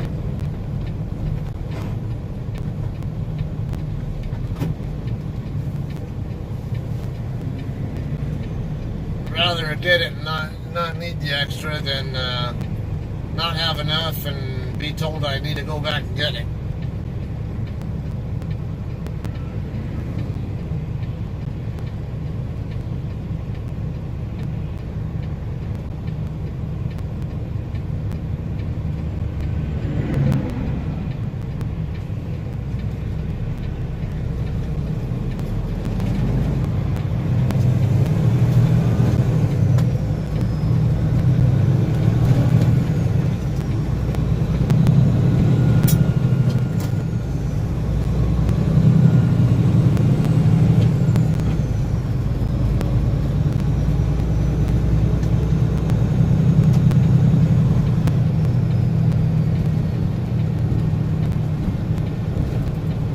Came through here a few months back and the fuel island got shut down because it got damaged by a tornado.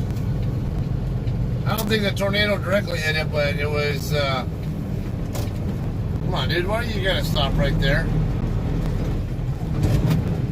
I think it was just strong winds as part of the same storm as that created a tornado.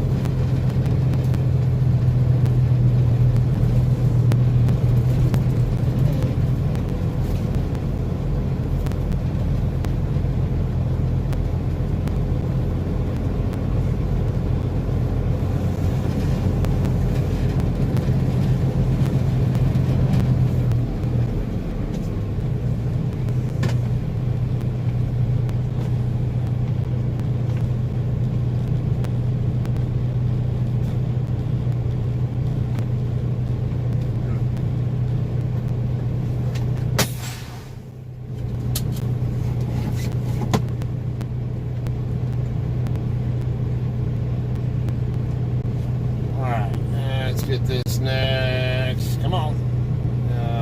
My fuel purchase set up again and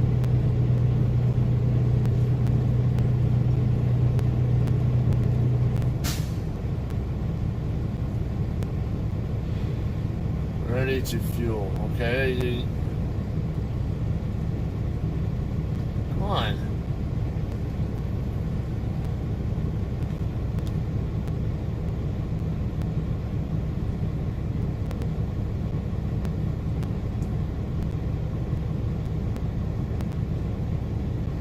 Man, all my time's gonna get wasted by this thing.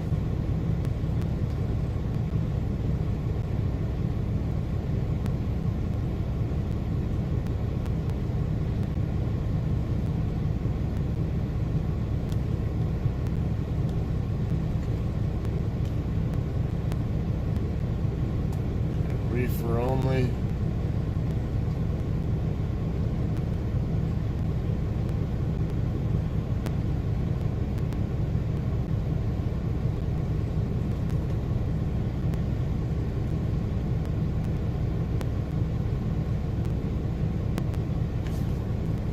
Up to 30 degrees here.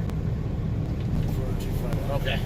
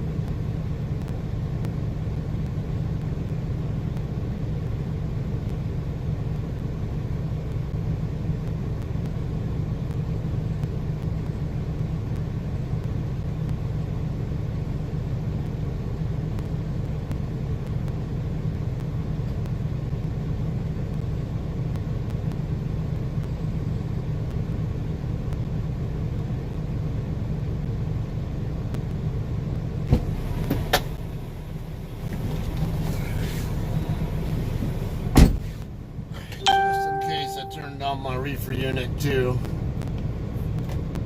to pre-cool it, although as cold as it is anyway.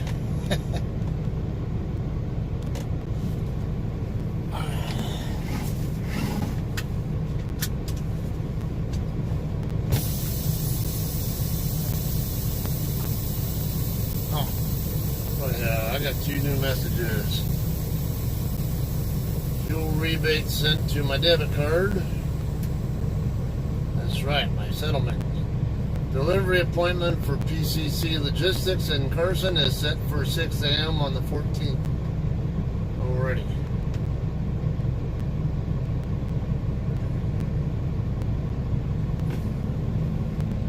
Clear every direction. Is this a Revis company guy coming out, or is he stopping at the courtesy line? Looks like he might be stopping.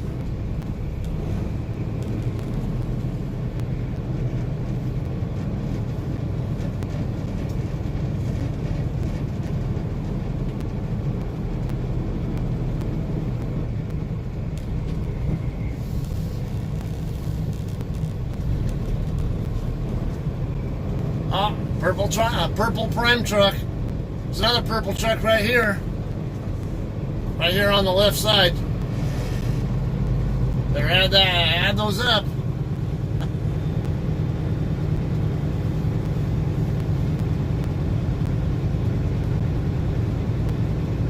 So at least 4 or 5 purple trucks so far I've seen.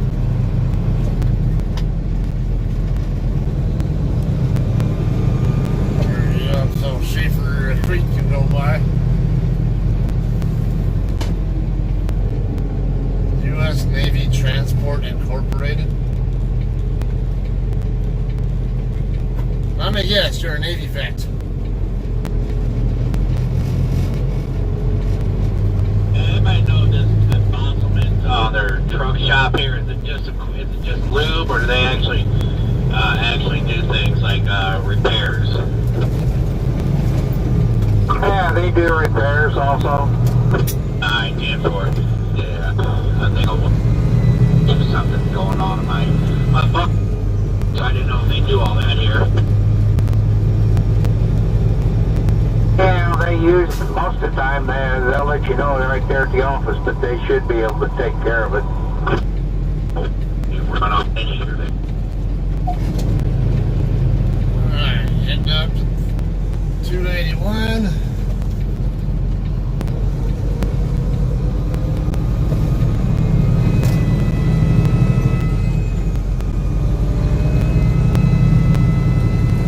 Central Nebraska Truck Wash, East US 30.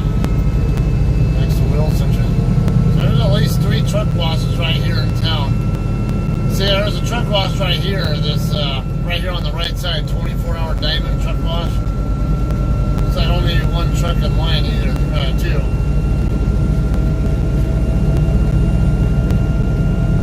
They have 2 bays too.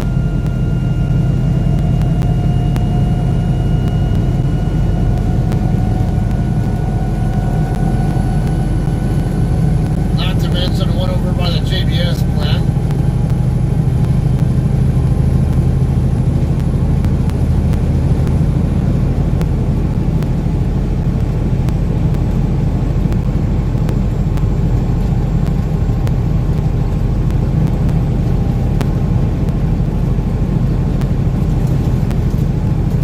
Okay, not too far up the road here, 281 and 34 will split. I'm going to take the 281 side.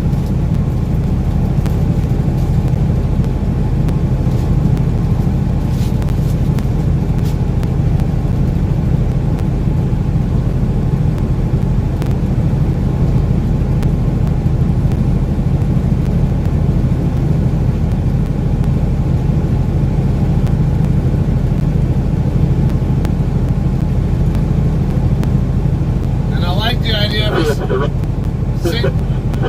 6 a.m. delivery at Carson, because that's down in LA Long Beach area, and I'd rather be down there early before the traffic gets too heavy, and then I can make my way back toward Colton area that same later on that day. I mean, before the traffic gets too heavy going the other way.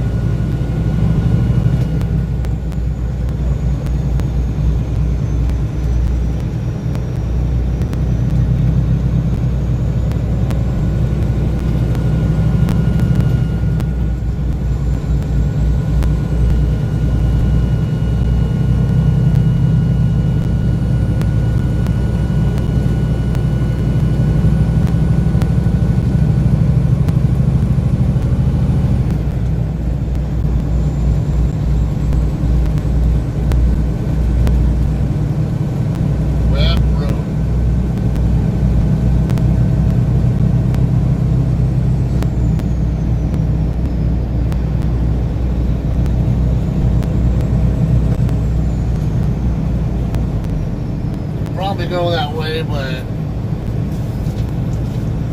think I would call it the as truck appropriate.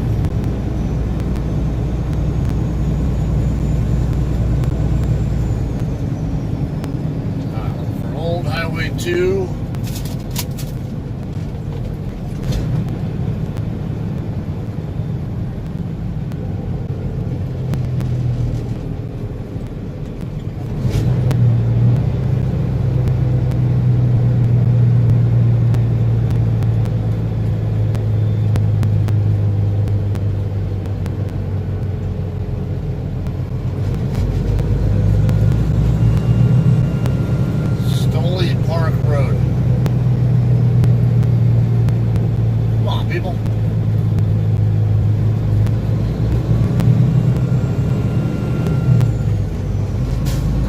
Utility truck up here is the big source of the leg getting up to speed.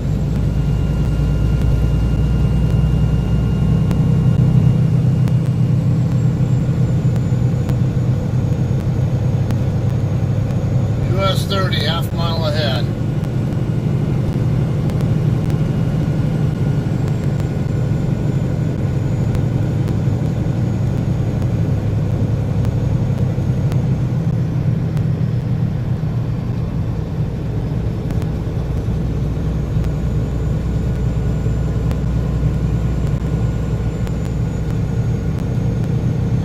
Gonna have to cross some tracks.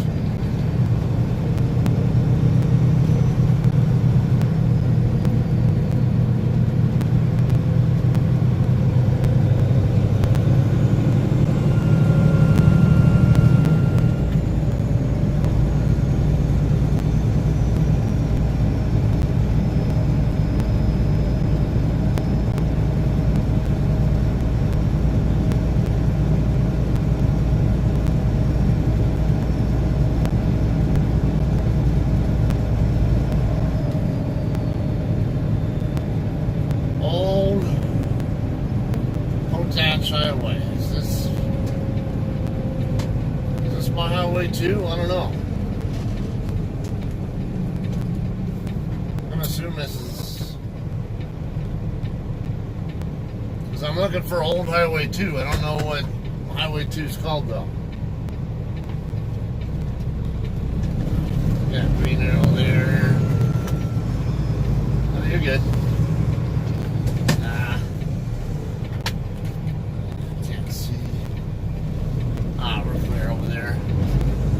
Couldn't see if there was something on that pole that I needed to avoid. I had to stop and adjust my mirror to double check.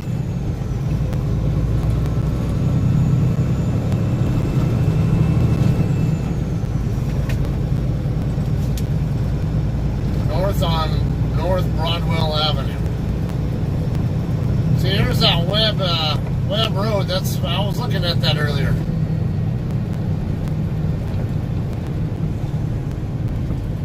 If I'm on the road I think I should be on, this road should dead end me into Broadwell.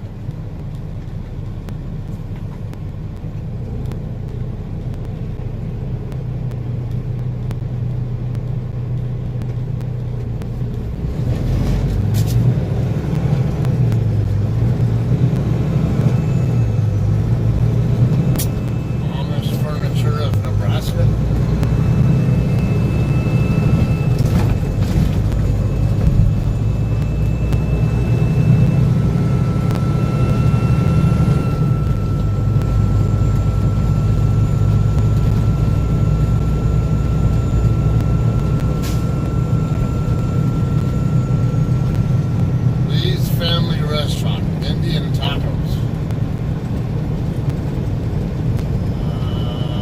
What's the difference between an Indian taco and a Mexican taco?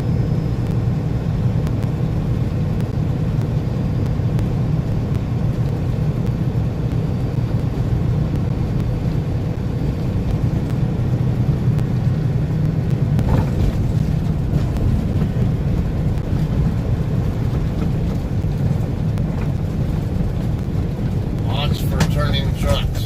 Okay, there were the railroad tracks I was looking for.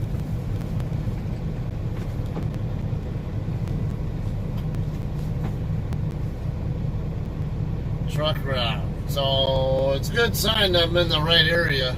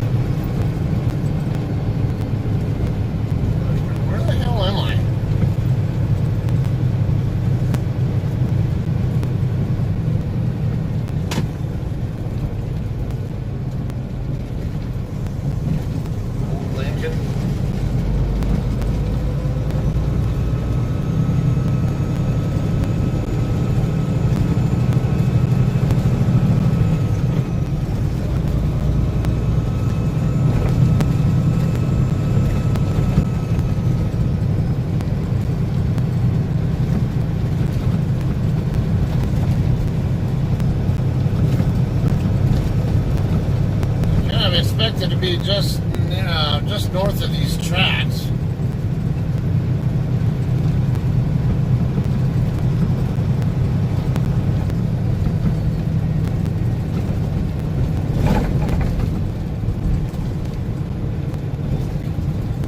Oh, okay, here's Broadwell right here. Oh, I just stumbled upon where I needed to be. Yeah, I think I need to turn left.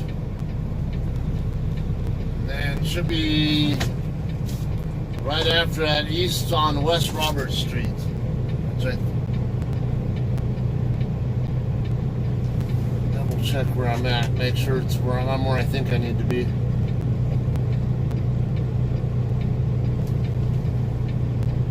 This guy turning or something?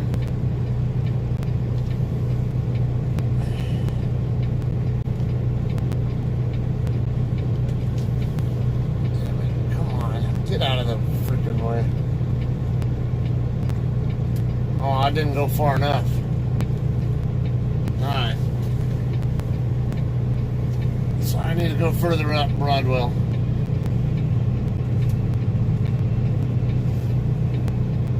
Still 2.5 miles away.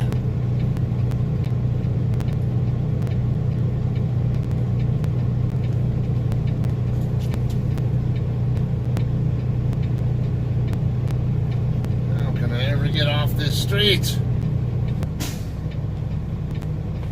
Now, look like I might have an opportunity here. Ah, yeah, that's pretty good.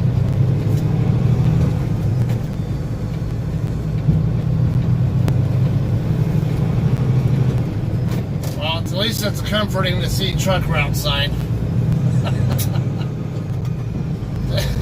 At least I have an idea that I'm not going to run into unwanted surprises here.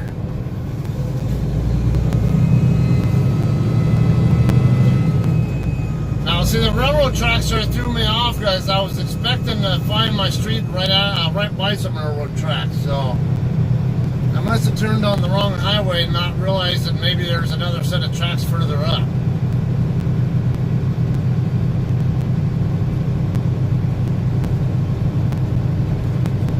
Speed limit 15 when children are present. I don't see any kids.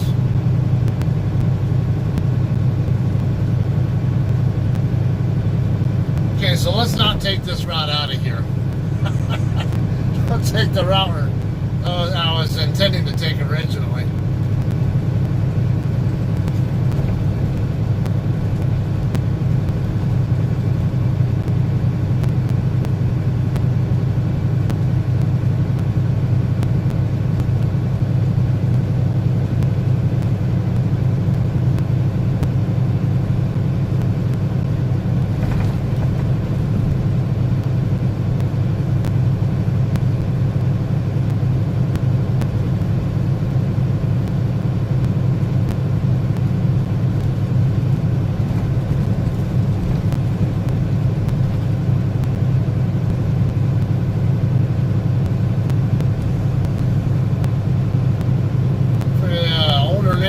smaller homes here.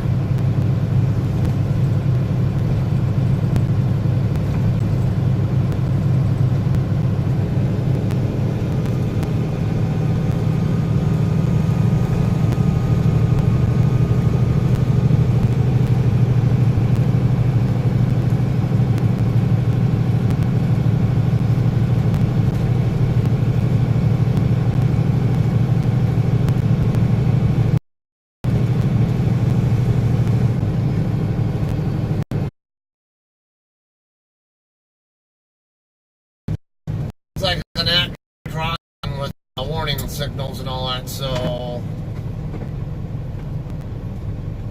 I know it'll be right after that, it'll be a right turn.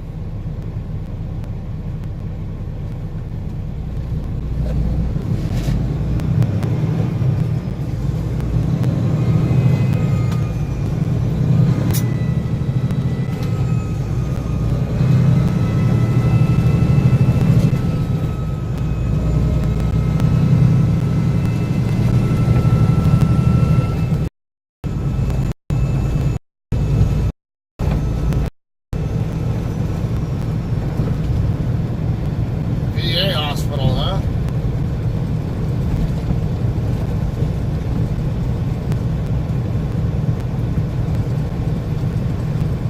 Okay, see a Frito-Lay's truck. Actually turning right onto what I believe is the same street that I want to turn on. You can see turn on I want.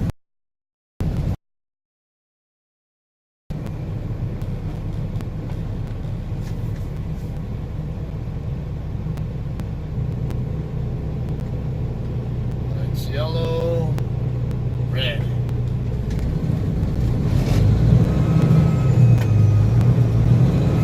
Cross.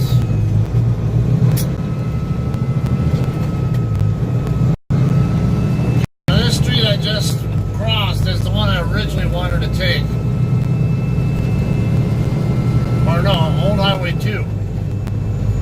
Yeah, this street right here is Old Highway 2. I think that's the one I was originally wanting to be on. Okay, this street right here should be Roberts, yeah.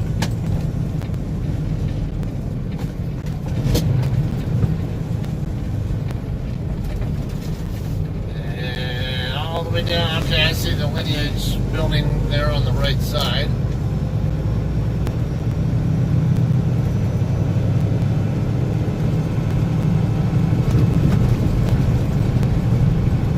I do use those tracks there because there's a tanker car parked over there on the.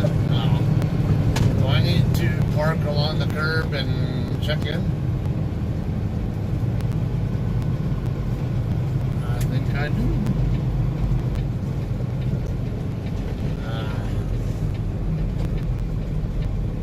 Oh boy.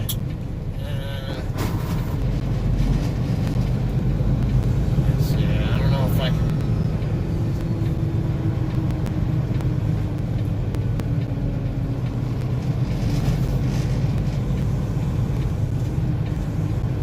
There's a good spot for me to, not really where I want to be, but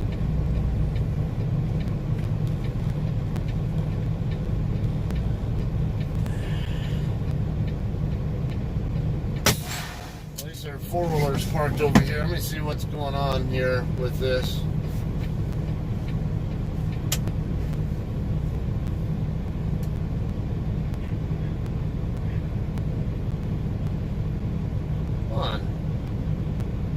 I hate this Qualcomm. I swear, it's like watching paint dry trying to get the thing to even switch screens.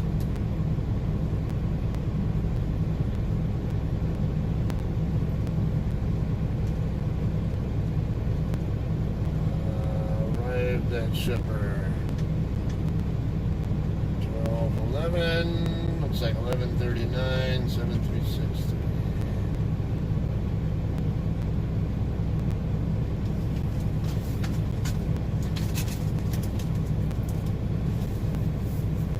Alright, I'll be back.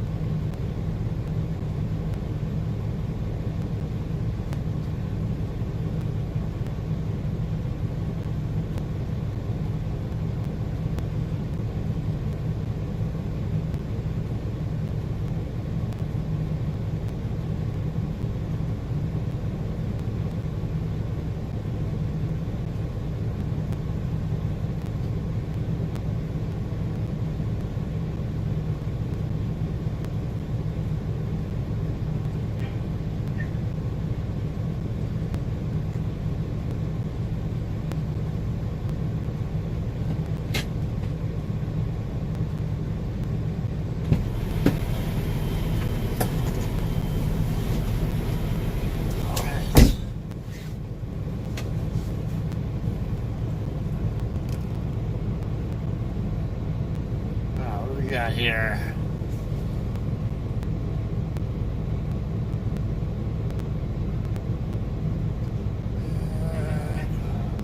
Jamal, hello. Iceman, Brave Fart reporting for viewing. Hi, Charlie, and it's Ice Woman. Brave Fart is here, no one is winning. Hi. Okay, so just basically, I'll be sitting here waiting for him to call me for an available door. With 2 other trucks.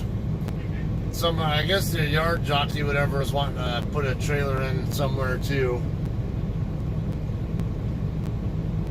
And the trucks back there kind of make me wonder if I might be here a while. So I'm gonna send him a little message saying I'm checked in, waiting on the dock door.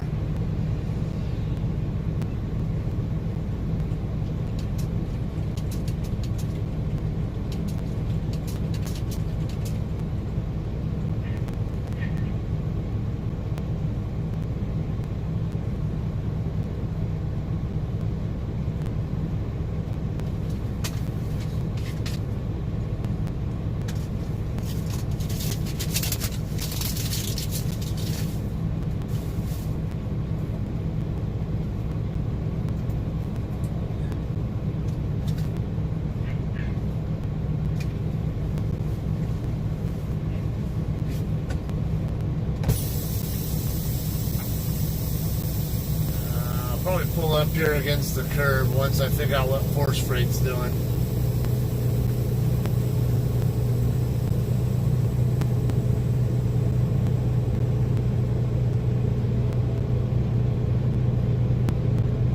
Yeah, I think he's wanting one of these doors over here, so I'm definitely gonna move. Watch my left side here so I don't cut into sore.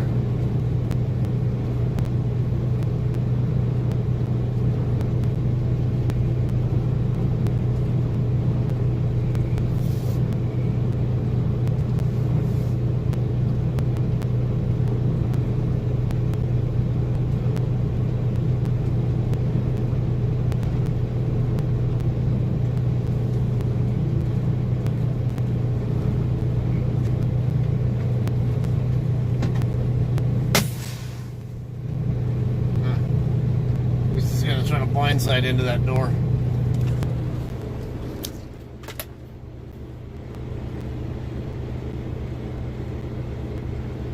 See, he's blindsiding in.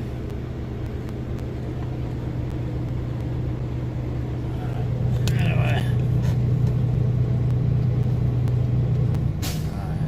Do I have any other missed calls? Let's see.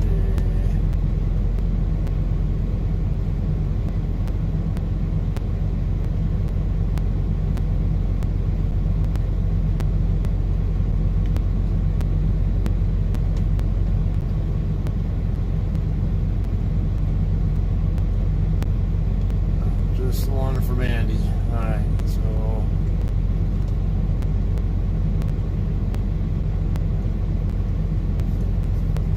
CEO turnover hit a historic high in 2019. Here's why.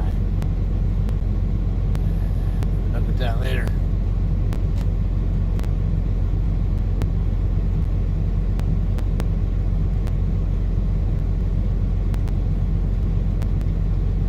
Consumer prices increased more than expected in November.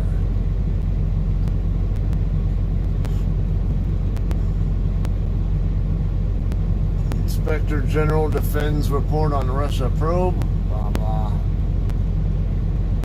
Greta Thunberg is Time Magazine's person of the... Who's Greta Thunberg? I live under a rock, apparently. I don't know who that is.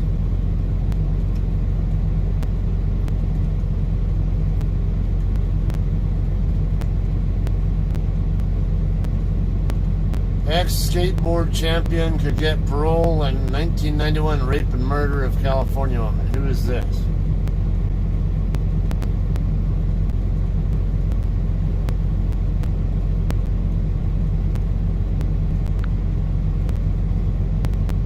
Mark Vader Rogowski, 53.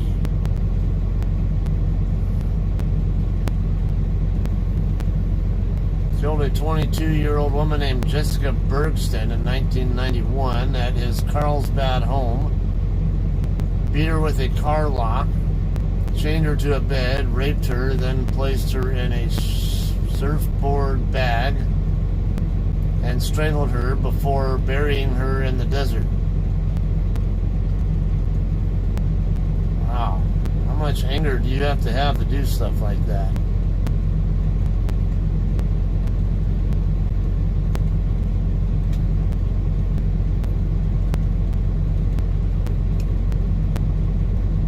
Not going to get into that business, so I don't know what the story or his situation is now.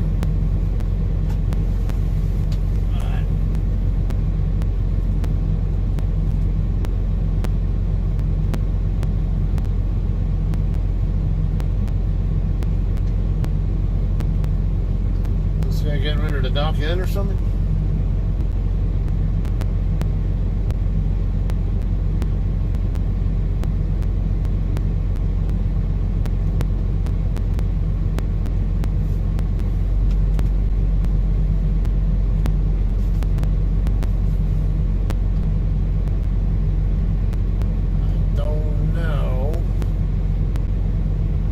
He might be trying to set up for a backing over here.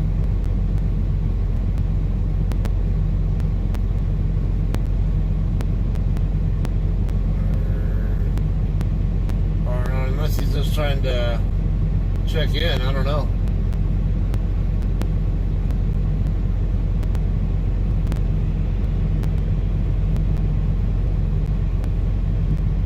Okay. I think maybe he's just trying to park, I don't know. Let his tenants get very far over there though before he keeps chasing the trailer around. If he's just trying to get the tenants closer, just push the damn thing straight back with the trailer at an angle. It'll get there, you just gotta let it.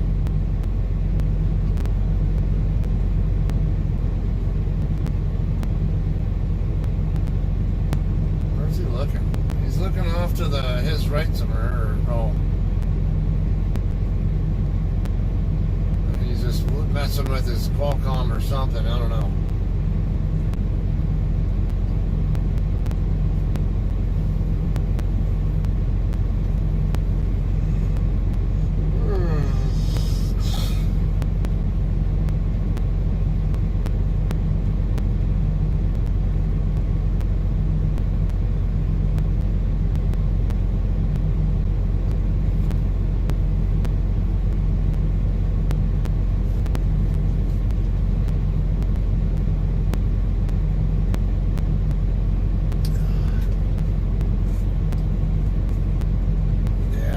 Checking in. Let me pull up we were talking earlier about the CAD web, for CHP incident info. Let me pull it up. Make sure, see how much battery power I have real quick. Oh yeah, I'm fine. Alright. So in California, now I'm gonna come on. There's an app I can use too, but I can't screenshot it with the way they have this streaming app set up. Okay, so right now here's CHP traffic incident information page. That's the URL cad.chp.ca.gov. And right now I'm in the Barstow Comm Center. There are currently 4 reports. 2 traffic hazards and 2 assist with construction. So the traffic hazards are at 15 southbound at Main Street, which should be Hesperia. Yeah, because that's the Victorville area. Just north of Main. So I can come over here where it says details and then tap the details. And down here, see it says white compact and the center divider, possibly blown out tire, close to the number 1 lane. So, I mean, if there are accidents, you'll find out about that too. Okay, now here's another one. Phelan Road and Sonora Road, which is over by Phelan. It's also Victorville. Just for the heck of it, no details. Assist with construction. Mile marker, 50 mile marker, Interstate 40 eastbound. Basically, is what that says. You got to really get used to the abbreviations and shorthand they use. But the 50 mile marker is right where Ludlow is.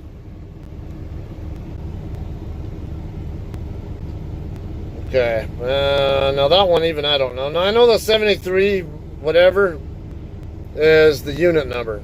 I don't know what the CZP1 means, but or any of the other things there, but I think it's vehicle information, or who knows. Okay, now if I were to come up here, maybe look at the inland area. That's the other side of the Cajon Pass. Let's see if we have any accidents here. Okay, yeah, see, right there in the middle, there's a traffic collision, 11:41 en route. That's ambulance. It's reported at 8:42 a.m., which is about an hour and a half ago. Goldenrod Avenue and Baldwin Lake Road. I think that's up in the mountains. Yeah, Arrowhead. Okay, so it's up in the mountains, probably weather related. Why not? We'll just check it out. Okay, so right here shows gold Toyota SUV versus red Nissan blocking the lanes at the bottom. Got 3 unit informations: the unit at scene, unit en route, and unit assigned. Gold SUV versus a red Toyota Camry. 11:25 means it's disabled and in the lanes. Okay, and then 10:39 means they're dispatching San Bernardino Comm Center. Problem changed from 11:83 traffic collision unknown to 11:79 traffic collision ambulance en route.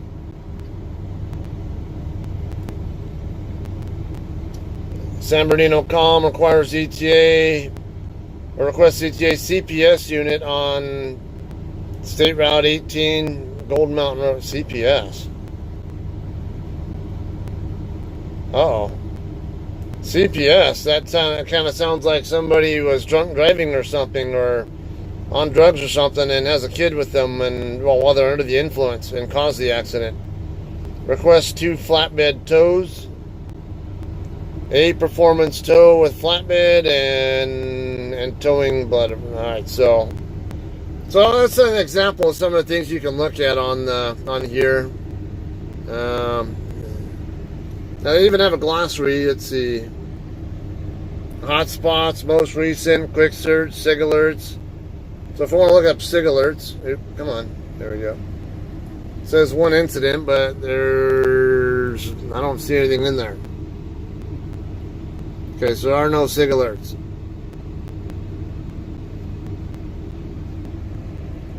Resources, there is a glossary here, so it's one of the ways you can kind of help learn what these codes mean, because sometimes they have them in here.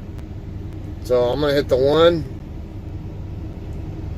They have some of it. In other words, you just Google for whatever the number, the police code is, 10 or 11 code, and you can usually get a pretty good idea what it means.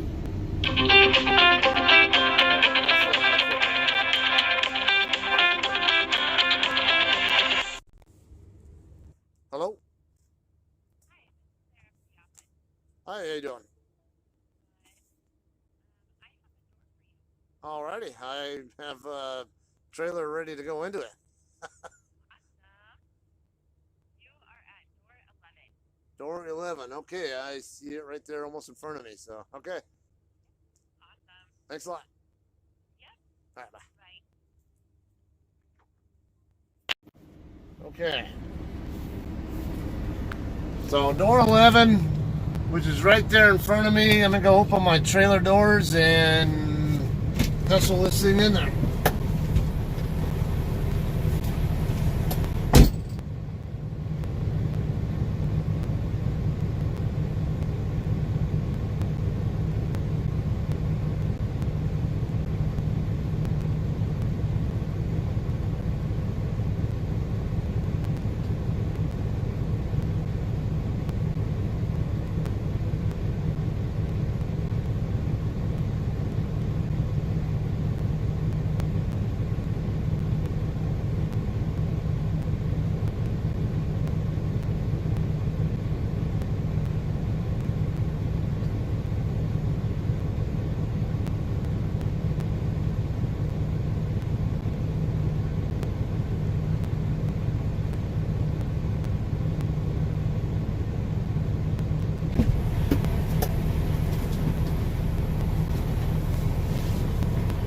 Okay, now I don't have any idea what temperature they want me to run it at, but shit.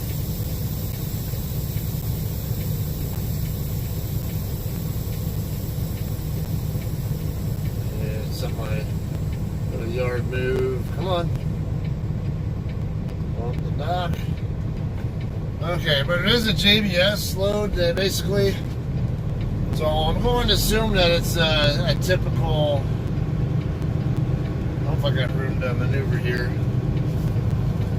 I would normally just do a U-turn setup, but yeah, that's all right. I just wanted to make sure I was not going to be in a position where I'd hit this other guy here. Looks like we're all right over there.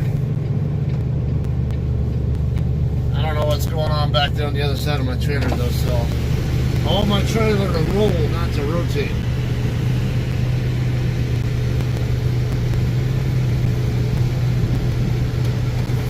Set this up a little bit differently, only because I didn't know how much clearance there was from my trailer to the next trailer back there.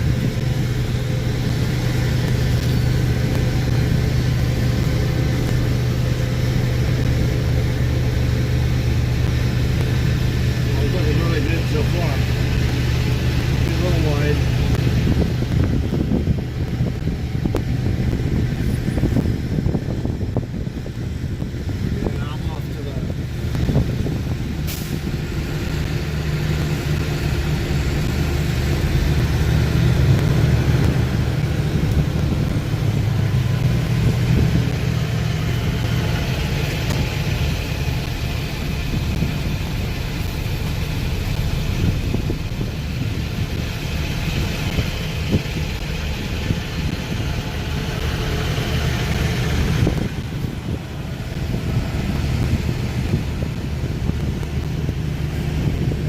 Have to be right my way while I'm trying to maneuver.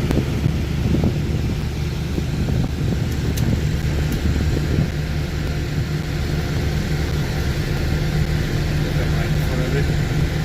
It's a really narrow path.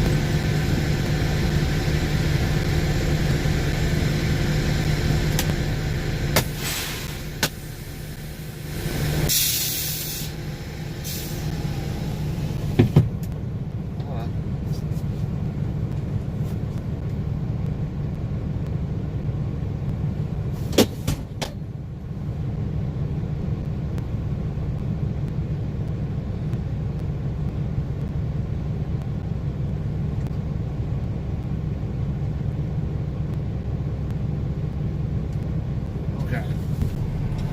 Now I get my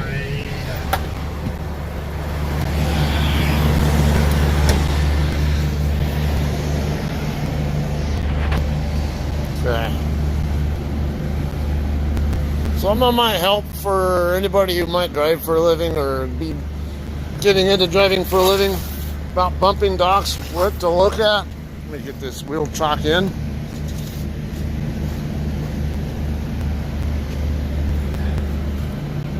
I don't know when I'm in there right. I want to make sure the dock plate can get across.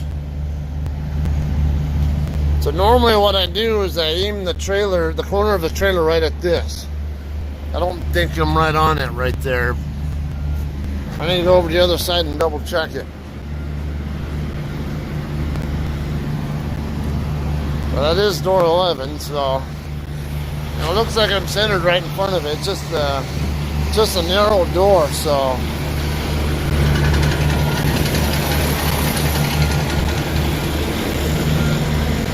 I think I'm all right based on how it looks on both sides of the trailer, but rather be sure. Yeah, see how the pad is lined up with the trailer on both sides? Yeah, it's in from both, so I don't think I'm gonna get it any more centered. So it should be fine like it is.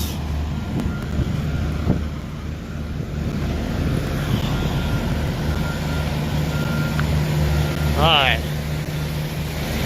So let's see how long it takes to get loaded here.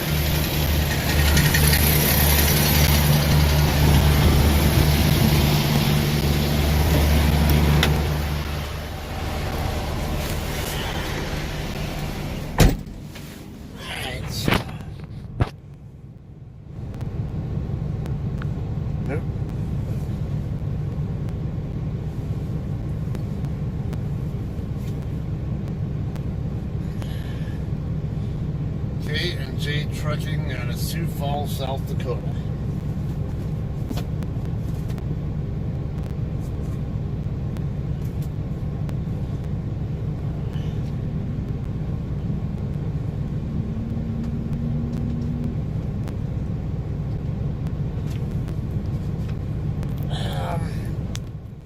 I'm gonna go ahead and run inside, double check what temperature they want my reefer set at, because they don't have any information on that. It doesn't have in my load assignment, and they didn't specify anything, so be back.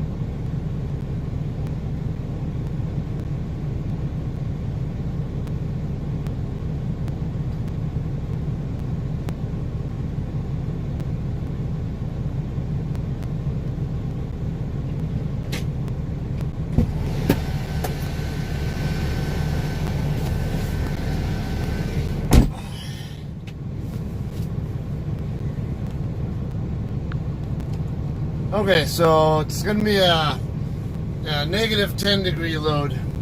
So JBS beef, it could be one of a couple areas the temperature range could be. It could either be chilled and be around 26, 28, somewhere in there.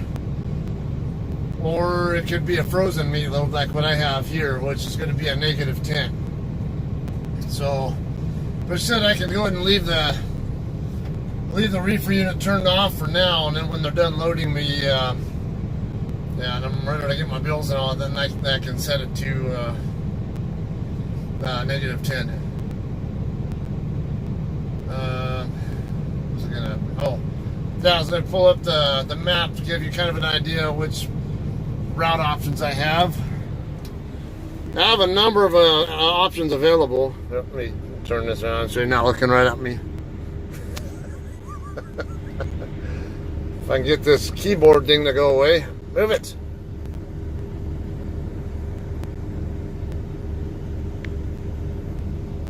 There. Okay. So I got traffic. Okay, as you see there I am in the blue. Okay, I could take 34. Basically take 34 and 281 straight down if I want to. And then, of course, to get over here into this area, then it becomes a little more... Oops. That's not supposed to happen. Turn that off.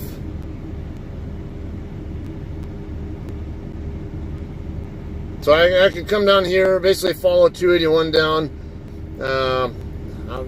I wouldn't want to go that way. I'd probably take 181 down and come back to 281.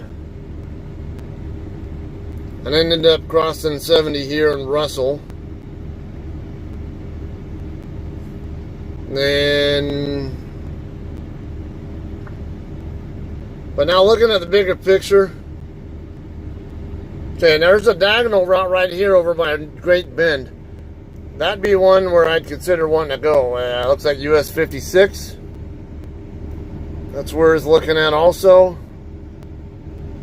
And what's this one here? State Route 14. These are going to be a little bit slower speed though, so these are things I got to consider as well. And 14 will put me east of where I want to be, of where I currently am. So I don't really want to go that way, ideally. So the other thing I can do here is just say, what if I want to go to, not too far, Tucumcari. I'll just type it in, Tucumcari.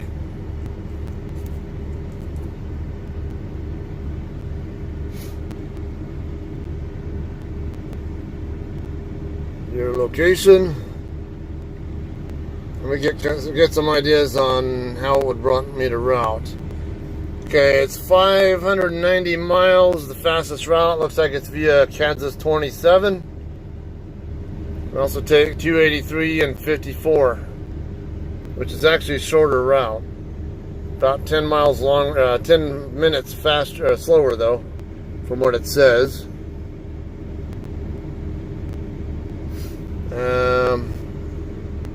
Oh, now it decides to pop them up. Okay, so yeah, basically one of the options here is 283 straight down to 54 through Dodge City. I had a feeling it'd be going through Dodge City. And then down 54 to Tucumcari. It's probably the way I'd want to go, to be honest with you. Yeah, I could come over here to 183. There's one of these other spots where just because the GPS or Google says I want to go that way, doesn't necessarily mean that's a quicker route. Because remember, if I stay on I-80 right here, I can do 70 miles an hour through this stretch here. I probably can't do 70 through here. It's probably a 55 zone. They're 55 all the way through here. Whereas I can come this way and maybe just a mile or so longer, but I can run higher speed until I get, and then just take 183 down from Elm Creek.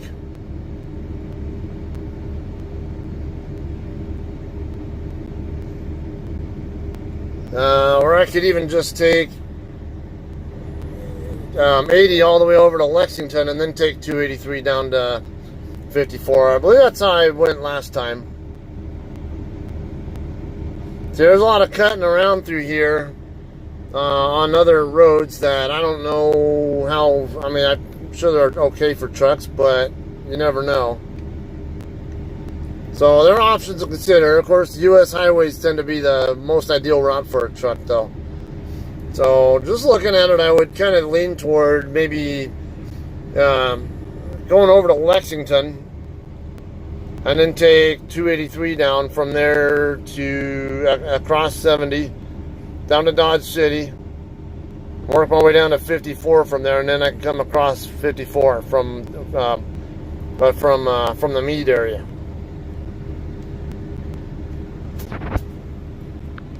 All right, so that's probably the way I'll end up going. Like I said, normally I would want to take 80 if I didn't have concerns about weather and routing, especially if I were a company driver or whatever.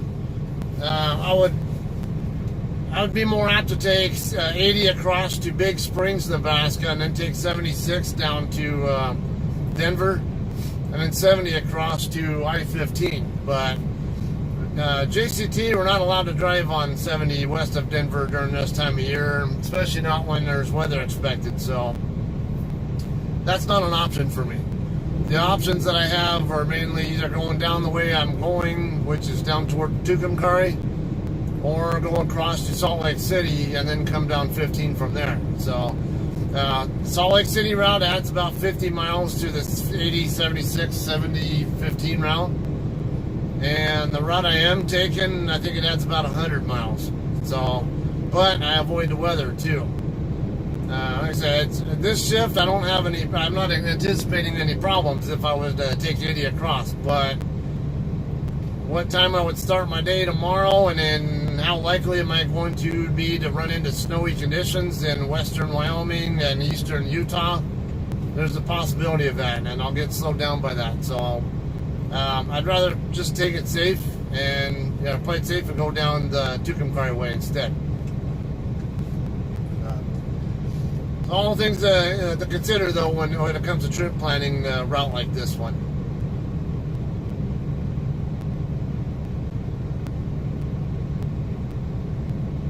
Oh, I think that person's on their phone.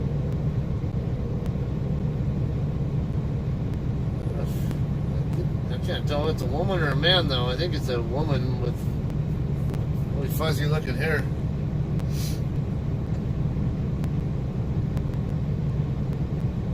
Oh, it could be a guy. It's hard to tell.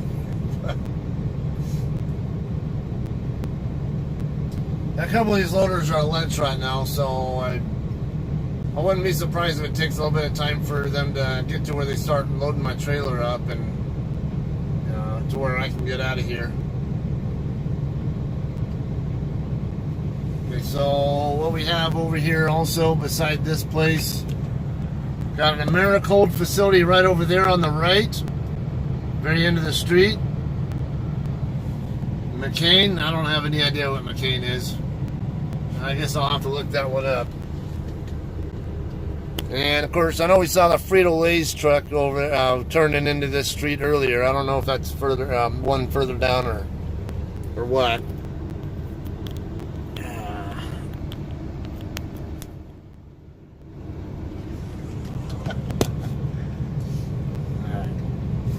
Blow my nose.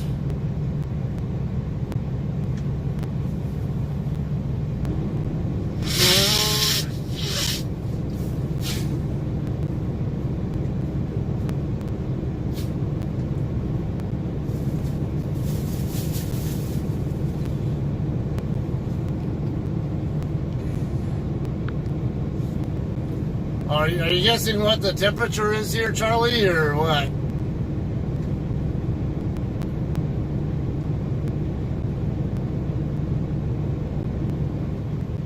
I'm assuming that's what you're doing, is guessing what the temp is here where I'm at. I'll say you're not very far off. It's 38 right now, which, let's see, should be about 3 degrees Celsius, somewhere around there.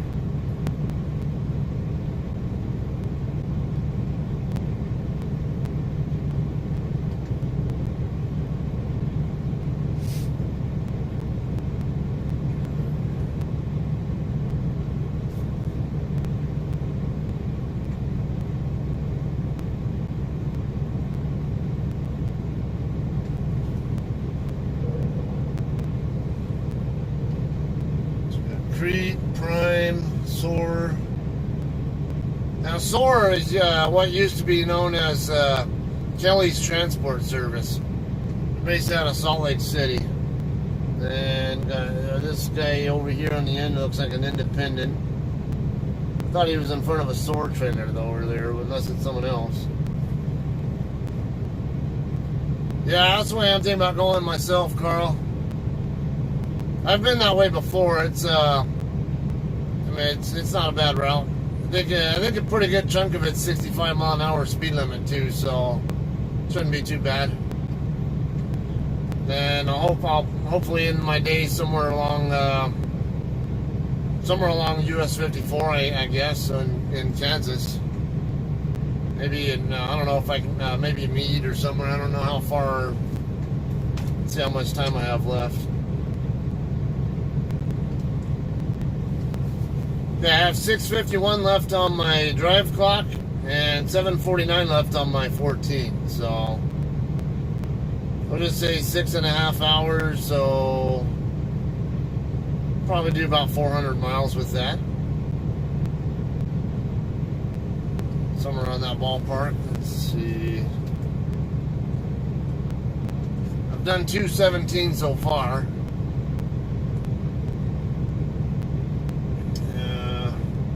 Yeah, I'll just say somewhere in the ballpark of 400-ish. Now, if I go, because 283 is off where Lexington is, which is at the 237. I was off the 312, so it's about 80 miles just of I-80 alone. And then it'll be a pretty good chunk of 283 and 54 after that. Or mostly 283 today, and maybe...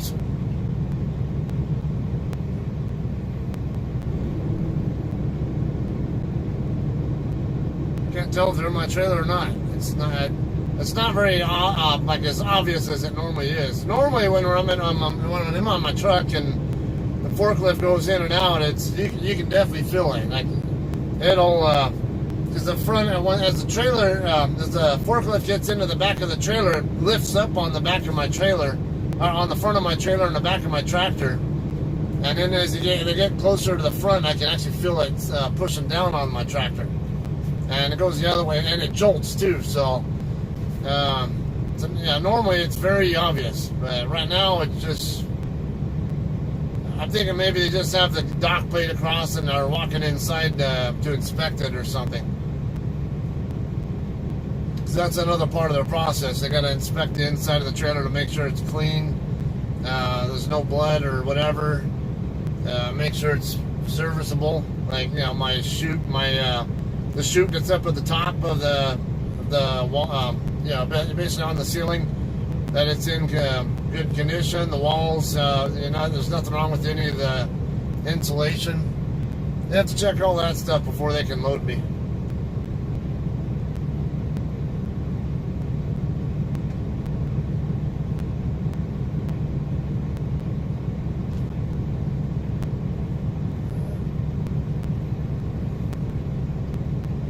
Yeah, I don't know if I can just get to like Dodge City or something, but I mean, it would be great.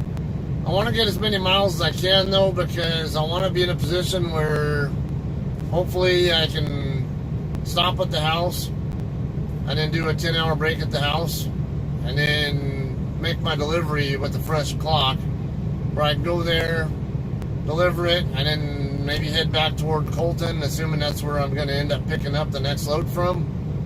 And perhaps be in a position where I can do a 10-hour break in Colton in conjunction with my pickup or something.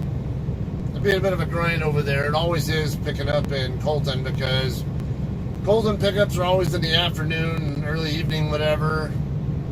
And of course, I'll have the delivery to make, and whatever time it takes to offload, and then also get back across to Colton. So.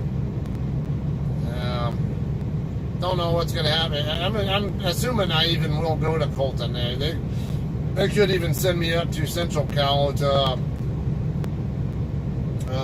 Lemoore or Tulare or somewhere for a cheese load. Speaking of that, you guys saw that this small company used an autonomous truck and took a load of cheese from Tulare all the way out to I think it was Quakertown, Pennsylvania, last week. Yeah, it was autonomous. Of course, they had a couple of safety observer and I think some kind of like engineering tech or something in the truck with it, but that was it. But I guess the truck drove all the way up there without any problems. So, but, I mean, still got the problem of who's going to want to spend their life in a truck. And, I mean, just because the truck will be autonomous doesn't mean that, you still got to deal with customers, too. The truck's not going to deal with, not going to be able to interact with the customer or go inside the office and all that. So, I don't really know how this autonomous thing would even work out. I understand trying to cut costs, but then, is it really be careful what you wish for, because if you put too many truckers out of jobs, then guess what? And there goes your demand, and there goes your economy, and yeah, because so many people out of work and having to figure out what other kind of jobs there are, and yeah, like there are a lot of jobs to do right now that aren't already occupied. Yeah, this is an important career field. It keeps, sometimes staying a little more low tech and primitive in the ways, whatever, is a more effective means of keeping people gainfully employed. I mean, why go through that? I mean, how many truckers do we have in this industry? Over 1 million or something? I don't even know. But just imagine how many, if a huge number of those truckers got put out of work because of autonomous trucks, and now they're out of work and have, and a lot of those people might be sole breadwinners for their families. So, and even if they aren't, how much do they contribute to the economy with their spending, among other things, with what money they earn? There goes some of that money that goes to the economy and GDP and all that, GNP, when they don't have jobs. And when there's less demand, then guess what? Other businesses struggle because they have fewer customers because people can't afford it. So I don't like this autonomous vehicle thing at all. Not to mention there are times where they can do unexpected things. Okay, like the Uber accident in Phoenix. That one, the vehicle should have spotted the woman, but it didn't. And then the safety observer was basically looking down at whatever and only saw but when it was too late to do anything. There was another case I remember where in Las Vegas they had an autonomous city bus driving around there. This bus got in the way of a day cab truck driver who was trying to set up a backing down an alleyway or whatever it was, and the bus got on the way of the truck while the truck was in the middle of its setup. And the truck driver had no idea the bus was there, and while he was backing up, he ends up hitting the bus. Okay, so it shows you that autonomous vehicles are not fallible. You're still going to have accidents. And you're still going to have problems with that. So I just don't see it being a good thing to have. I think people just need to be better trained and be held more accountable with their, and make it more difficult for people to get licenses too.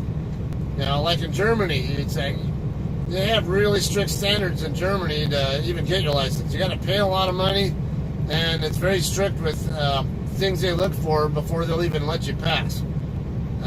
It's almost like it's not like a matter of, you get an 80% or higher on your test and you pass. It's more like, no, you better do everything proficiently. It's kind of like the way they teach with their private pilots.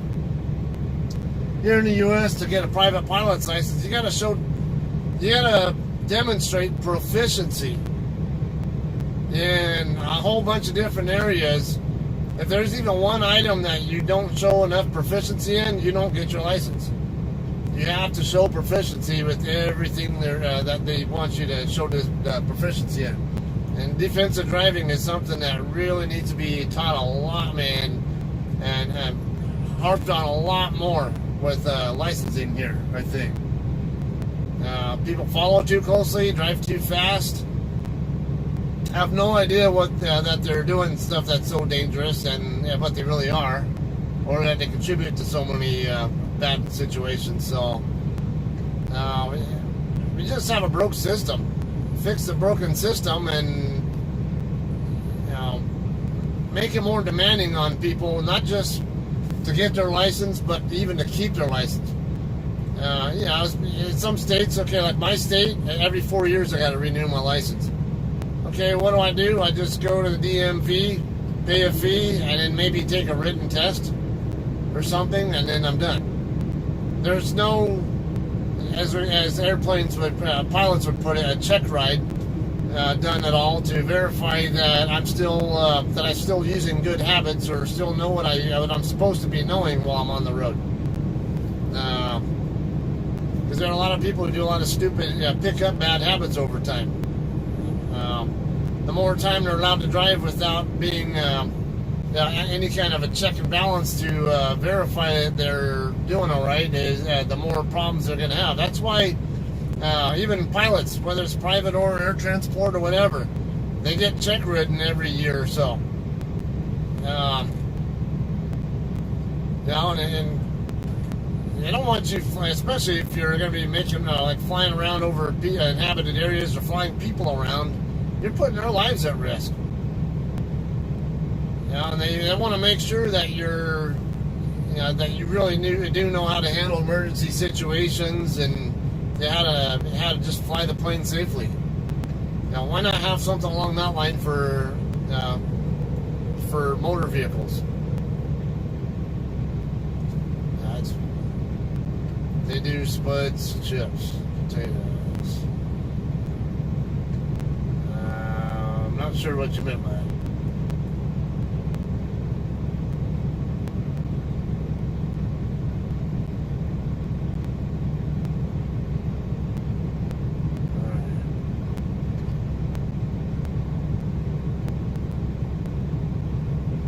Someone's getting pizza delivered.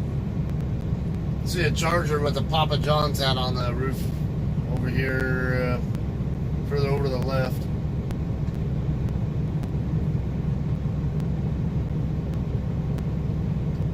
I can swear they've gone in and out of my trailer a few times, but I have to wonder. They can't be using pallet jacks. I would think they'd be using forklifts. There's no door status light, so I don't know if they're actually in there or not. I might go take a look.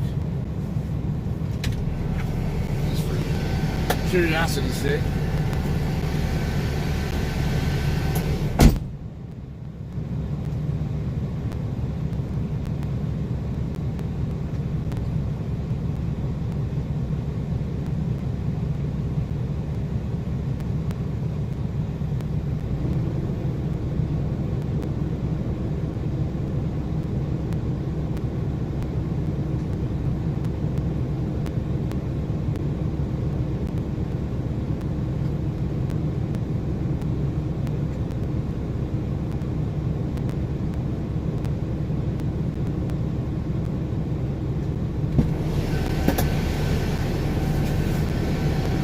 It's not even, the dock plate's not even across right now.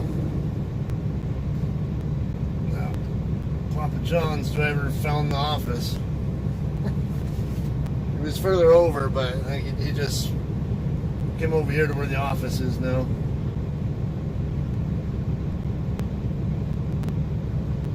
Alright. Well, I might just lay down for a little bit here. Well, I'll probably leave this on for you and switch it around so if there's anything going on here you can see it, and then I can charge that, whatever, stretch out. I don't like to sit in the driver's seat if I'm not driving, so I'm gonna switch this around. I'll leave it up for you guys, okay?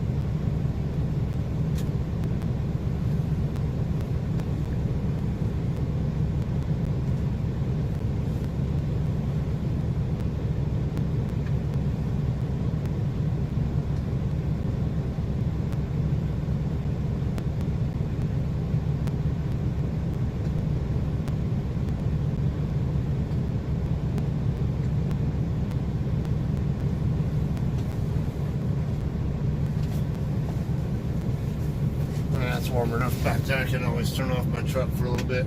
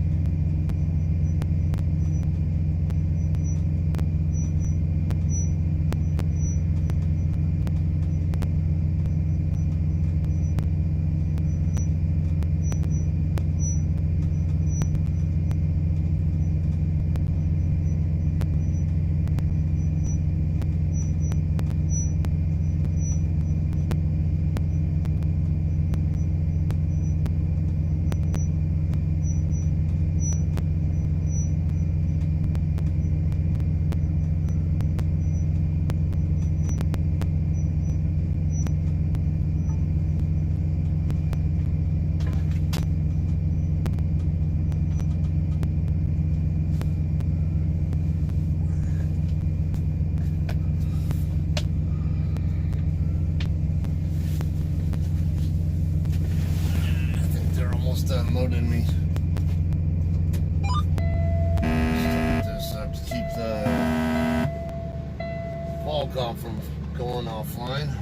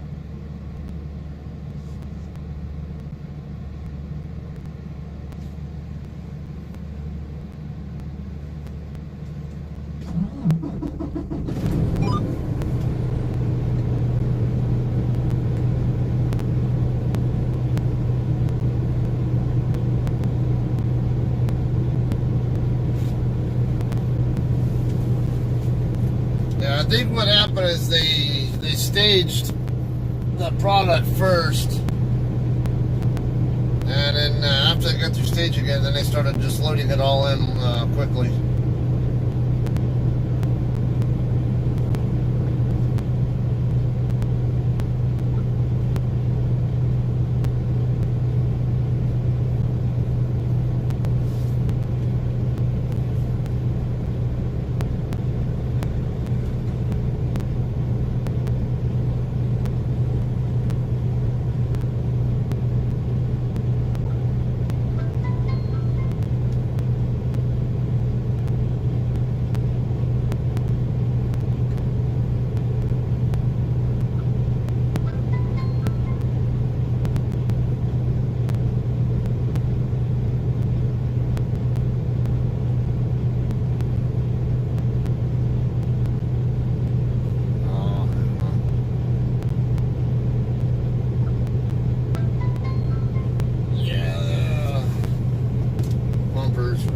Loaders right here.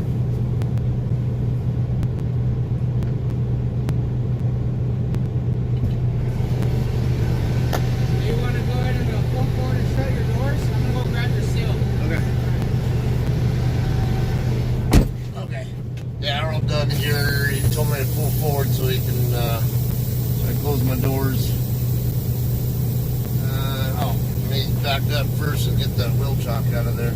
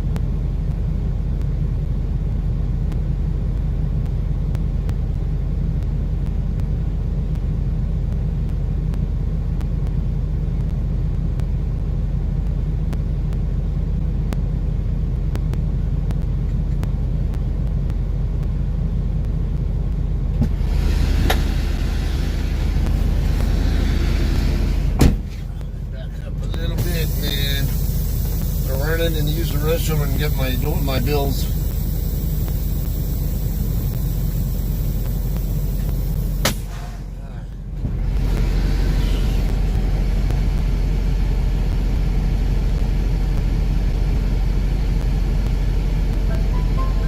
Finish this game here.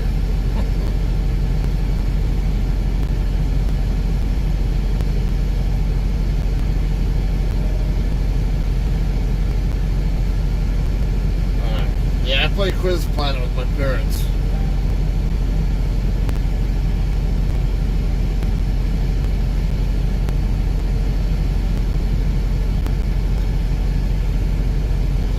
Close. Okay. Now time to run in.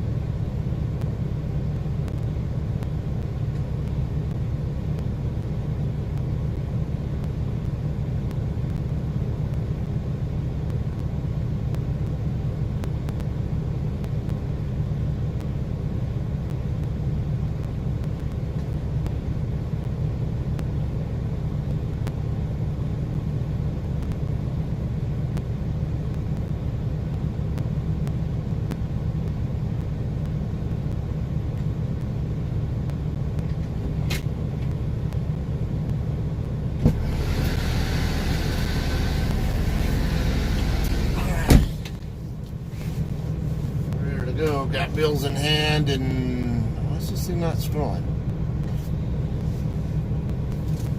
Semi-departure information will be out of here. I'll have to scale it. Yeah, I need to use the restroom and get a drink and all that when I get over to Flying J.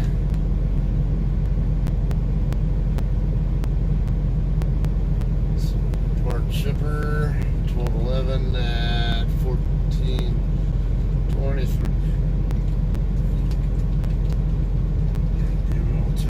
-10, reefer setting, -10, start, stop. Some beef.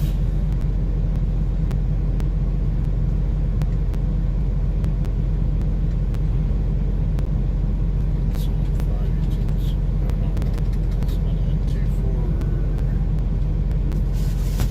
2.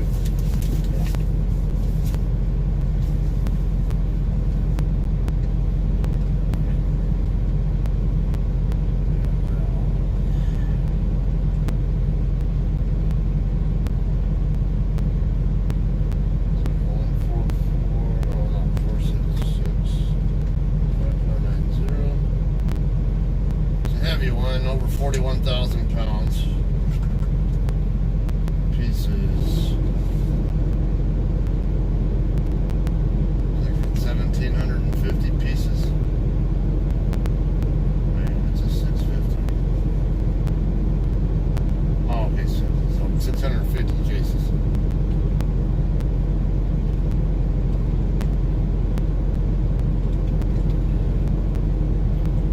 Serial number 0332033. 6 on fuel.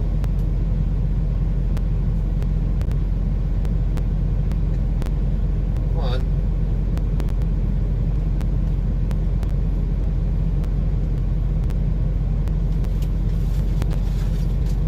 Call me at the office.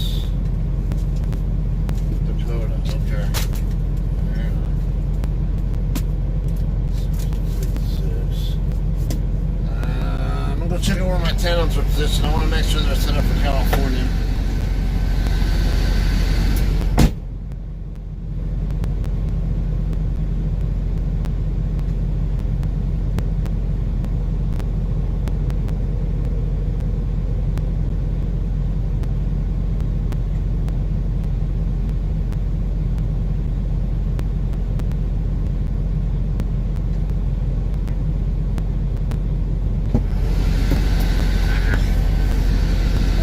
Back from California, I need to set them.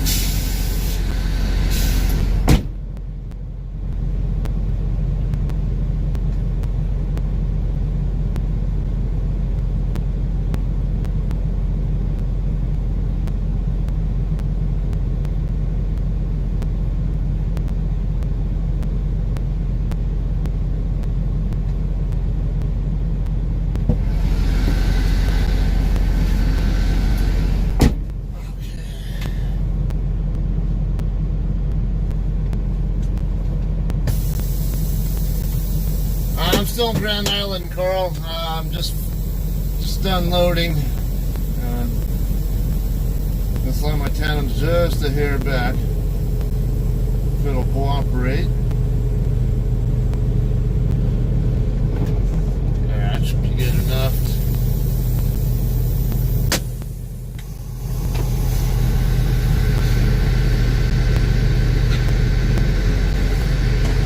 See where I'm at.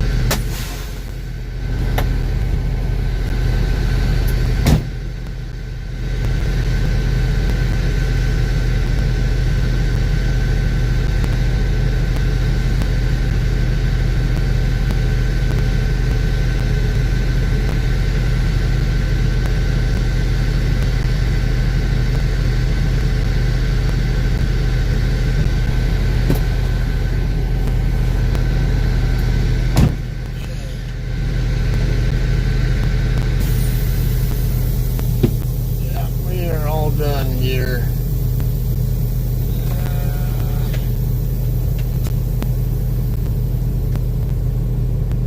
This thing's not auto scrolling though, and I gotta call my planner up and see what's happening.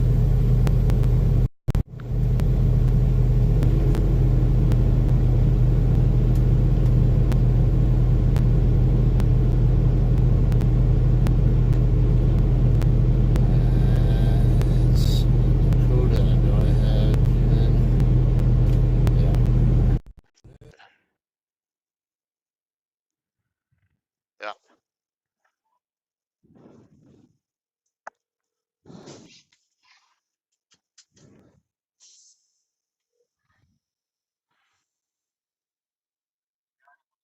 Hey, how's it going, Dakota?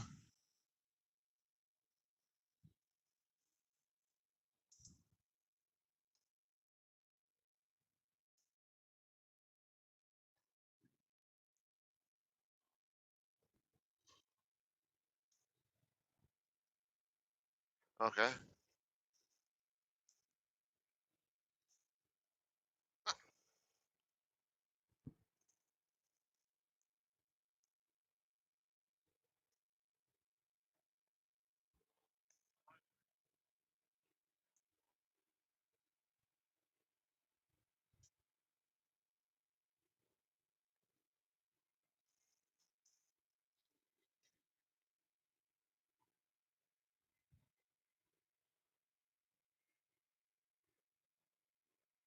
Oh, that sucks.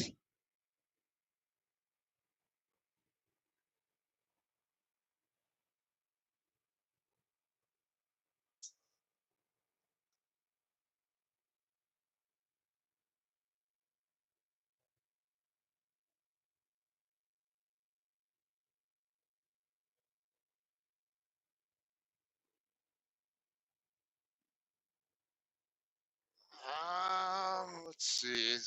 Are they picking it up right now, or?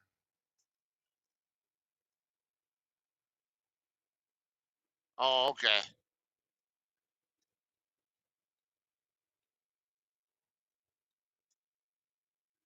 I'm already loaded out. I'm actually leaving their property right now. But I am planning to turn off of 80 in Lexington. So, man, there's that option.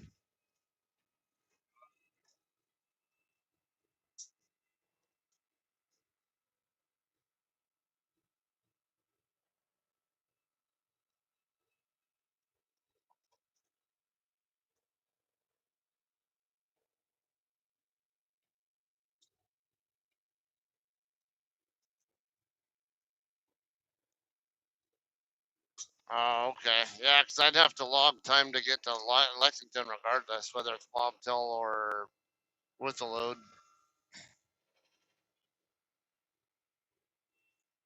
Yeah, 80 or so.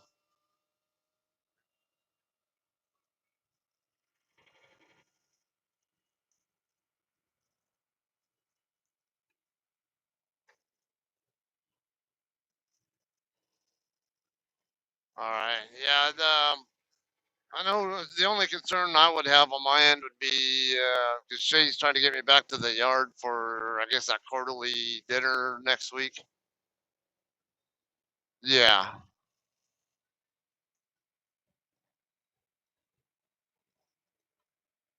Yeah. She was thinking maybe something. Yeah, that's what I found out the hard way yesterday.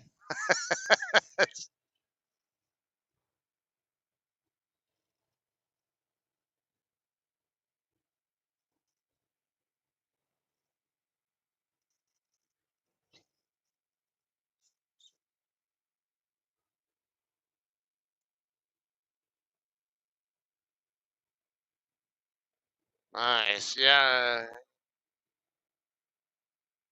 Oh, okay. Yeah, she was telling me something about wearing like slacks and night dressy shoes, whatever. And then is it like shirt and tie or something, or?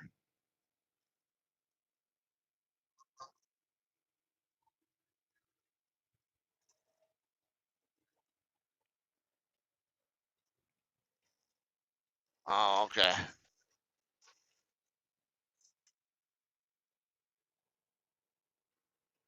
Oh, okay. It sounds like I'll be all right then.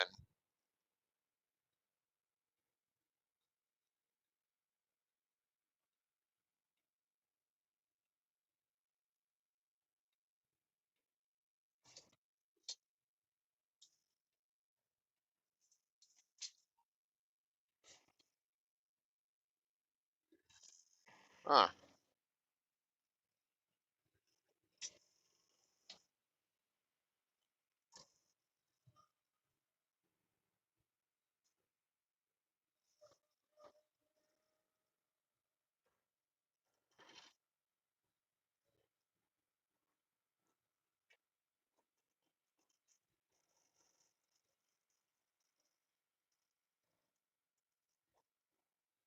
Yeah, that's true. Yeah, that's true. Plus, I think she was wanting me to go that way so I can get the clothes I need for that. So,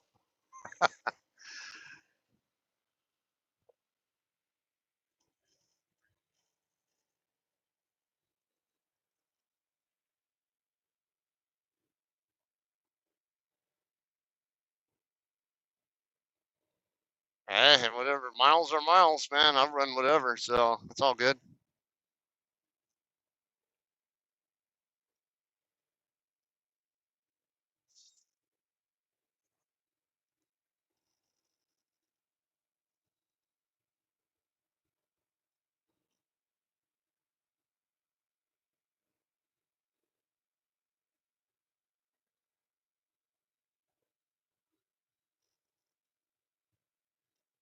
All right, no problem.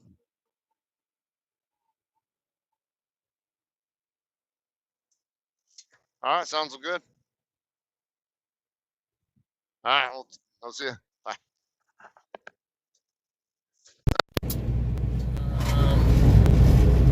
Okay, so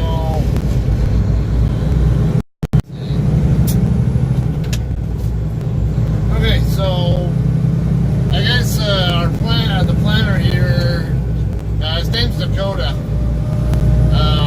He's got a team truck over in Lexington, or no, I think they were down in Peculiar or somewhere. And it's something about going up to Lexington or something. I guess I'm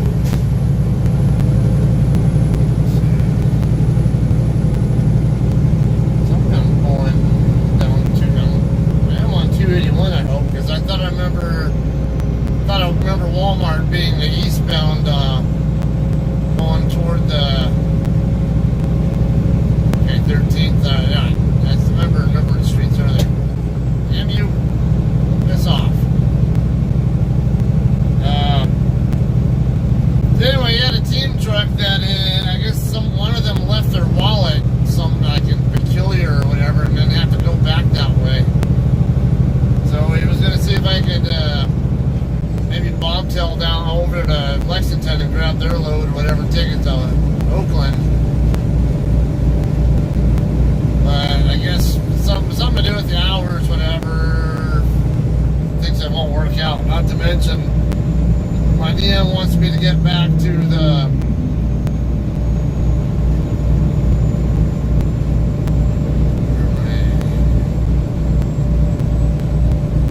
this is 30 coming up. Okay.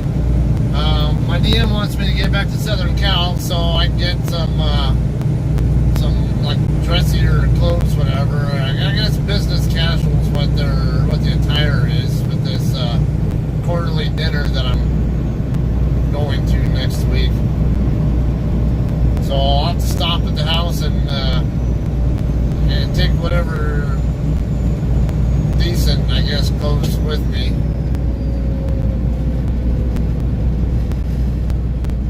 Old Potash Highway. No, don't turn left here this time.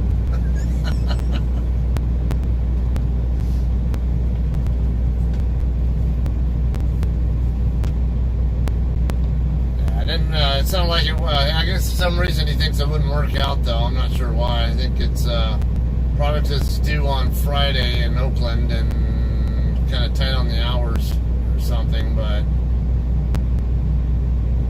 yeah, whatever. It's but yeah, he saw that I was in his area, so it was one of the first things he did was consider me as far for that repower that he's trying to do.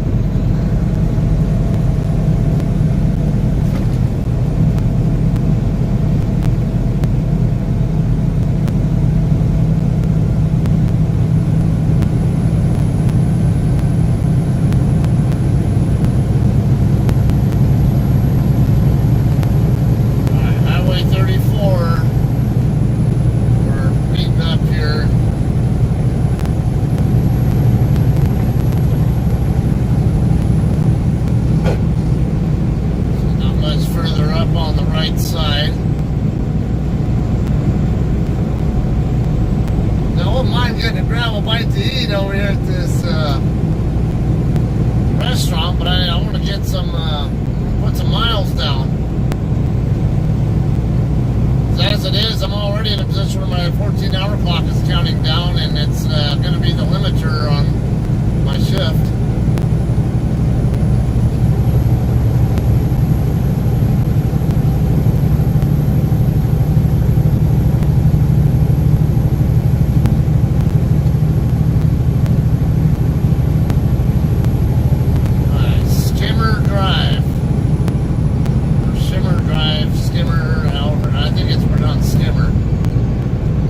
SCH is pronounced scut.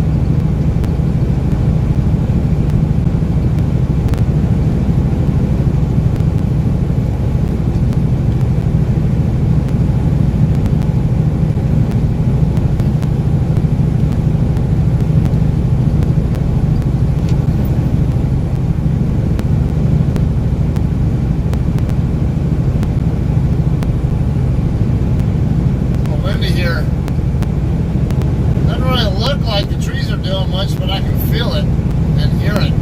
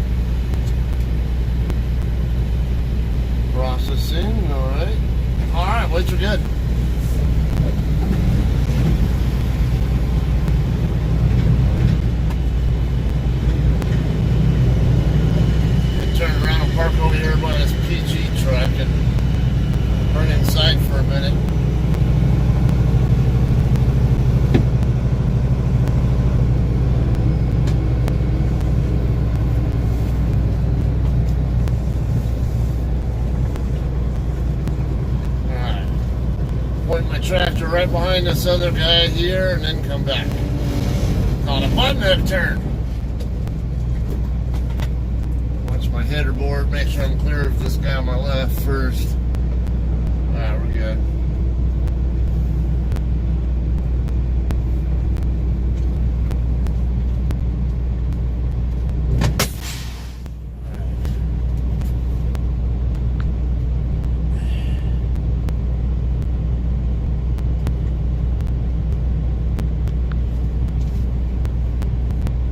Duty, I'll be back in a few.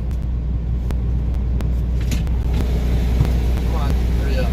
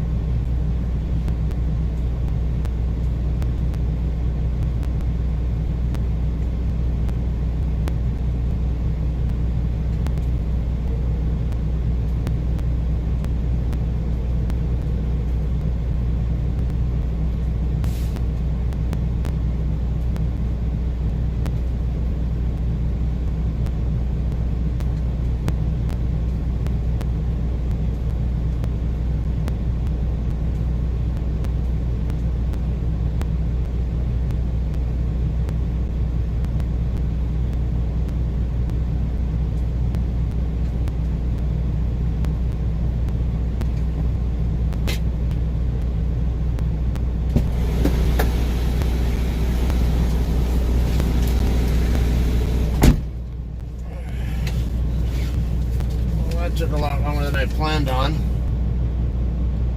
Why is this damn thing? I have to keep scrolling the text to see the end of it. Alright. Yeah, the Pepsi was out, so I had to sit and wait for him to change the thing. Arnell Logistics. Okay, put your phone down and drive. Because you're in my way.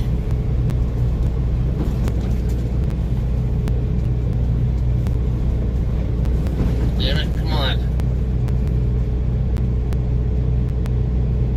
Are you going by or not?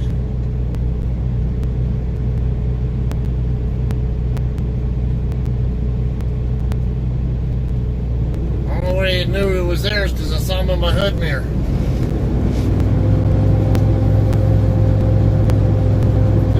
Of hood mirrors, or the value of hood mirrors. If I had no hood mirror, I would have had no clue that he was even there. Oh, for God's sake, come on.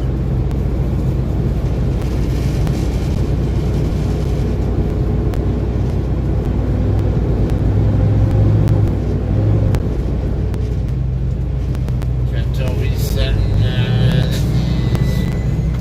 He's trying to get to the fuel island, I think. Good.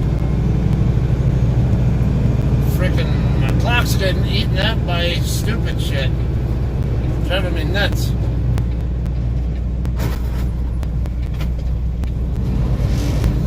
Now at a point where 300 miles is probably about as much as I can reasonably expect to get out of what's on my clock. Down to 511.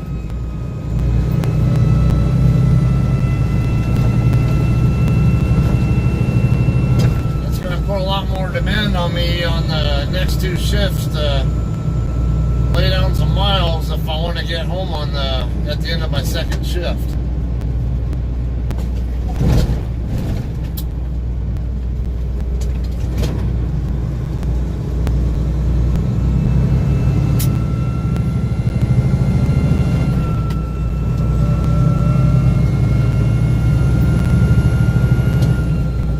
West into Lexington, and then head down 283 from there.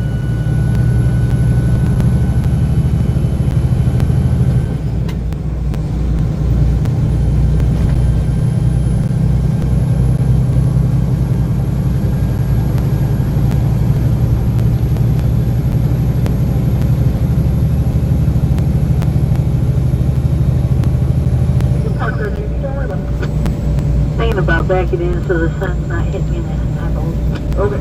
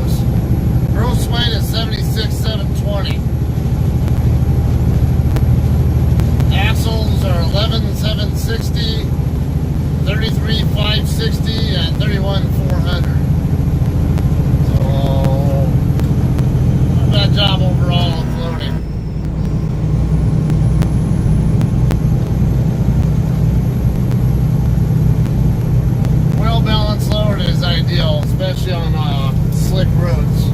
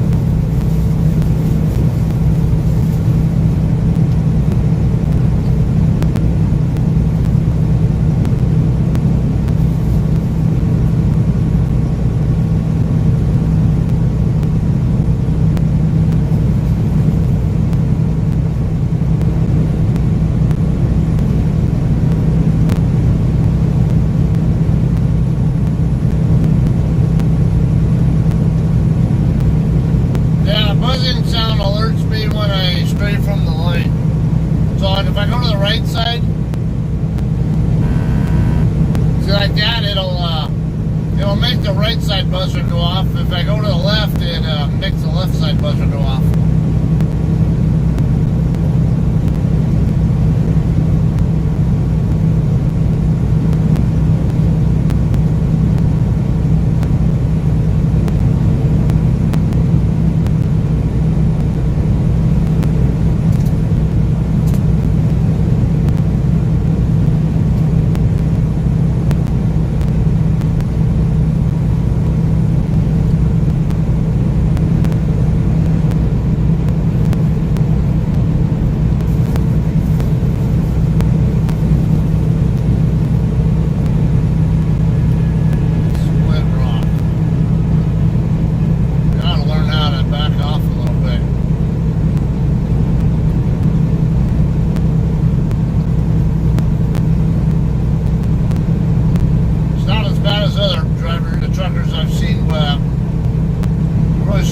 Shouldn't be following that closely.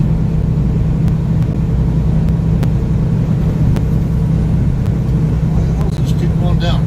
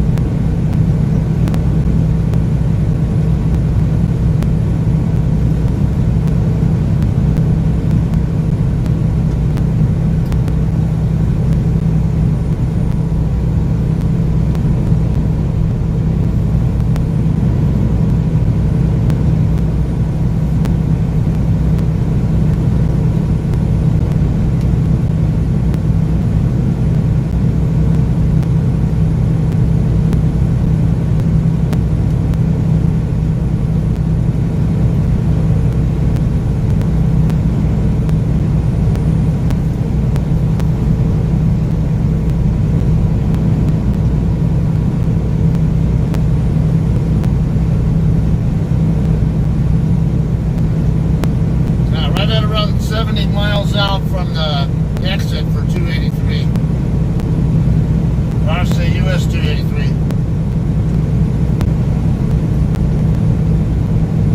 So right at about an hour from now, I'll be at my exit to start heading down heading south.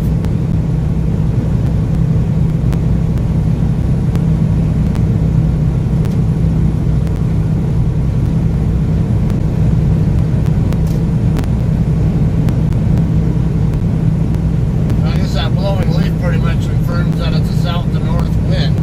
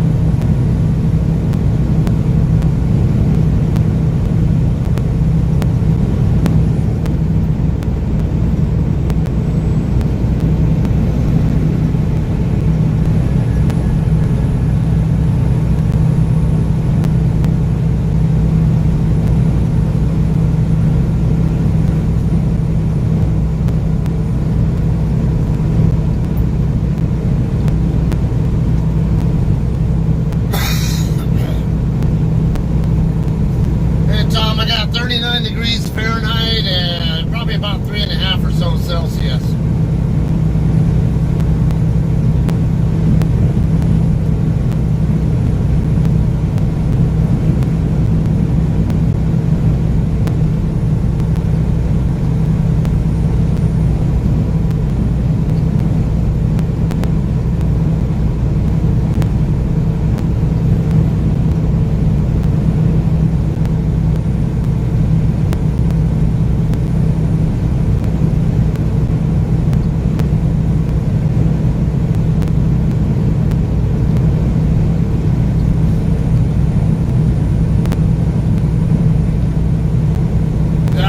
What I dealt with yesterday too, coming up from Heavener, Oklahoma, up to Boone, Iowa, going up I-35 in between Kansas City and Des Moines. It kind of, to me, it looked like it should have been warmer than it really was. I mean, it was like 20, 22 degrees there, which is about -6 Celsius.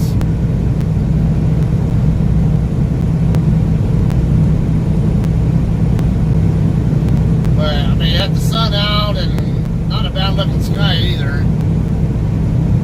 I really would have thought it would have been warmer than it actually was.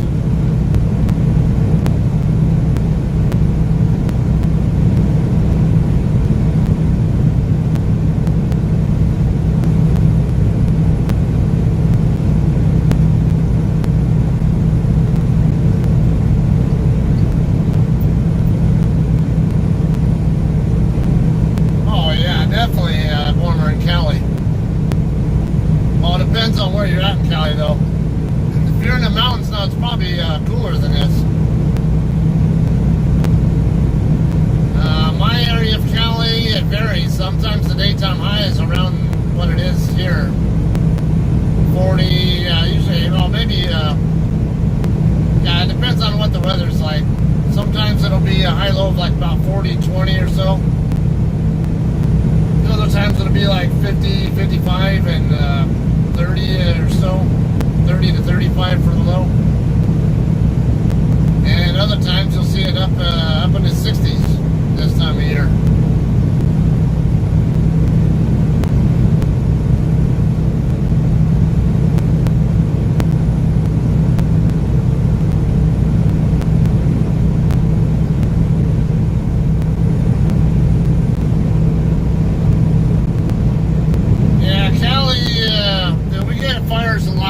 From Santa Ana winds. We get dry conditions and what we call Santa Ana winds. What it is these winds blow, basically we call it offshore flow. Basically the winds come down from Utah, they come down into California and then push out to the sea, or into the Pacific. That's what we call offshore flow.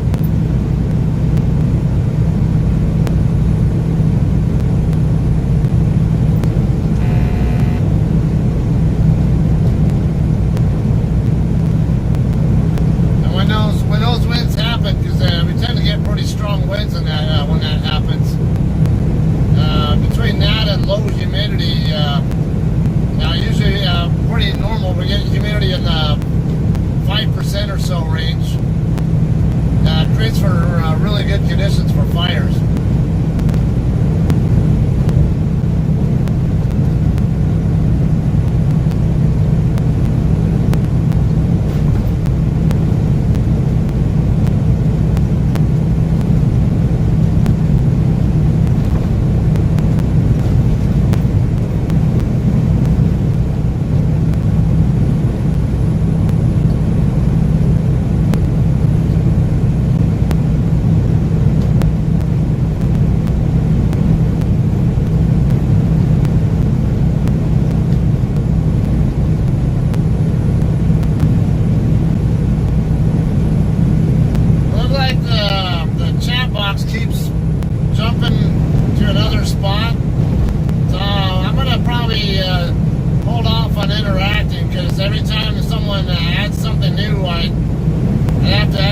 Swipe up real quick to have an any idea what it is that's been said. So I think for better safety, I'll hold off on doing that. If it doesn't just pop up where I can quickly glance at it, then I don't want to. Really don't want to bother. But you guys keep chatting, and I don't know if maybe it'll get to where I can see it eventually show up.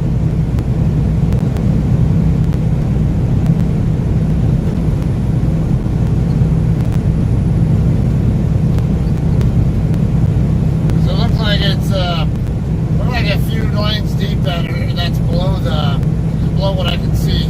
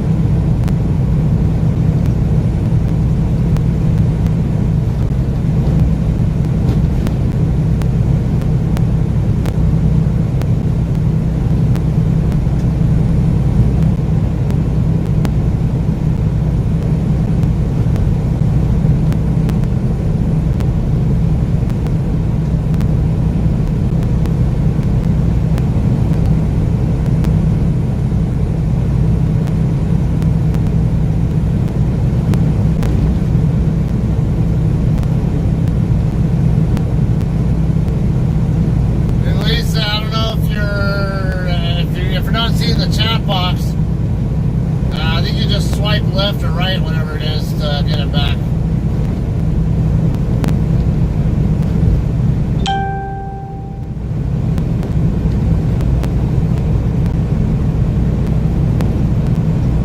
Warrack State Rec Area, exit 291.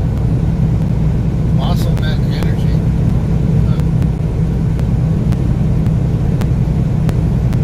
Speaking of exit 291, it's Highway 10 Delta Link. Sheldon.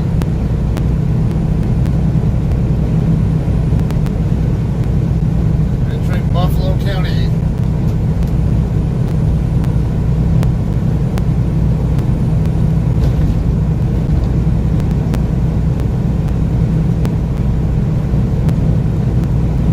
Just pops up in the middle of the screen. Interesting.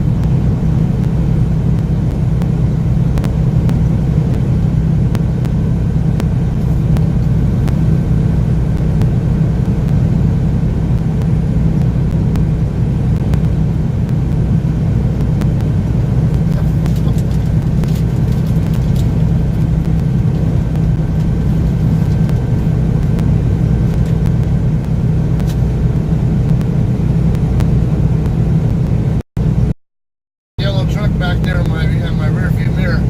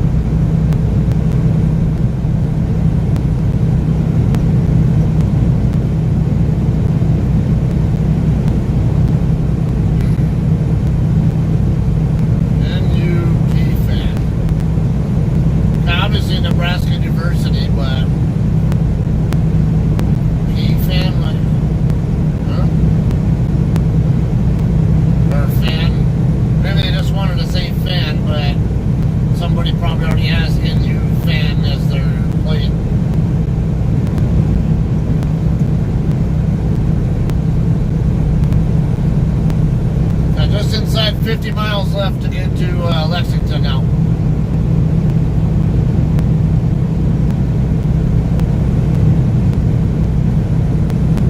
Swift.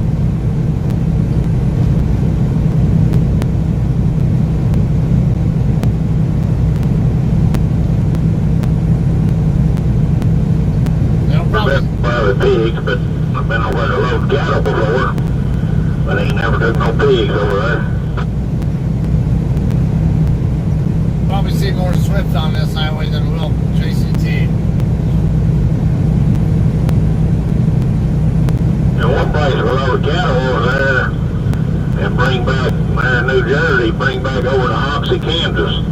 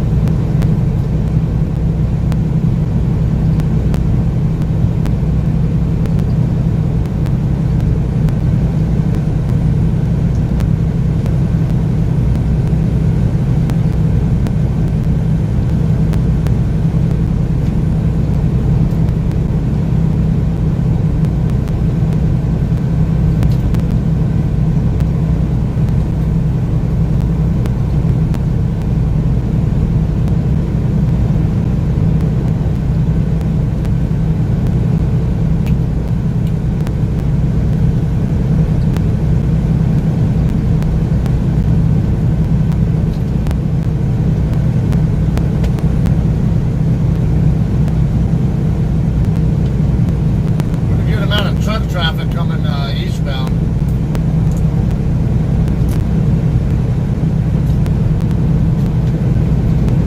There's plenty of westbound trucks too.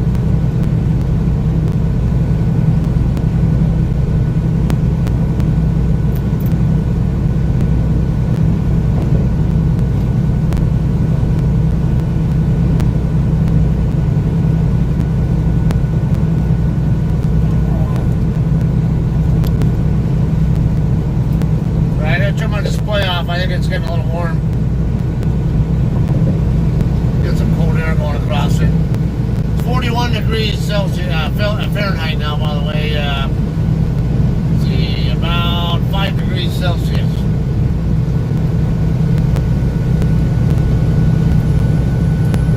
And just getting into the town of Kearney, Nebraska.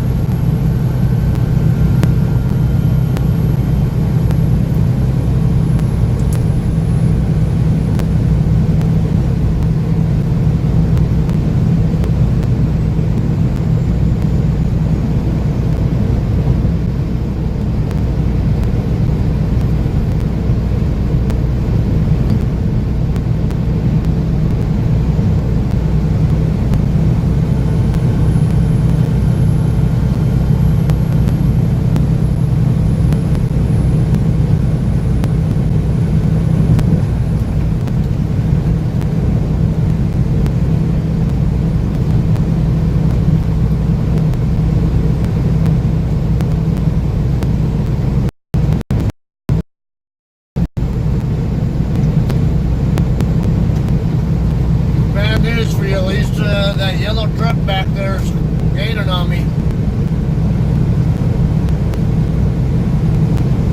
And he's gonna catch me before I get to my exit. Speaking of, 40 miles out from exit now.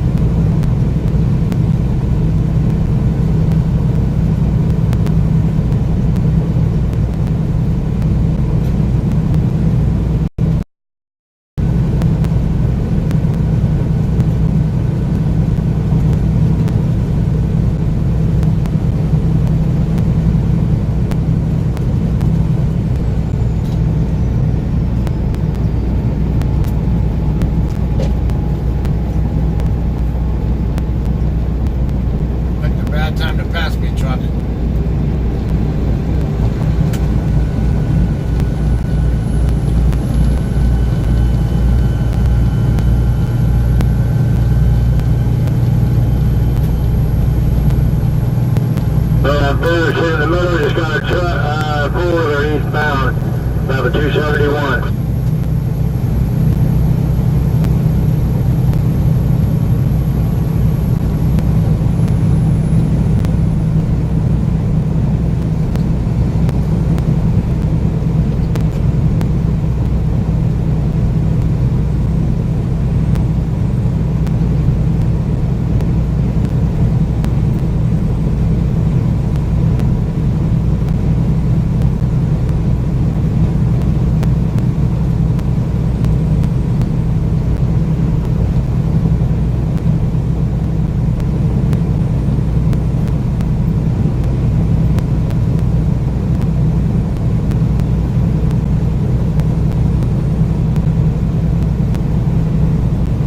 Well, this truck here, looks like it's white, but looks like it might have purple on it. No, that's a gray. It's got like a chameleon looking kind of color though. More than pink, it said.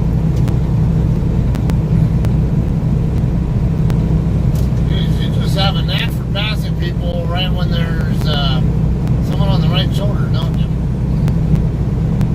Well, that one's abandoned anyway.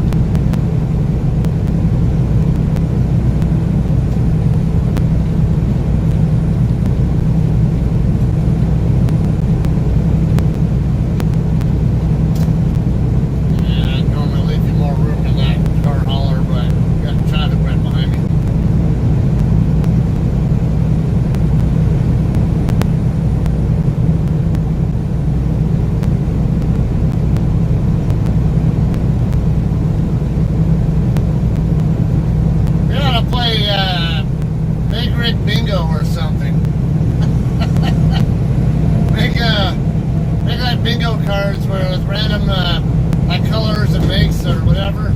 So like let's say red Freightliner or black Peterbilt or blue Kenworth or something. Just have them all a bunch of different or even yellow Volvo or purple International or whatever.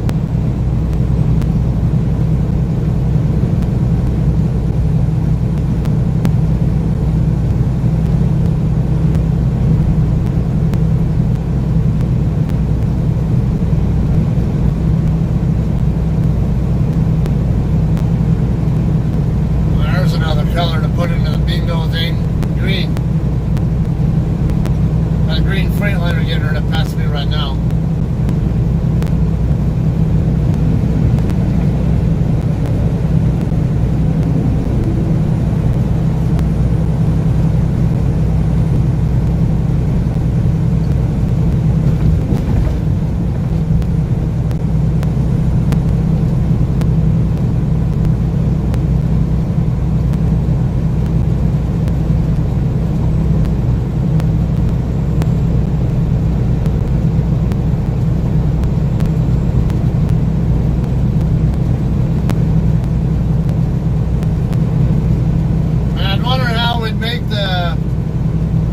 Some random cards like that though.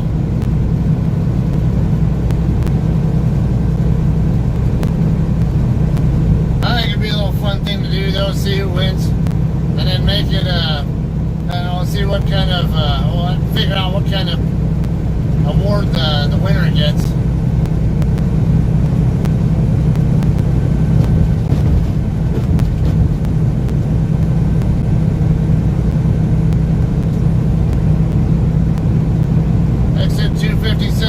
US 183. This is one of the exits I could use. I'm going to elect for 283 instead. About another 20 miles of all 70 mile an hour driving, so that's why I'm doing that.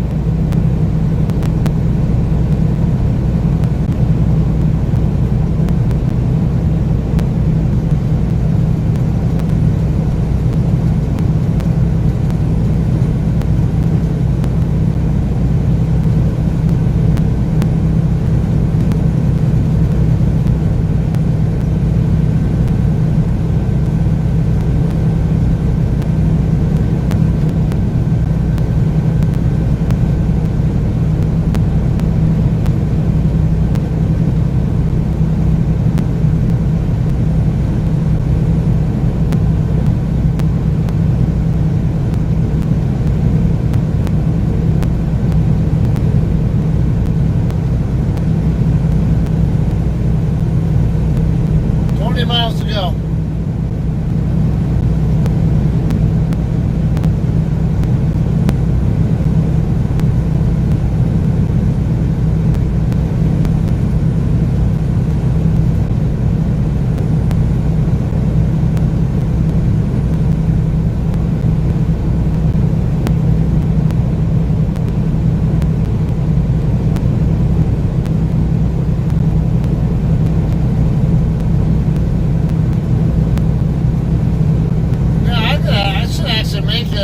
Get an actual, you know, like a store-bought, like a what's that store called? Spencer's Gift Shop kind of game for that big rig bingo. for travel, and then maybe sell, market it to the truck stops or gas stations, or where people travel, or stop for their cross country, whatever.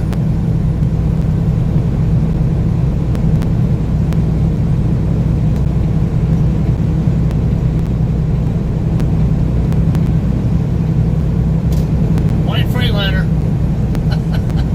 Black Freightliner just passed. 1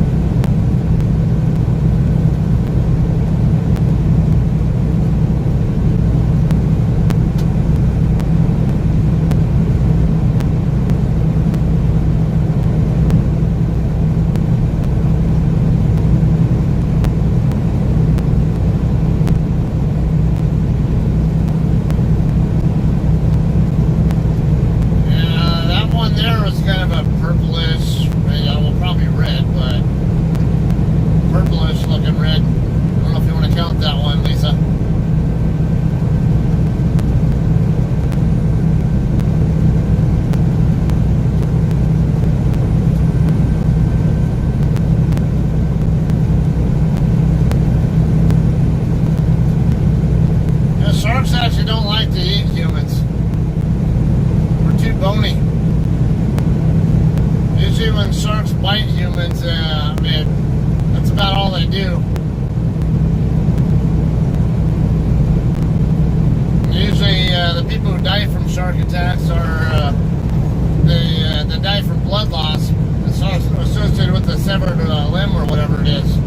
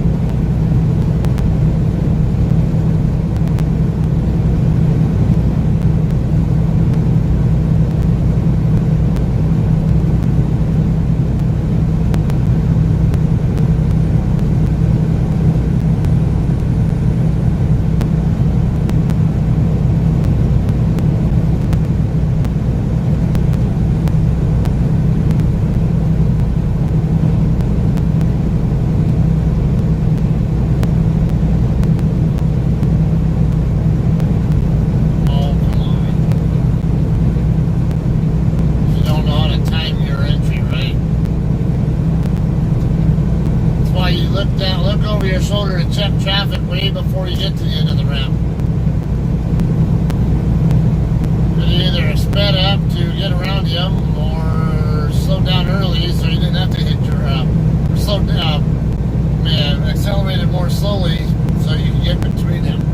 Or behind him and in front of you, whatever.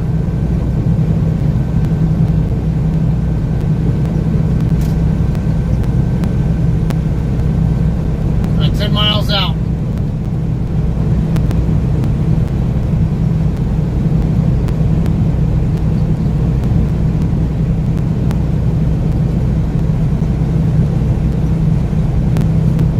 So the blue Peterbilt here.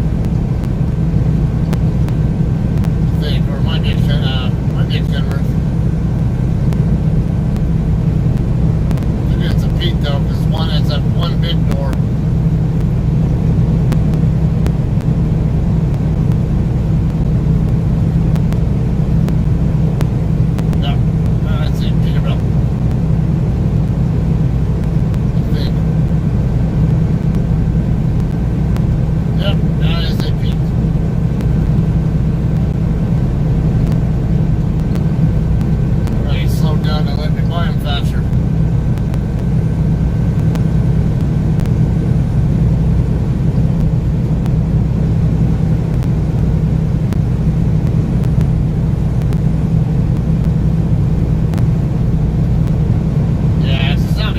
Slower than me now. It's back to where he was. I think he just let off a little bit to help you get by him a little quicker or something.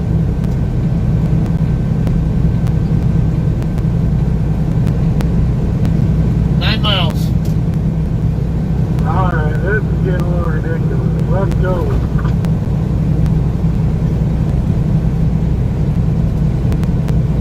Yeah, you stupid white Volvo.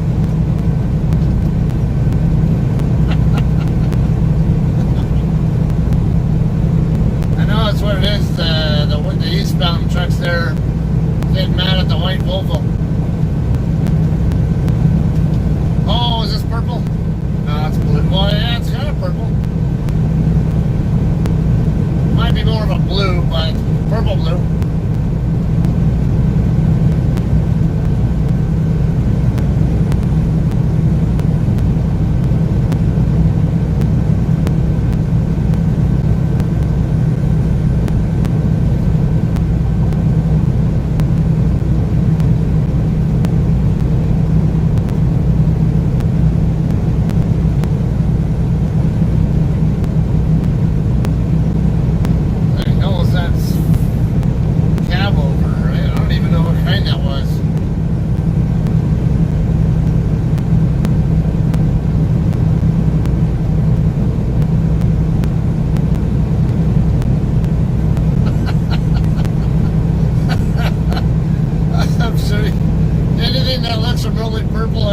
it's purple.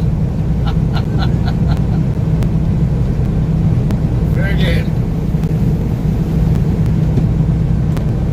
Actually, my door window is here. It's getting got a residue on it.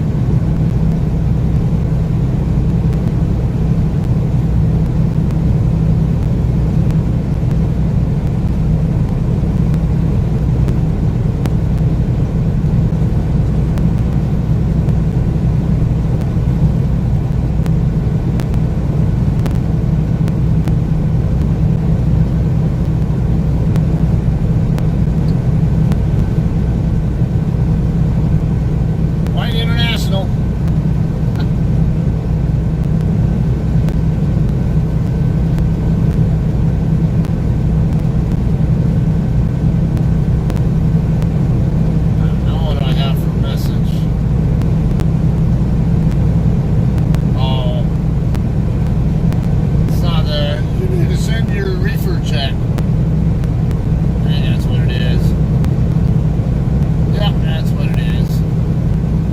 By the time that it came in.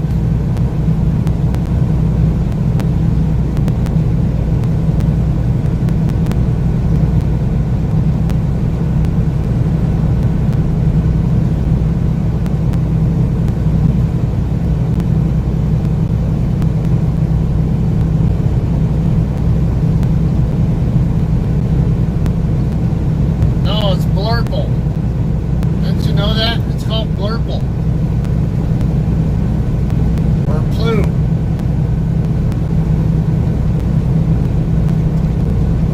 Or Peru. 5 miles.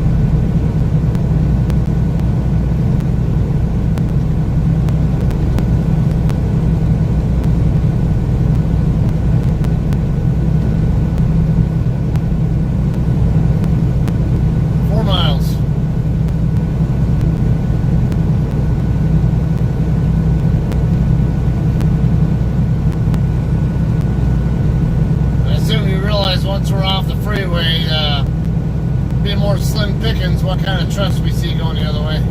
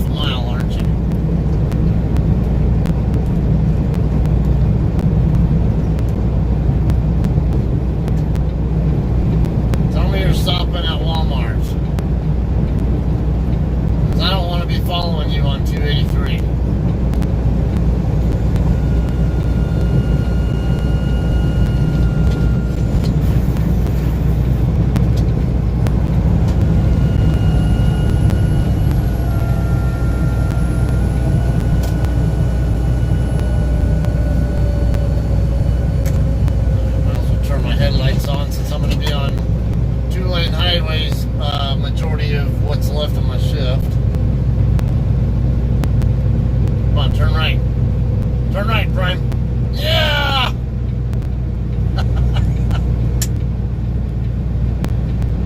That means he's probably going to Walmart. Now, he could be already going to Tyson plant also, but...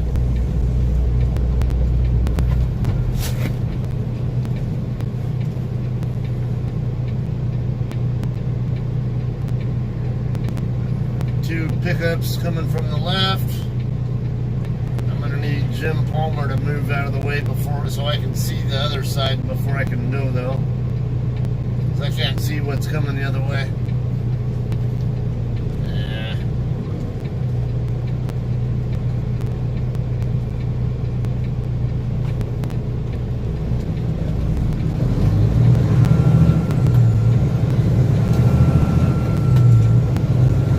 I can't stay out of your lane.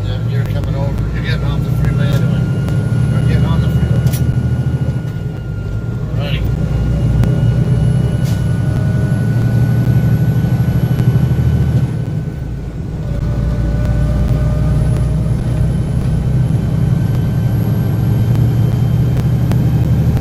Right at about 4 hours left on my clock.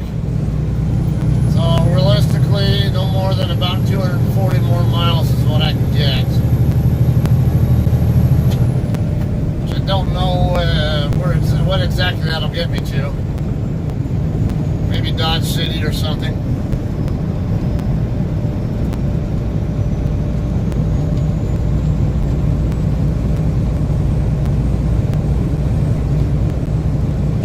I really don't want to be showing up at places at 8 o'clock at night either, when it's more probable I'll have problems finding a place to park.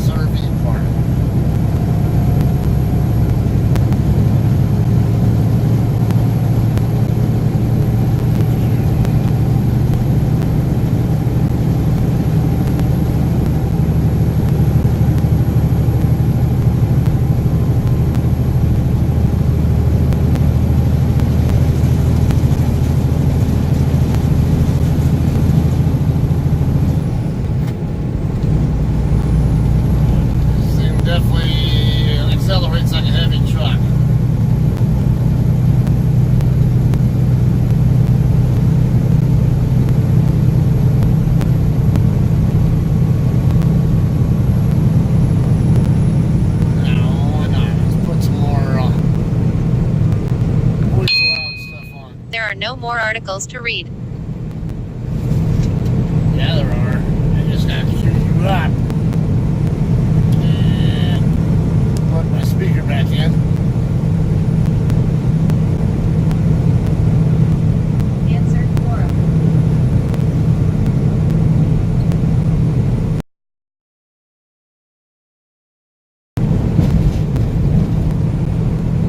Answer forum. Quora. Open and up, sign in. What silly mistake almost got you killed or injured in the military? Charles Bournaire, former captain at U.S. Army 2008-2014. Answered November 23, 2019, upvoted by Sam Green, airman at United States Navy, and Dylan Culver, former 11th Sea Infantry mortarman at U.S. Army 2014-2019. Author has 60 answers and 145.6k answer views. During my first deployment to downtown Baghdad, Iraq, I was just a 23-year-old first lieutenant. As a convoy commander for our security team, I was in charge of running missions from Bob Falcon to various outposts and joint security stations. However, I started thinking with my wrong head, not my brain, and it almost got me inadvertently killed or seriously injured. In order to provide translation support while outside the wire, each company was assigned a couple of Iraqi interpreters. My security team was partnered with an extremely competent and personable female who also happened to be drop-dead gorgeous. Not actual photo, but you get the idea. She was funny, witty, could outwork a lot of the guys in the gym, and loved video games.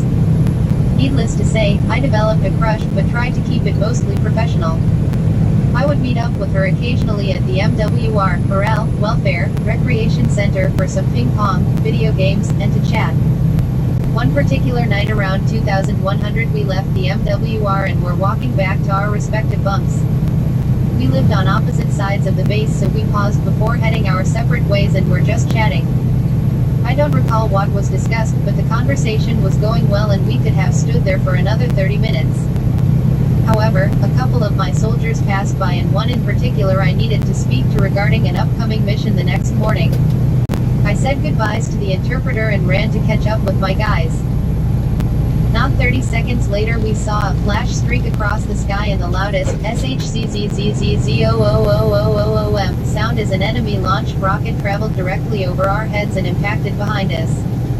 I'll forever be thankful for those guys walking by that evening because the rocket detonated at the exact position where the interpreter and I were standing just moments earlier. Actual impact photo. Yes, I was almost killed because I had a deployment crush.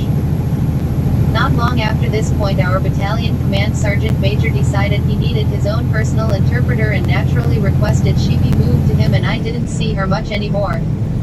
Rumor has it they got involved with each other, and following the deployment the CSM pulled some strings and got her paperwork to make a permanent move to the US expedited.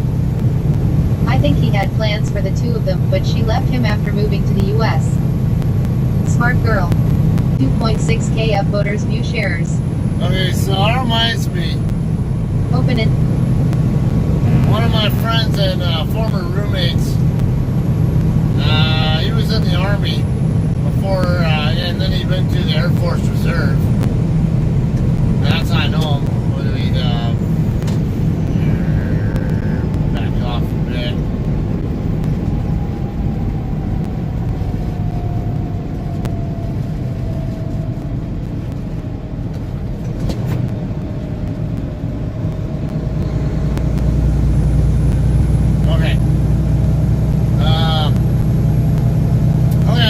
In boot camp, and they were, I guess part of Army boot camp is they learn how to throw grenades. Yeah, like an actual live grenade.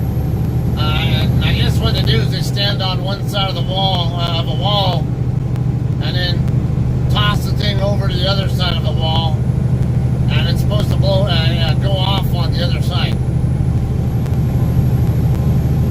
Okay, well I guess he did this. They didn't do a good enough job of throwing it. Didn't make it over the wall. So, I think the instructor who was watching him had to grab him real quick and they dove down into a ditch or over on the other side of the wall or whatever the hell it was to avoid getting blown up by the grenade.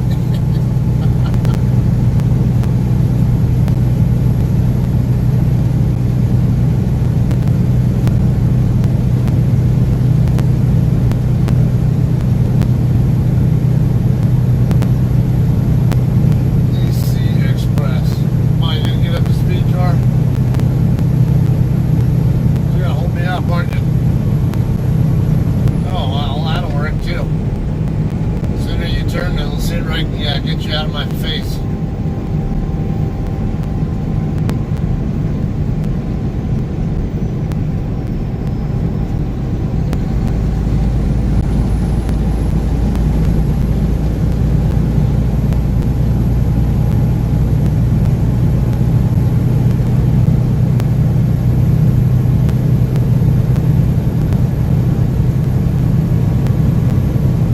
Yeah, I'm gonna end up running over 12 hours by the time I get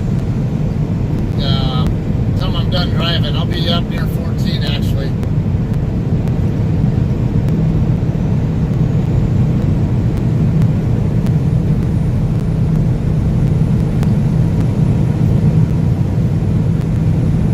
So I guess I can stream what I can.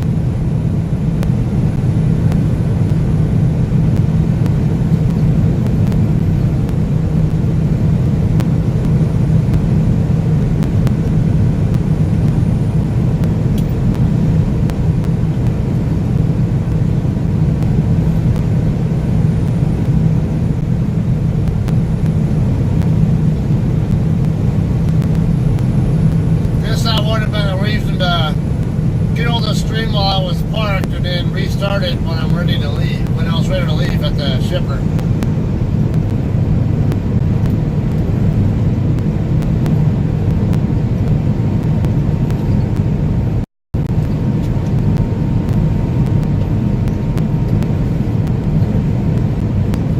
Yeah, I bet that happens more often than you might imagine. Kind of curious. I'd ask that on Cora. How often in Army boot camp does someone throw a grenade in and not make it over the wall?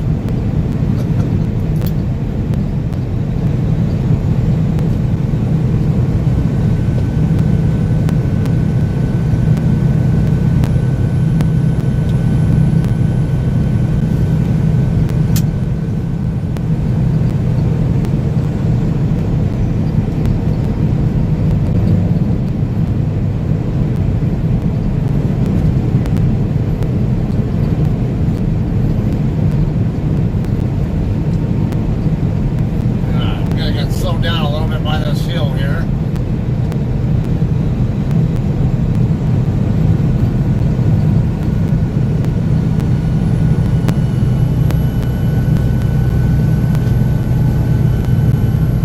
What's next? Article 9 of 130. Answer, Quora. Quora. Open in sign in. Former bullied kids, what did your bullies do when they met you as an adult? Kumiori, Independent Consultant 2005 present. Updated August 4, 2019 upvoted by Jessica Brown, MA Mental Health and School Counseling 2006, and Amanda Lai, MA Counseling and Mental Health. One day, several years ago, I came home from work and noticed a voicemail alert on our landline. Like most people, those who know us relatively well know to contact us on our cell phones. The landline is used to collect robocalls, calls from merchants, and other calls that are not of a business and personal nature. I queued up the voicemail and it was from someone named Jessica Halloran *, a girl I had attended high school with. I had not seen her in approximately 25 years. Her voice sounded almost panicked. Here's what she said. Kumi. This is Jessica Johnson. Well, my maiden name is Halloran. Jessica Halloran. We went to high school together. I'm going to give you my number and I want you to call me back as soon as you are able. Please call me. This is important. I was taken aback. Jessica and I had a history. As an underclassman, I was the youngest girl to make the varsity cheerleading squad. Jessica, an upperclassman, was cheer captain. She made my life a living hell. I was the baby on the squad and she didn't let me forget it. I loved being a cheerleader, but sadly, Jessica's incessant bullying took some of the joy out of it. Needless to say, I had no idea why this individual, who hated my guts in high school, wanted to contact me. There wasn't a reunion coming up, not that I had attended my high school reunions. I have mostly happy memories of high school, but once I graduated, I had moved on. So, I rolled my eyes, dismissed the voicemail, and proceeded to fix dinner for my family. A couple of days later, there is yet another voicemail from Jessica on my landline. There was heightened urgency in her voice, as she said she desperately needed to speak to me. Now, I was becoming irritated. This person tormented me in high school, and now, after about 25 years, she hunts me down and harasses me. Some people never grow up. Once again, I ignored the voicemail. A few days later, I get another voicemail from Jessica, who really needs to talk to me. I had played the voicemails back to my husband, expressing my exasperation. My very wise husband reminded me that for the most part people usually change after 25 years. There's probably no harm in calling her back. Just see what she wants and settle the matter. And so, I proceed to return Jessica's calls. My defenses were up. Old memories from high school danced through my head. The myriad of snarky remarks Jessica made about my appearance. The times she claimed I exchanged sexual favors for votes for my positions on student council, prom and homecoming courts. The times she intercepted the relationship with every guy the first liked. Yes, I was going to see what she wanted, and end it for good. I dialed her number and a frail voice answers. Rolling my eyes, I say, Jessica, this is Kumiori. You made my life a living hell in high school and after all this time I don't know why you're calling me. Now stop bothering me or I will get the authorities involved. Then Jessica begins to explain why she had decided to reach out to me. She had cancer. After a long, courageous fight, her prognosis did not look good. At that point, she was in hospice care. She didn't have much time left. So Jessica made it a point to reach out and make amends to those she hurt. Kumi, she said, I wasn't just a mean girl in high school. I was flat out abusive. I was cruel to you, because frankly, I was jealous of you. And at that stage in my life, I felt the need to bully people to feel better about myself. I can't reverse all of the evil I have done, but I'm hoping to stand before God with a clear conscience because I don't have much time left. I beg of you, please forgive me. Whoa. At that point, all of the anger in my heart melted. I told Jessica how sorry I was about her illness, and that what transpired between us happened a long time ago, and of course I forgive her. For the next couple of weeks, Jessica and I spoke on the phone every day. We exchanged old memories and caught up on what we did in college and eventual careers. We sent each other our wedding pictures and shared lovely stories about our respective husbands and children. Jessica lived in a neighboring state, so after some discussion with my husband, I decided to visit her. You need to spend time with this woman. We'll be fine here, don't worry about us. And so, I went to visit Jessica and checked into a close-by hotel. I spent most of my time in her home just helping out. I prepared meals for her family and made sure her kids got to and from school okay. I helped with laundry, grocery shopping, and other random household details so Jessica's husband and kids could spend quality time with her. And of course, Jessica and I spent a lot of time just talking and sharing. My high school nemesis was now my dearest friend, a sister. The next day I awoke to a cool, crisp, sunny fall morning. The leaves were beginning to change color and the birds were singing. I couldn't wait to see Jessica that day. Every moment shared with her was precious. I arrived at her house and helped prepare breakfast for her family. Jessica was asleep in her room, but after a short while, I went in to check on her. She was awake, and she had the most beautiful smile on her face. She looked better than I had ever seen her look. She seemed to have a beatific glow about her that I cannot explain. She said she wasn't hungry, but she wanted all of us together in the room with her. Her husband and children joined us, and we shared jokes and funny stories. Jessica asked me to sing our high school fight song, which I could barely finish because I was laughing so hard. Jessica drifted off to sleep, and still had the most beautiful expression on her face. Her demeanor was almost unearthly, heavenly, angelic. I will never find the words to explain. Jessica's husband and I exchanged knowing looks as their children looked at her longingly. It was almost time. Just then, Jessica opened her eyes.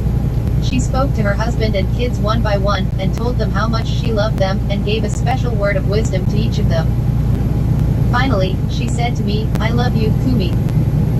I love you too, Jess. I was choking back sobs as I backed away so that Jessica's husband and kids could share a parting moment with their beloved wife and mother. Then Jessica breathed her last. I remained in Jessica's town for as long as it took to coordinate her funeral.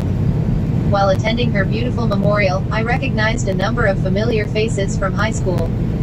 Many of them were there for the same reason I was. Jessica had contacted them to ask their forgiveness and they chose to forgive. And now we were all together, honoring this brave and beautiful woman. Forgiveness is not always easy. At times, it feels more painful than the wound we suffered to forgive the one that inflicted it. And yet there is no peace without forgiveness. Asterisk, I gave my friend a fictional name to protect her identity and that of her family. 157.5k views, view 13.7k upvoters, view sharers. The hell of a story. Open an app. About careers, privacy terms, contact. Article 10 of 130. A 9-month-old in Texas was about to be removed from life support. A judge stepped in. NBC News, yesterday. A Texas judge has temporarily blocked a children's hospital from taking a 9-month-old off life support in a court battle that has drawn in the state's attorney general and Texas right to life. Tinsley Lewis has been critically ill her entire life and has spent every day at Cook Children's Medical Center in Fort Worth, the hospital said in a November 15 press release. Born prematurely in February with a rare heart defect, she underwent her first surgery that same month. In July, she suffered further deterioration due to severe chronic lung disease, resulting in respiratory arrest, the hospital release said. She has since been on a machine that replaces the function of her heart and lungs in addition to being on a ventilator. Doctors also believe she is in pain, and she requires significant sedation. In Tinsley's time at Cook Children's, our care team has done everything they can to keep her alive. She's undergone multiple complex surgeries and despite our best efforts, shows no signs of improvement, the release said. The hospital said that last month it began reaching out to more than 20 other medical facilities across the country to see if they would take Tinsley as a patient, but they all agreed further care was futile, the release said. Under Texas law, doctors, with the approval of an ethics committee, can end a patient's life-saving treatment even if the patient or the family member responsible for making decisions on behalf of the patient objects. The patient's family must be given at least 10 days to try to find another hospital to transfer the person to before care is suspended, the Texas Tribune reports. Tinsley's family wants her medical care to continue and is represented by the Texas Right to Life organization, the Associated Press reported. The district judge agreed and has issued orders that require the hospital to continue treatment until at least Dec. 10. The child's mother, Trinity Lewis, said at a November 9 press conference that she had thought they were going to pull the plug on my baby. I didn't think that she was going to still be here today. And that's what I'm grateful for. The battle has caught the attention of Texas Attorney General Ken Paxton, who filed a brief with the District Court of Tarrant County. In a statement Friday, he said the hospital's decision to remove Tinsley from life support directly violates the mother's request and her daughter's right to life. He slammed the state law as unconstitutional. Patients must be heard and justly represented when determining their own medical treatment, especially when the decision to end treatment could end their life, he said. Cook Children's said it has been in contact with Lewis and other family members over the past several months about the best course of action for Tinsley. In September, they began talking to the family about instituting a do not resuscitate order and withdrawing life-saving treatment. As medical professionals, our responsibility, our highest duty, is to save lives. We are still working with Ms. Lewis and Texas Right to Life to find alternative care. However, it is our sincere belief that further medical intervention is not in Tinsley's best interest. Article 11 of 130. Pentagon chief fires Navy Secretary over SEAL controversy. Washington, AP, Defense Secretary Mark Esper on Sunday fired the Navy's top official for allegedly proposing a deal with the White House behind Esper's back to resolve the matter of a Navy SEAL whose case that has been championed by President Donald Trump. At Esper's request, Navy Secretary Richard Spencer submitted his resignation Sunday, said the chief spokesman for the Pentagon, Jonathan Hoffman. Esper said he has recommended to the White House that Trump nominate as Spencer's successor the current U.S. ambassador to Norway, Kenneth Braithwaite, a retired Navy Rear Admiral. The firing was a dramatic turn in a fast-changing and politically charged controversy involving Navy Chief Petty Officer Edward Gallagher. On Wednesday, the Navy had notified Gallagher that he would face a Navy SEAL Review Board to determine if he should be allowed to remain in the elite force. Gallagher was acquitted of a murder charge in the stabbing death of an Islamic State militant captive, but a military jury convicted Sir. Trump this month restored Gallagher's rank. In a statement issued by Hoffman, Esper said he had lost trust and confidence in Spencer after learning that the Navy Secretary had privately proposed to the White House that Gallagher be allowed to retire in his current rank and without losing his status as a SEAL. Esper said that in previous conversations with Spencer about the Gallagher matter, Spencer had not told Esper of his proposal to the White House. Faulted Spencer for a lack of candor on the matter. A spokesperson for Spencer, Navy CMDR, Sarah Higgins, said Spencer had no immediate comment. In yet another twist, Esper also directed on Sunday that Gallagher be allowed to retire at the end of this month, and that the Navy Review Board that was scheduled to hear his case starting December 2nd be canceled, Hoffman said. At Esper's direction, Gallagher will be allowed to retire as a SEAL at his current rank, Hoffman said. Hoffman said Esper's position had been that the Navy's disciplinary process should be allowed to play itself out objectively and deliberately. However, at this point, given the events of the last few days, Esper decided that Gallagher should be allowed to retain his SEAL status, Hoffman said. He said Esper had concluded that Gallagher could not, under the circumstances, receive a fair shake from the Navy.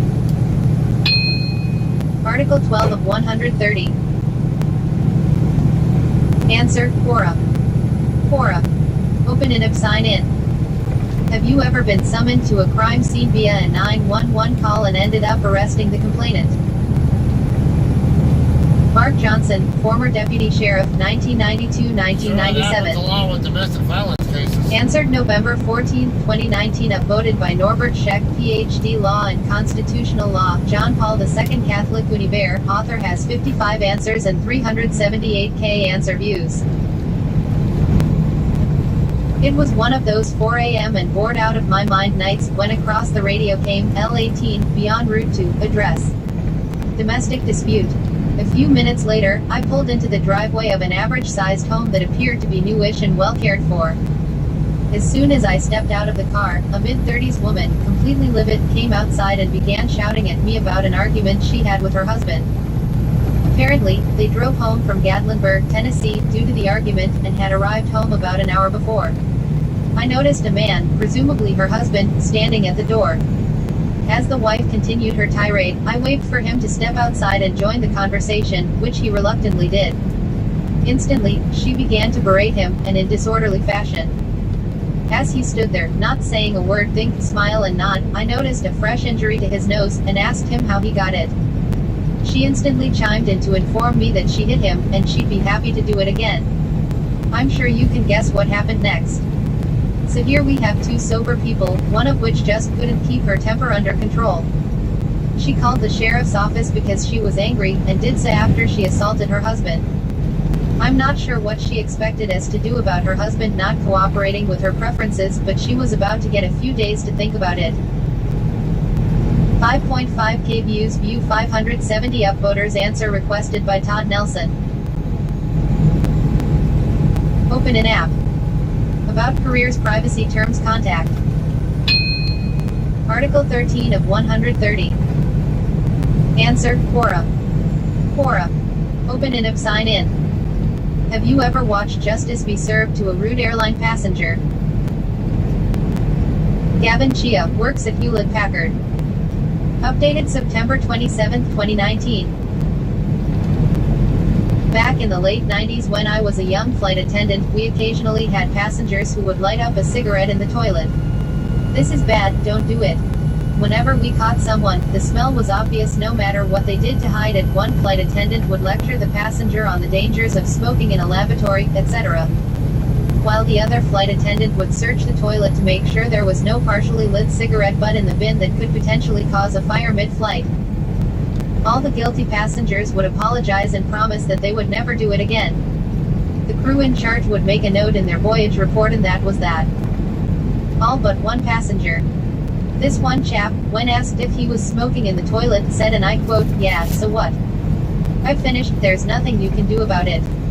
He had a very smug look on his face. It was a relatively short flight and we had to complete the meal service.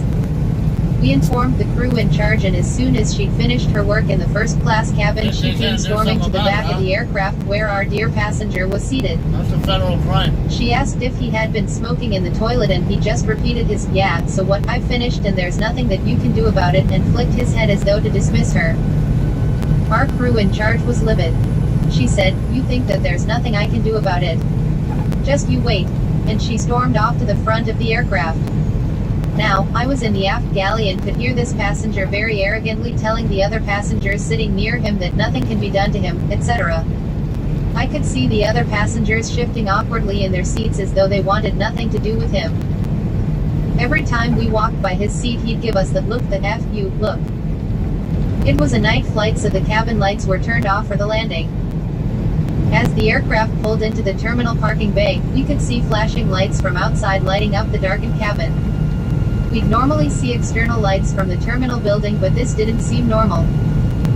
The other crew and I in the aft galley jumped out of our seats to peer through the small window to see what was going on outside. The parking bay was surrounded by airport security vehicles with the light bars on and men in airport security uniforms. It looked like the end scene in Die Hard 2. Apparently the crew in charge had informed the captain, who in turn radioed Ops Center, who radioed the airport police. It didn't end there. Our airline had its own security unit. Ours was one of the last aircraft to come in and I guess they were bored. So pretty much every airline security officer on duty decided to drive over to our bay to see some action. The rude arrogant passenger was about to find out that there was something that we could do about it. Since he was seated in the last row, we followed behind him as he disembarked. Our crew in charge was standing at the bottom of the air stairs with a police officer. As soon as the passenger exited the door, she pointed him out to the police officer. His complexion became pale, his arrogance turned to worry. We got to watch him get handcuffed and escorted into the terminal. I knew we could do something, but to be honest I didn't expect 10 security cars and the guy getting handcuffed. It was a good night. 79.1k views, view 7.9k upvoters, view sharers. In other languages. En español, respuesta de Roberto Pascual, alguna vez ha visto que se aplica justicia a un pasajero grosero de una aerolínea. Open an app. About careers, privacy, terms, contact. Article 14 of 130. Answer, Quora. Quora. Open an app, sign in. How weird is it when you get pulled over by another cop and they recognize you? Scott Wiesenski, Police Dispatcher, 2002 present. Answered November 15, 2019. Author has 385 answers and 1.2 meters answer views.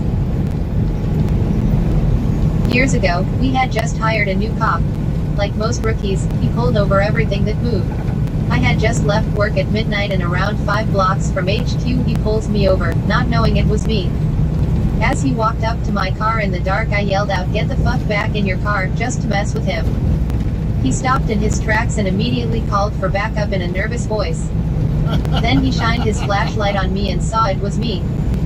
He started to give me shit for yelling at him, but I gave it right back to him because he was pulling over cars for no reason. He was just fishing. Randomly pulling over cars for no offense and seeing what he can find. That's bullshit technique. If a driver hasn't done anything wrong, don't pull him over. 8.6k views, view 416 upvoters. Open an app. About careers, privacy, terms, contact. Article 15 of 130. Answer, Quora. Quora. Open an app, sign in. What is the most badass thing your parent has ever done? Nancy Wolf works at self-employment. Answered November 20th, 2019. I was married only a few years and very naive. My husband's cousin was visiting us and had spent the night. He was on leave from the army, very cocky with the muscles he had acquired for the first time in his life. He had slimmed down and was in his uniform, feeling really full of himself. He had always been an overweight boy in his youth, and now he felt he was somebody to be reckoned with, I guess. His name was Dusty, and he was a southern boy with a rebel flag on his truck and an inflated view of his ability to have survived boot camp. My husband and I were far too young and dumb to be married, let alone contemplating divorce, but we were. All night Dusty had been saying suggestive things to me, trying to touch my hand, my back, my leg whenever he got close. I pulled my husband to the other room to tell him what was going on, and because he was mad at me pretty much all of the time lately, he told me I was imagining things. His cousin wouldn't do that, I was trying to get attention. I felt helpless, angry, and alone. I went to bed early to get away and left them watching TV. The next morning, while my husband was leaving for work, I insisted he not leave unless Dusty left as well, so he did make his cousin leave in his truck. Next, my husband left, and I went back to bed. My husband went to work at 5 a.m. About 6 I awoke to something heavy pinning me to the bed. I'd been sleeping on my stomach. I could barely breathe. Dusty had returned, apparently taken off his shirt, and jumped on me. He was trying to tear at my clothes. I don't know how he got in, and I was terrified. I turned my body under his weight somehow and tried to fight him off. And I don't know how on earth I did it, but I shoved him to one side and he lost his balance and fell off the bed. Our bed was beside the wall, and he was wedged between the two. I jumped up, ran for the door and across the yard to the neighbors, and banged on the door until it opened. I was crying uncontrollably, and ran to their phone, on the wall back then, and just stared dialing while she was trying to question me. I reached my dad. I only got out one sentence when he answered, "Daddy, Dusty is over here," and then I began to cry. After that I heard nothing, but the whole house was up and gathering around me and trying to calm me down. I wish I had been brave, I wish I had been strong, but I was so young and so green and had not yet even realized I had any strength of my own. I also weighed about 105 pounds, soaking wet. By now about 5 minutes had passed since I had run from my house, and I heard a car spinning through our dirt drive. I ran out and my dad got out of the car, leaving it running and the door open. He had somehow made the 10-minute trip in 5 minutes. Just then Dusty emerged from my house without his shirt, yelling, "Mr. X, let me explain, you don't understand," and here was my gray-haired daddy, in front of him, saying, "Explain this, and like the hero that he was, he hit Dusty so hard that he flew off of his feet and backward through the air, until he hit a tree. His glasses went one way, one shoe another, and he looked like a cartoon character, almost in slow-mo, sailing through the air. It was the most beautiful sight and filled me with pride, love and protection in a way I have never experienced since. My daddy, my hero."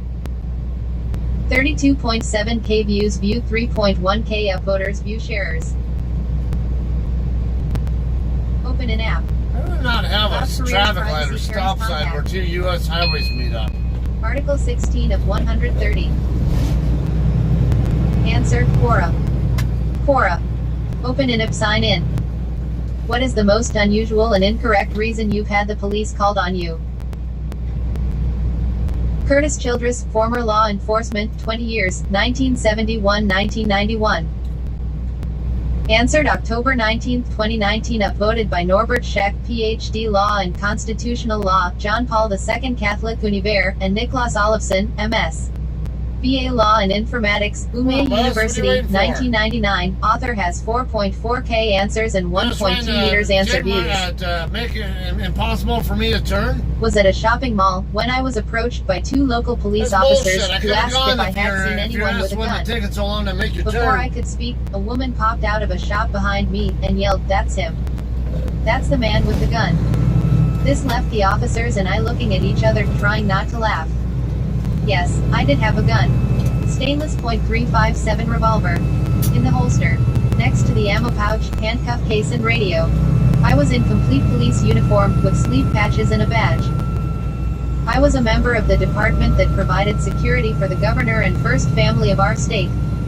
The first lady of our state was in one of the stores, shopping about 20 feet from me. The lady had called the local police dispatcher, and reported a man with a gun in the mall. 37.4K views, view 4.3K upvoters, view sharers. Open an app. About Thank careers, God, privacy that terms, contact. Article Dump 17 truck of 130. Answer, Quora. Quora. Now what kind Open of an app, sign shenanigans I in. get with these guys? As a police officer, have you ever put your sirens on for personal reasons? William Farrell, former deputy sheriff at Los Angeles County Sheriff's Department, 1985-2016. Answered April 5, 2019. Author has 1.5K answers and 8 meters answer views. Once. Back before I had a cell phone and we used phone booths, my desk notified me to call home. I was living with my girlfriend. I called home and she frantically whispered, "Somebody's breaking in." And the line went dead. It was after midnight.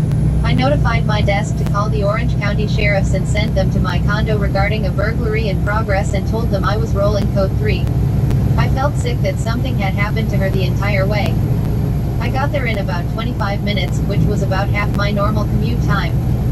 I rolled up just as OCSD rolled up. Terrible response time on their part, by the way. We got to my front door and I realized my house keys were in my locker at work. I booted the door.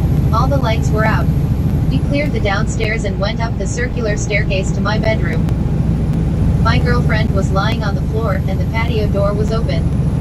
I turned on the lights and she came to in a daze. I immediately knew she was faking and so did the OCSD guys. I thanked them for responding, apologized and they left. She asked me, "Well, as long as you're here, can't you stay?" No, I can't stay. I've got partners who depend on me, and a community that depends on me. I just risked my life driving at over 100 miles per hour to get here, because I thought you were in danger, and it was all a stupid game. You have 2 weeks to find a new place to live, and I left. 246.4k views, view 4.8k upvoters, view shares. Stupid things people do for attention. Open an app. About careers, privacy terms, contact. Article 18 of 130. Answer, Quora. Quora. Open an app, sign in. As a police officer, do you have a great not in my job description story? Jim B. Cooper, street crimes, narcotics, Maj. Crimes, swatted the United States of University, New Orleans, and Norbert Scheck, Ph.D. Law and Constitutional Law, John Paul II Catholic Univers, author has 475 answers and 308.2k answer views. 2 stories, I'll try to keep them brief. This one lady calls 911 and says a deer is stuck in her backyard. Demands assistance. I get there and her fence is about 2 to 3 feet tall, very decorative, and she has all these wonderful plants and trees in a little garden. Mind you, this is in a very upscale area, lots of money. So we get there and there is in fact a deer in the backyard nibbling away. She demands we go capture the deer so it doesn't starve to death in her backyard. She says the deer has been stuck there for days because she has seen it in the morning multiple times. We shrug, take 2 steps toward the deer and it sails over the fence and frolics off into the woods. Her jaw drops, and she looks at us and says they can do that. Second story, a guy calls about a bar. Responding officer must do something, doesn't says come here, so we go inside the house all the way to the back and he says you hear it? No. So he says okay, check this out. It's January, freezing out. He opens the window, leans way out, and then pulls a table to the window and leans even further, straining to hear this dog. He finally says, there you hear it. So I indulge him. I lean so far out I almost fall. Yep, I can hear a tiny little bark. So off we go. We walk about 100 yards to the next neighbor who has a little puppy on a screened-in porch that goes and comes in a little doggy door to the inside. The little pup stares up at us. The collar guy is livid. He demands we take the dog. I explain we can't take the dog. Having found the culprit, I explain it really isn't a noise violation given the circumstances, and he again demands we do something or he will call the chief. I try calming the little pup, but it's still barking quietly. So I call K9. And wait patiently. K9 arrives and I have him bring Bruno, a hulking monster of a shepherd, down to the porch. Sit Bruno. Speak.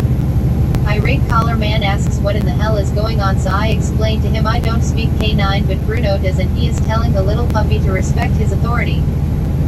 Didn't get any more calls or complaints. End of story. 36.1k views, view 3.6k upvoters, view sharers. Answer requested by Leslie Merritt and Henri Bergeron. Open an app. About careers, privacy terms, contact. Article 19 of 130. Suspected human smuggling leads to chase from California, crash in Arizona. Mercury News 14 hours ago. Yuma, Belize. California Border Patrol agents have said an alleged human smuggling attempt crossed state lines into Arizona and ended when the suspect crashed into another vehicle and barricaded himself inside a home. U.S. Customs and Border Protection officials have not identified the suspect but arrested a 29-year-old man Thursday. Authorities say agents at the Calexico station in California attempted an immigration stop Friday near the state line before the driver of a white Honda drove off. Authorities say agents in Yuma Air and Marine pursued the vehicle until it crashed. Authorities say one female was transferred to the hospital from the collision. Her condition is unknown. Authorities say the driver ran on foot into nearby homes before he was arrested. Agents say 4 men believed to be passengers were arrested. Article 20 of 130. Answer, Quora. Quora. Open it up, sign in. Road 760. How did jail affect you? Did it change you as a person forever for the better? Did it make you come out more angry or bitter? Or did it do absolutely nothing? Mac Tatum did 29 years and 17 days straight in maximum security prison. Updated September 20th, 2019. Upvoted by Jen Buzzy, Master's Degree Criminal Justice and Criminal Intelligence. Street author has 1K answers and 11.8 meters answer views. Originally answered, how did jail affect you? My name is Matt. I did 29 years. And change in just about every maximum security prison in the state of California. I got off parole after 3 years completely without incident, and have been living successfully in society for the last 7 years, again without incident, and again, I have been off of parole for over 4 years now. So here's my take on this very good question. I can't say that I was anything close to a social butterfly before I went to prison. I dealt with a lot of people daily, but mostly because I was a junkie and drug dealer. I learned how to deal with the different characters I needed to in order to get and sell dope. I never went to parties or clubs or anything like that. So, like I said, I really only had limited social skills before I entered prison. When I got to prison, I still had kind of that same social circle of acquaintances. But when I quit doing drugs, smoking, and drinking about 15 or so years into my incarceration, I was kind of free of those kinds of people and also free to create a new circle of acquaintances. I simply chose not to. I'm not sure it was the right move, but when I look back on it now, I think that the decision not to make new acquaintances was probably one of the best and smartest decisions I ever made. When it was all said and done, prison appears to have taken most, if not all, of my social skills. Like I said, I didn't have many skills in that area to start with, but being in a place where you can trust absolutely no one, your instincts eventually force you to put an immediate hold on just about any social interaction between yourself and others. Especially if you were a non-affiliated prisoner like I was. And the couple guys I did end up befriending over that entire 29-year time period came to think and behave just as I did. No drinking, smoking, no gambling or doing drugs, etc. I had no homeboys because I wasn't a gang member, so I was forced to operate completely as an independent. In order to function as an independent, you have to fix it in your mind that no disrespect would be tolerated from any quarter. That means I had to draw a very bright line in the sand, and whomever crossed it had to be dealt with in the harshest terms possible. It didn't matter if they were a general in the BGF, a Crip or Blood, or a part of any other group or faction. Just for the sake of my own physical survival, if someone stepped on my line, I would be forced to react in the most violent ways imaginable. So to make a long story short, I literally had no friends in there, and I was forced to stab several people over the years. I was basically considered by the administration to be severely antisocial and hostile towards staff and other prisoners.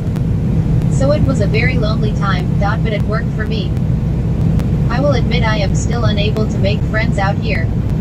I don't know why it is still that way, but for some reason I have been unable to make one male friend since I've been out here. I think my inability to trust or socialize has resulted in me being a little more cynical than the average person. I am also physically repulsed by large crowds. For some reason, crowds of people make my skin crawl and make me want to bolt. I also can't stand to have people behind me. My security level is still through the roof.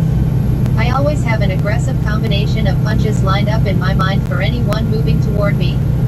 I think it shows in my face as people still tend to avoid being near me even out here.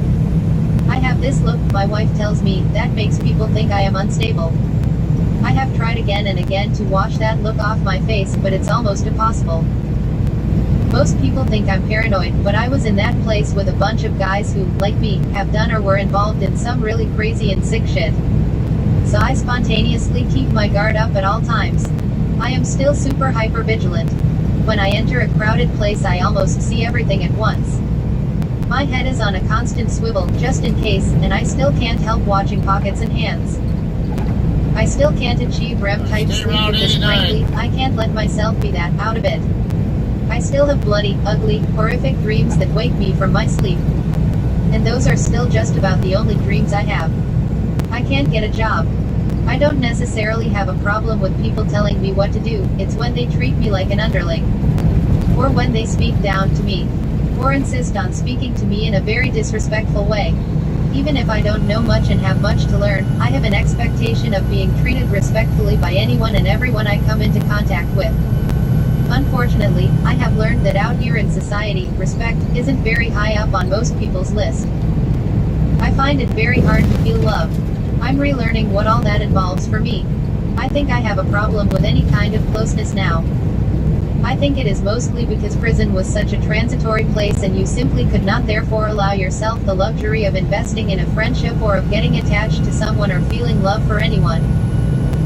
In other words, you could meet someone in there and really feel like he's a decent person and on your same page, but there could be a riot, or he could be stabbed or possibly stab someone and then move to a different facility. And you would likely never see that person again. So it was easier just not to even try to make a friend in there. For the same reasons, I had to sort of stay detached even from my family and all my loved ones when I was in there. I was never sure who would be there for me and who wouldn't. For the most part, my family was there for me. But it was different people at different times. And one of my family members never wrote nor came to see me in that entire 29 years. So, after a while you get to a point where you begin to look at all those things as a luxury you can't afford. I believe I have unconsciously done the same thing since I've been out here. That I have been afforded another opportunity to live my life out here free. I honestly didn't think that was going to happen. I guess I no longer smoke the time I have now. Much more appreciative of time in general. I am totally committed to a crime-free, drug-free life, and for me, that is the best thing that could have happened to me. I feel like I am a much better, much improved person in many respects aside from the fact that I am no longer criminally inclined.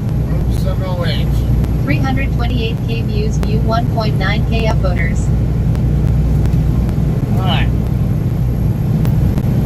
Derek, I'm southbound on US 283 at the moment, going from Lexington down toward I-70. I've got a little over 3 hours left on my clock. I don't know where I'm going to end up, maybe Dodge City or somewhere. I imagine I'll end up somewhere in that general area. Almost to the Kansas line. About 5 miles away.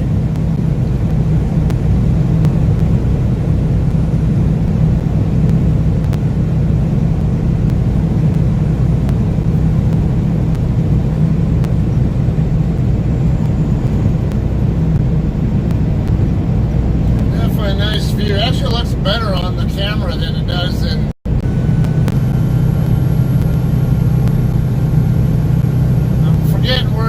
Which way you're heading.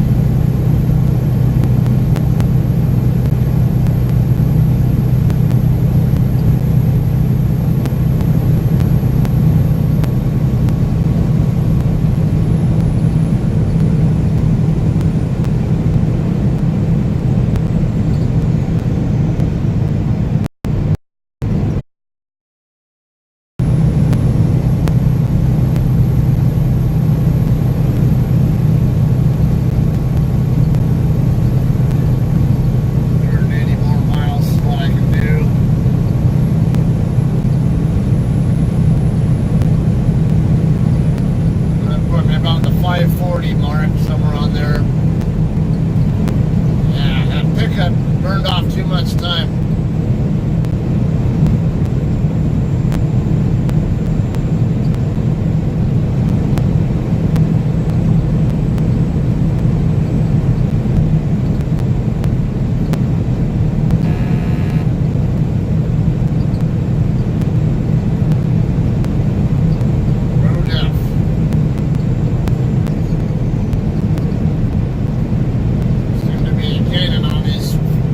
Up here.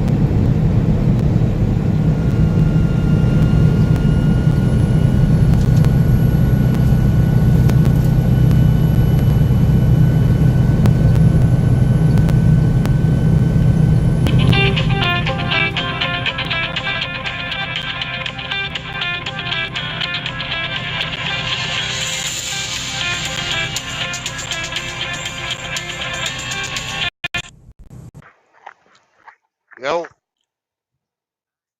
what's happening?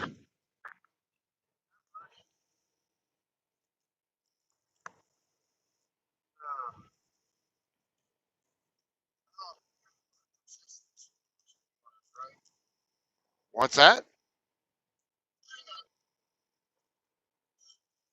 You glitched on a few words. I didn't quite get what you were asking me.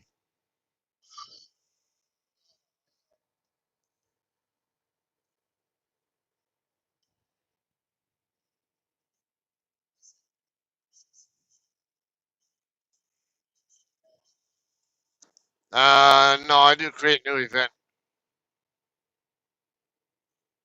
The very bottom option once you go to record.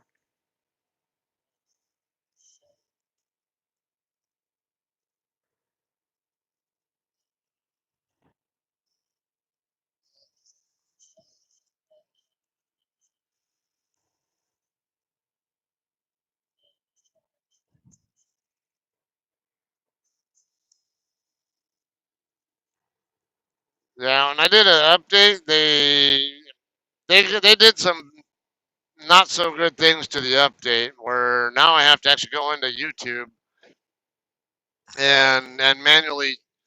Yeah, once the stream actually shows up on my YouTube videos, I have to go in there and edit the video and change it to the so it has the name that I want and change it to public through there instead of through the Streamlabs app. Like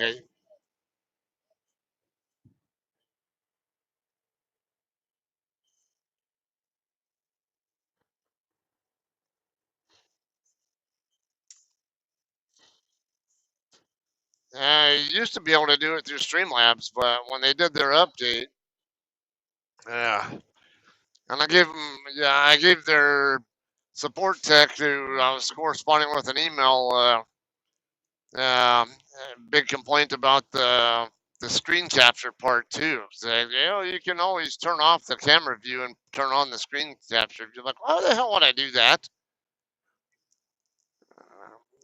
So, why go through all that tedious crap when, if I want to share my screen, I want the entire screen filled, and it was just so easy to hit the button at the top right, over by where the settings button was, and then hit OK to share the screen, and that's all it took.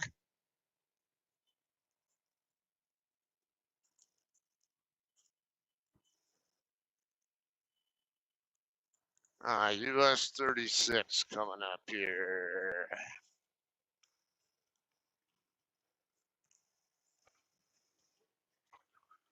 You're setting up your Streamlabs right now, or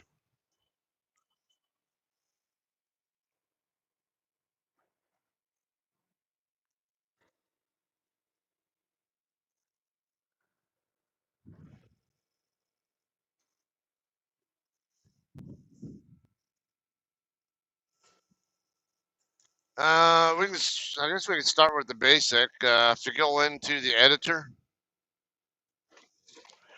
okay, just need the widgets. You only need the chat box, the alert box, and then the camera view.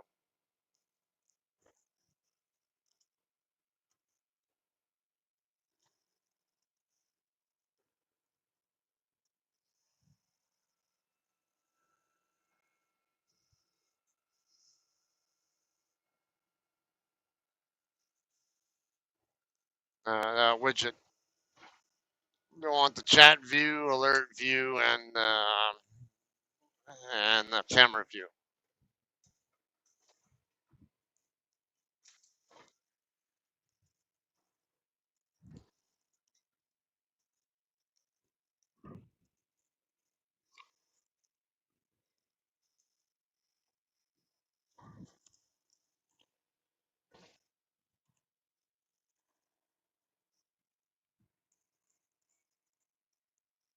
Which ones do you have? Alert.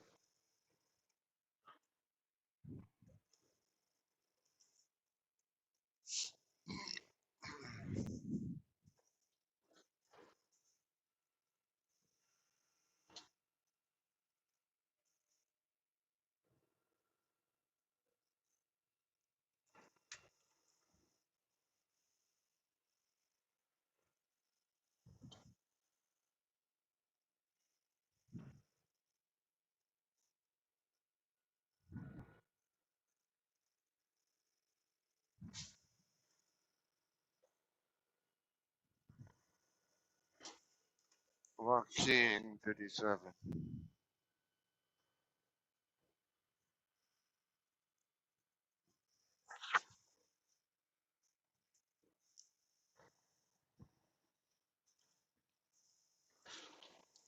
You actually do it all through the Streamlabs app, but the other setting stuff was once you're already recording live. So go to your settings.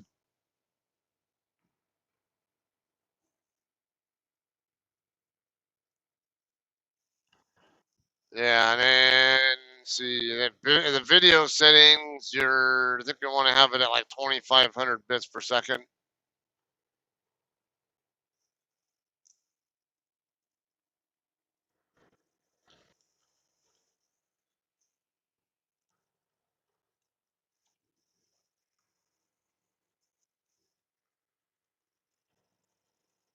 Correct.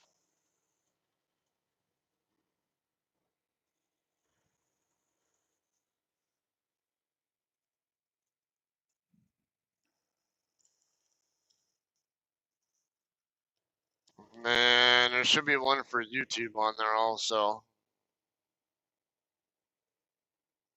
Or through the in the there's a main item underneath the settings menu or window.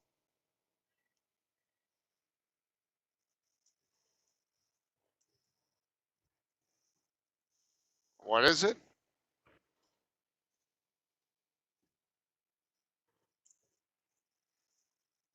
Okay. Yeah, I just really just configure it however you want. And I usually tell the chat box to stay open persistently. Otherwise, you can set it to disappear after so much time.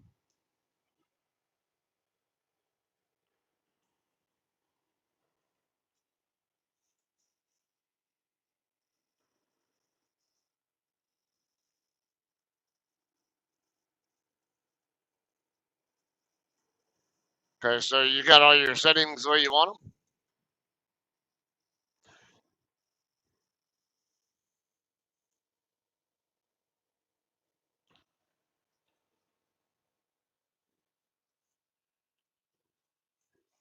Okay, so that now just go on because the button you probably have a version where the button isn't available on the top right corner.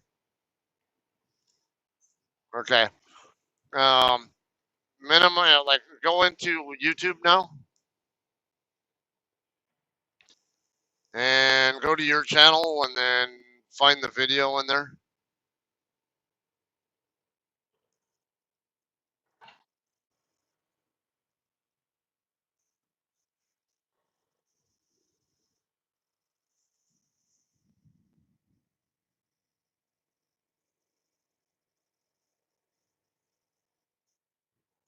What I usually just do is tap the icon or my avatar or whatever, and then and once I get hit the videos tab, and then the live video should be at the very top.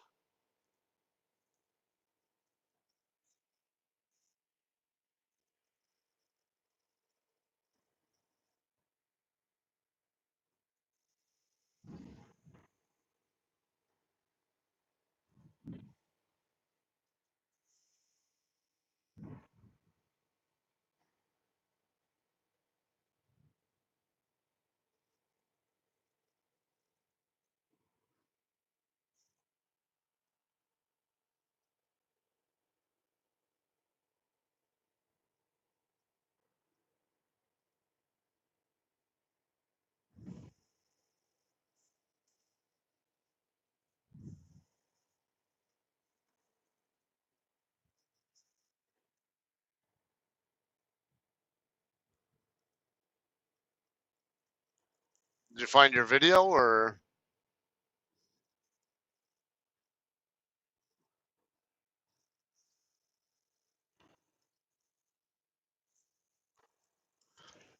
Yeah, but you gotta go into YouTube itself. Now get out of Streamlabs, leave it running. Go into your YouTube app.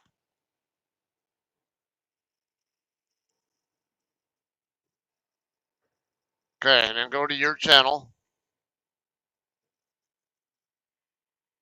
And then go to your videos tab.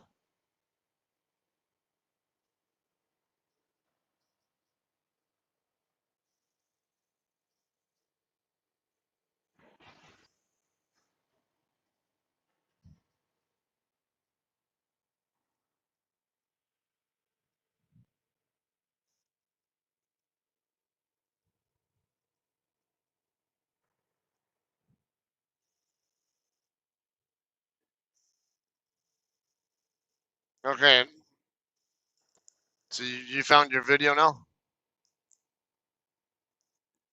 Okay, there should be a button on the right side of it to bring up a menu.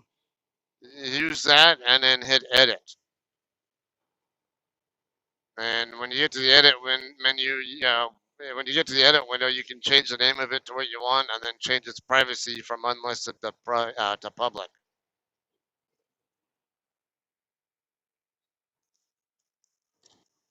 Yeah, it used to be you didn't have to do that, but when they did that update on November 29, or at least on my phone, the November 29 version screwed it all up.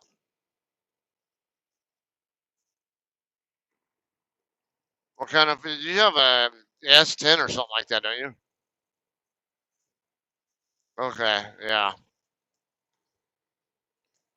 So I'm guessing whatever, I don't know how they do the coding. I don't know if they have different coding for different types of phones, or maybe it's the same app for, I mean, the same set of,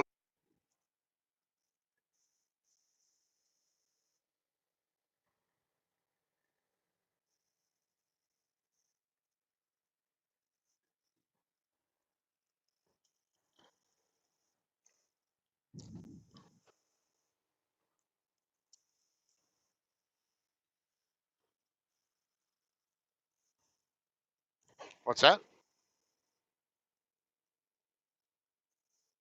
Huh, okay. Yeah, like I say, it was all from that one update doing it. It used to be I could just set all that up right inside the Streamlabs app.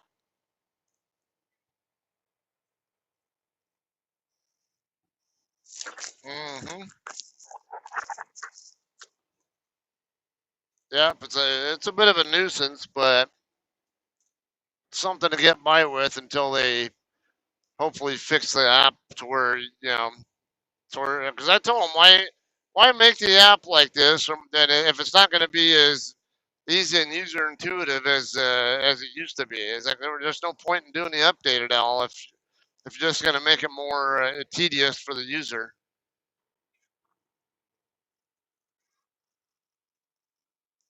It's like I do have a little bit of coding experience myself. I know a little bit about how the ideology is with coding.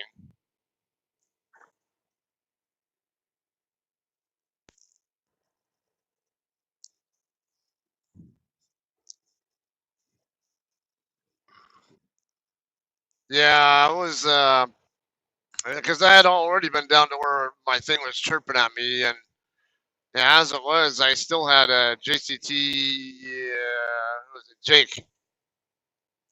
From Ops.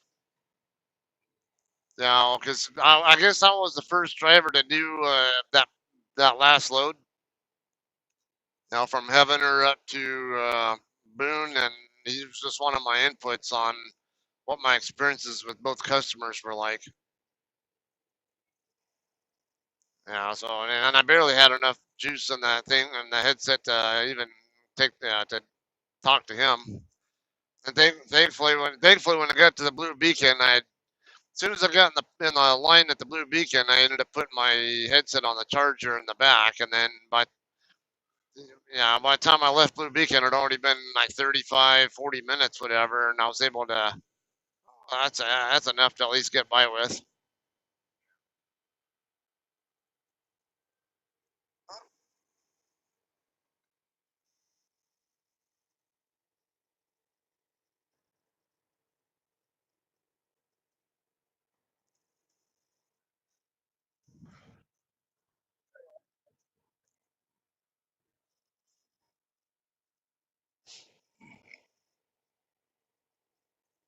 You're heading east again or west?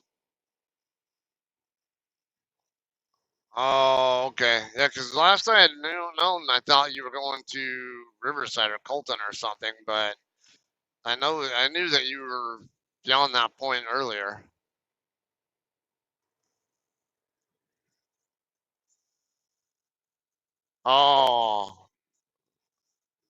Oh, it's yeah, that's right. And then what'd you do? Pick up a JBS or something?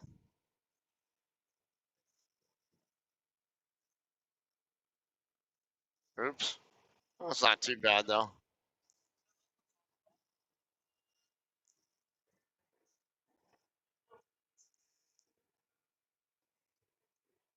Yeah.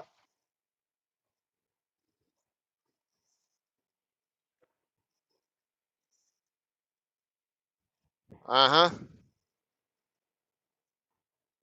You didn't know that already, or You've been to that JBS plant before, though, haven't you? Yeah, that's to be expected there.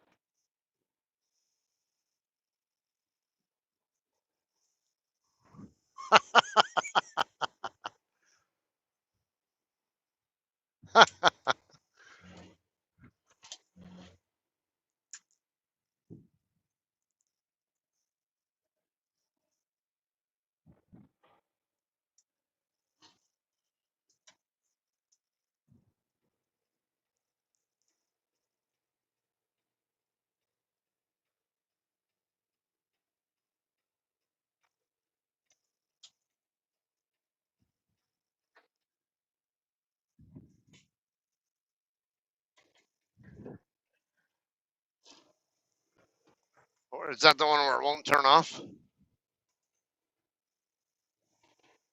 Yeah, that's funny. And everybody wants all these brand new trucks.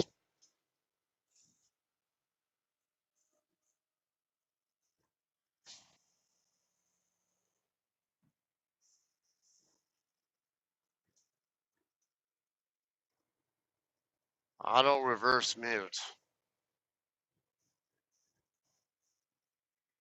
Interesting.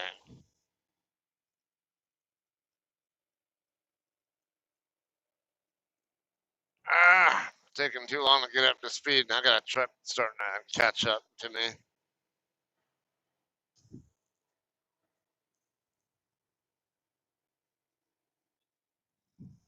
What? This load is going to Carson. PCC.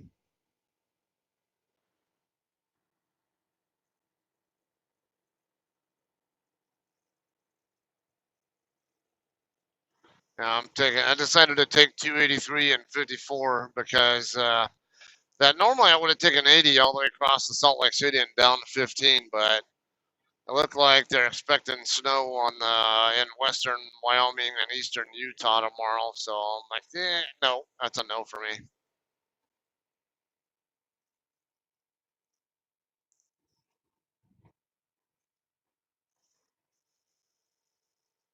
Oh,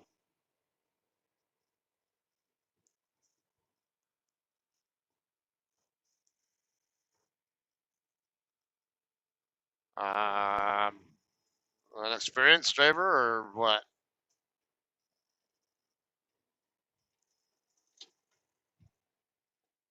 Uh, how'd you find that out?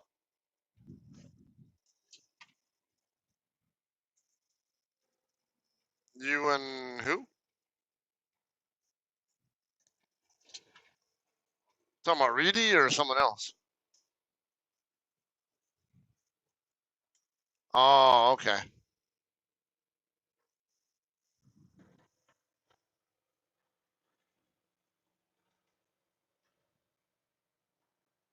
Hill City 17. Wakini 42. Alright. Yeah, I'm hoping I can make it to Dodge City before I run out of time.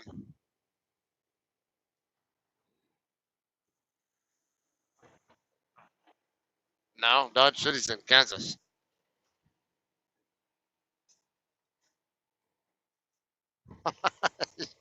You forgot I'm taking 283 down to 54. Yeah, basically in Lexington, Nebraska, you know where the Walmart is over there?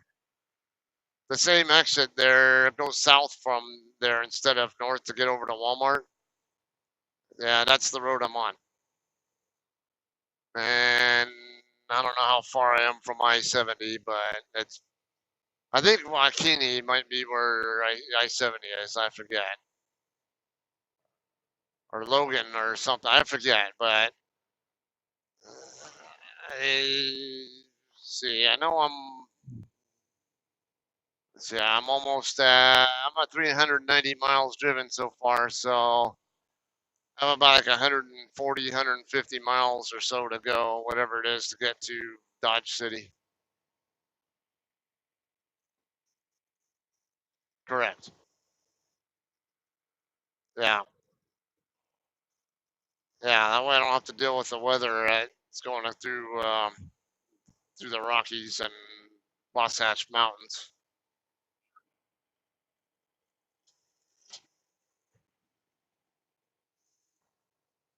Uh,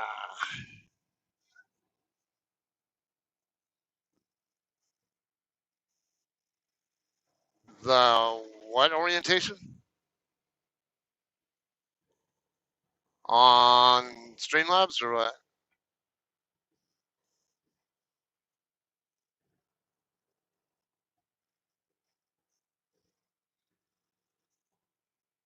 Oh,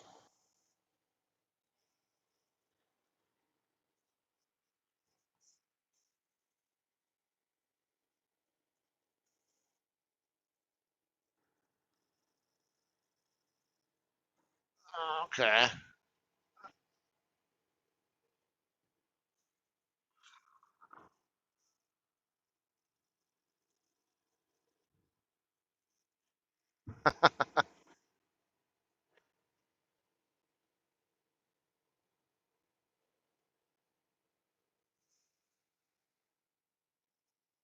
Yeah, I'm using a Bracketron X magnetic mount personally. Got it at Love's.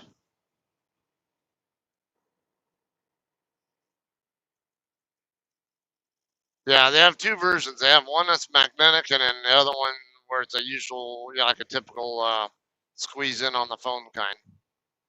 Mine's magnetic.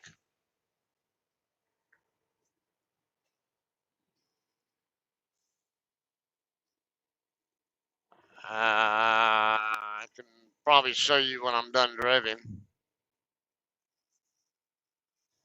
or if you just look up Google for Bracketron X magnetic mount.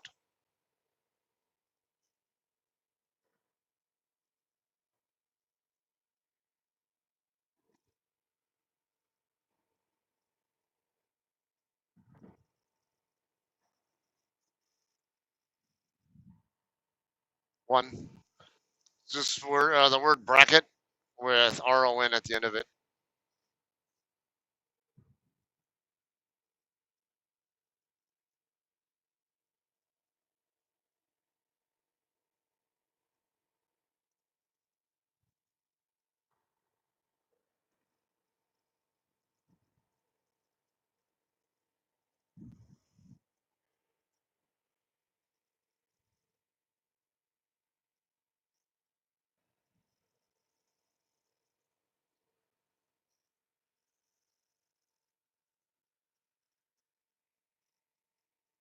I think it's the X. What's the XT?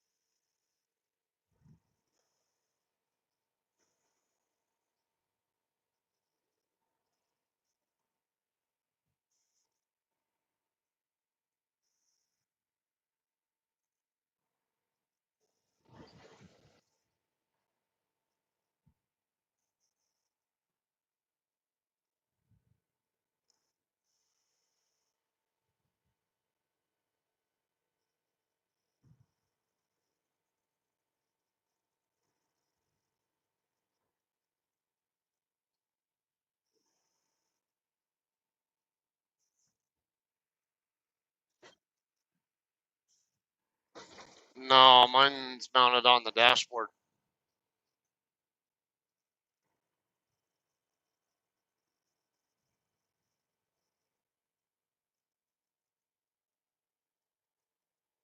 The only thing on my windshield are my dash cams.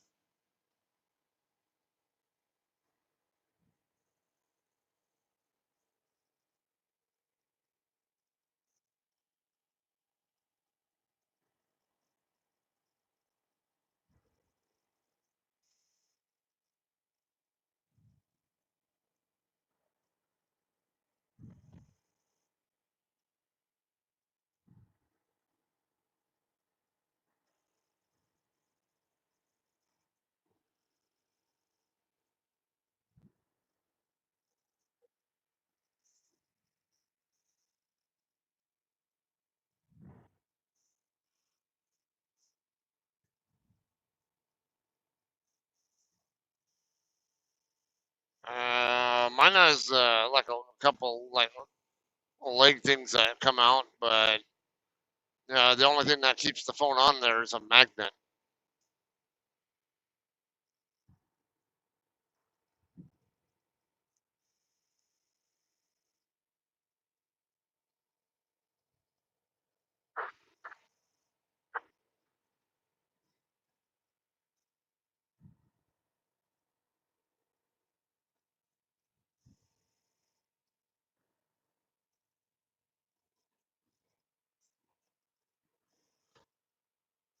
Yeah, 'cause that's where I got mine from is Love's. So if you're out of Love's, yeah, I'm pretty sure you'll find one right there in the store.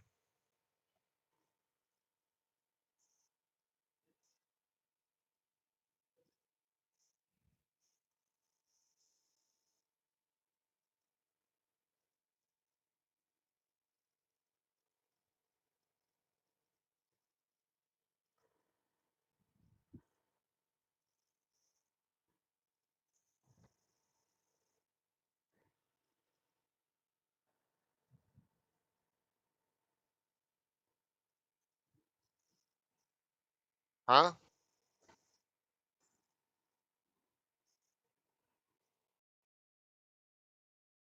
Whatever else, I don't remember what was going on.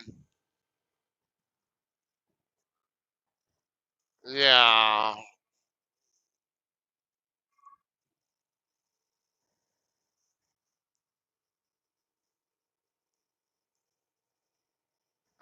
No, I was actually in Broken Bow.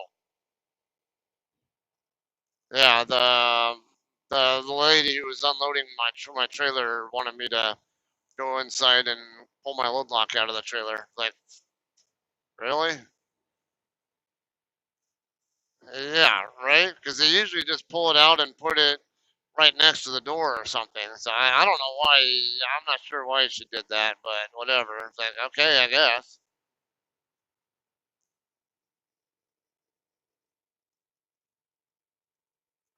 Maybe she's just fickle or something. Who knows?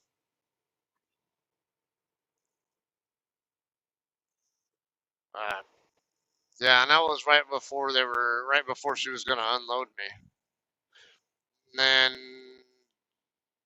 a good chunk of the trip up from Broken Bow up to Heavener, actually, I didn't have any cell service anyway, so it wouldn't have mattered. Yeah, it was pretty bad through there, right?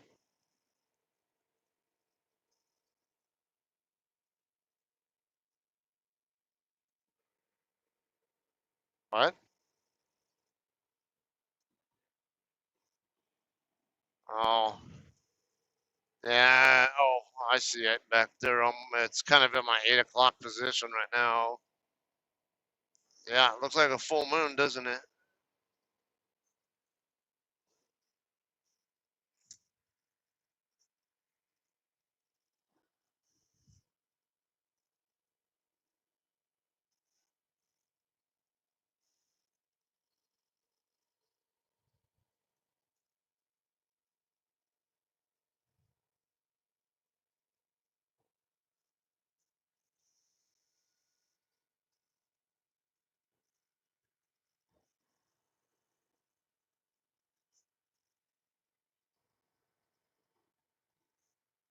Oh, okay.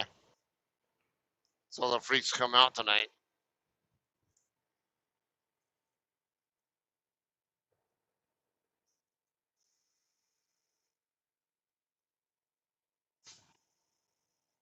Ah,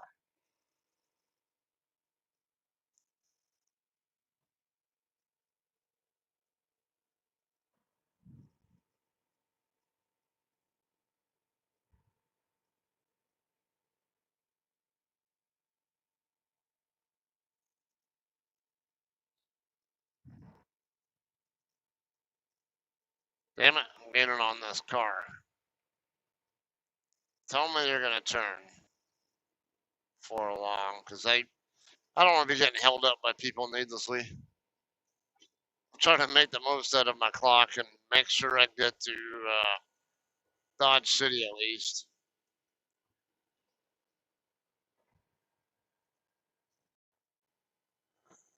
Spots are the spots are tight.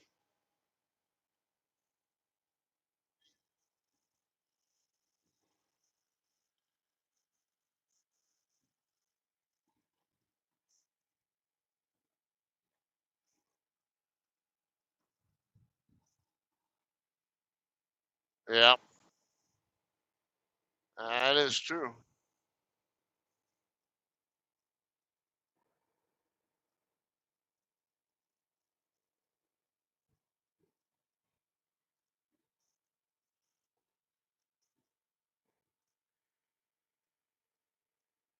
Ouch. So not enough where you can get there and do a 10-hour break before you deliver. They'll probably do a 10-hour break in conjunction with a delivery, perhaps. Kind of cheating.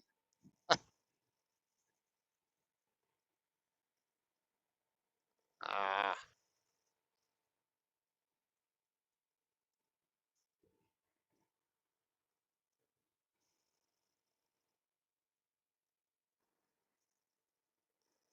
you're 320, you said?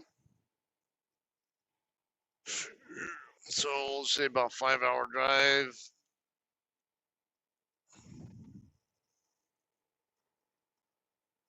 Yeah. Yeah, that's true. They'll probably end up having you pick up in Seguin or something after that.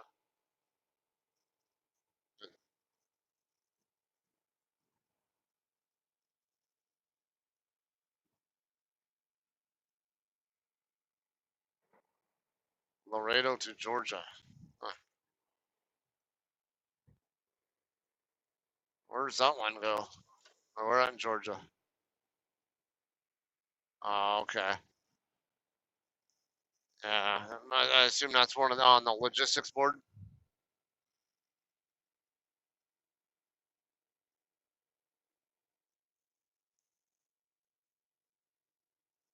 Damn it. I'm already caught up to his damn pickup. Hopefully he's in Hill City, Kansas.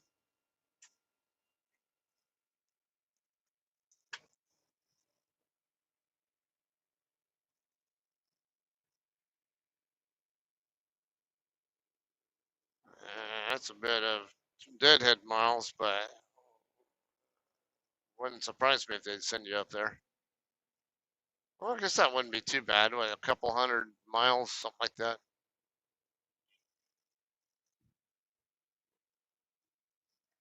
Yeah.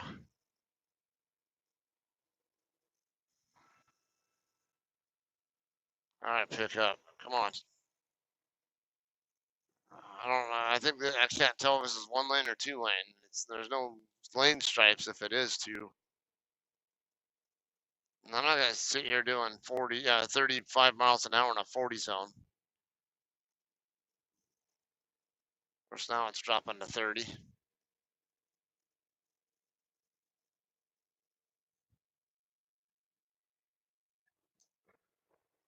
What's that?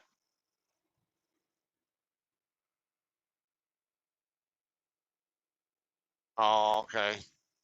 Yeah. I mean, it looks like it's wide enough to be 4 lanes, but oh, good. This guy's turning. This is definitely 4 lanes on the other side of the intersection.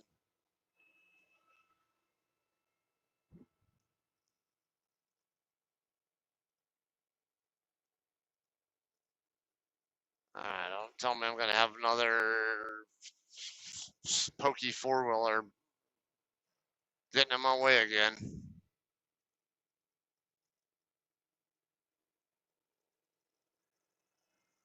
Thanks for the bright lights. Thank you.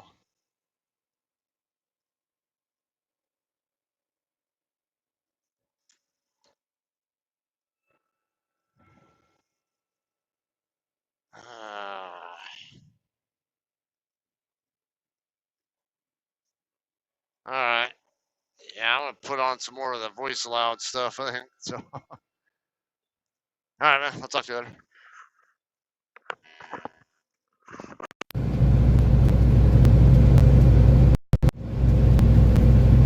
Oh, thank God you're turning.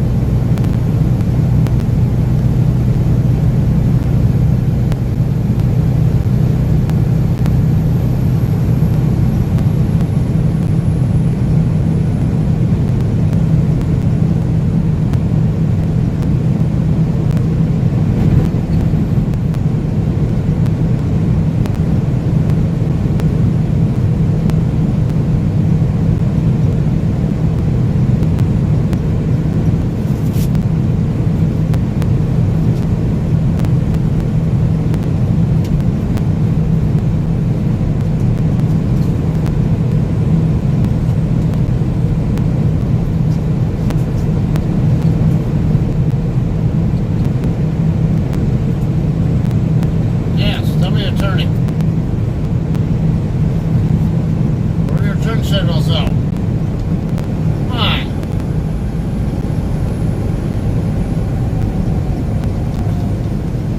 I don't know what a turn signal is.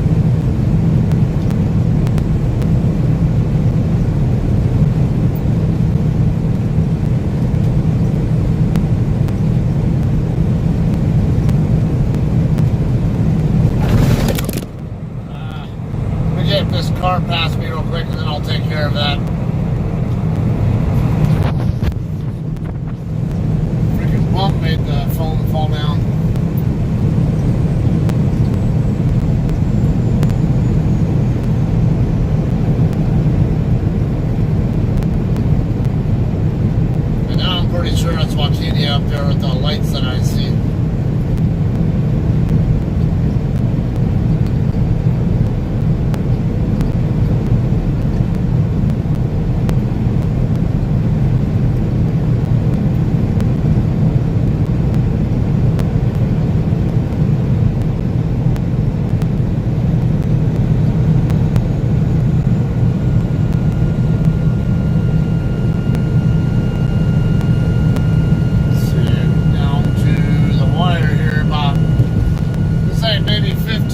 Before I'm going to have to end the feed.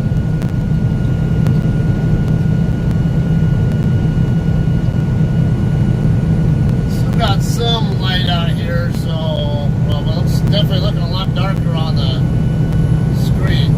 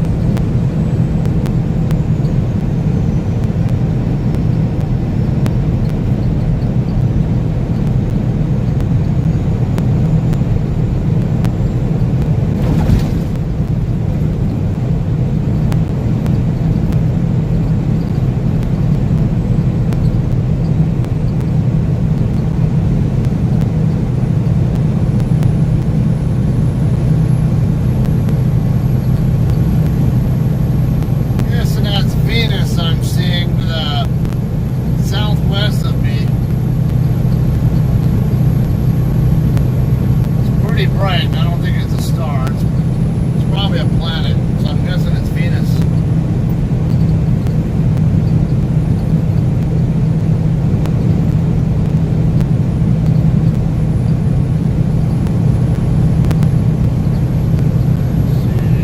Yeah. About 13 minutes left on the max on the feed.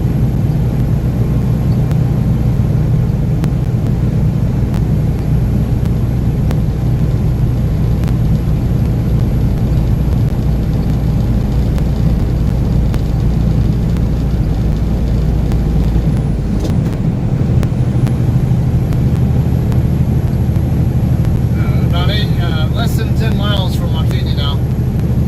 About 8 or so.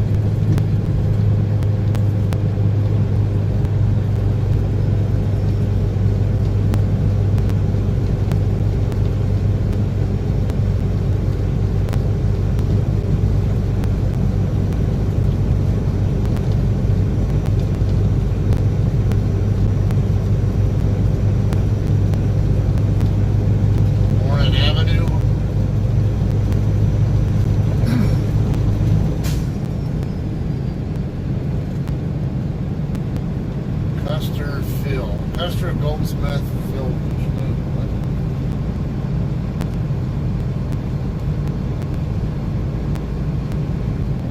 What? US 40 business route. What's that up there? Is that I-70 I see ahead? Yeah, I think it is. I just saw a truck go flying by from right to left, so I figured it was on I-70.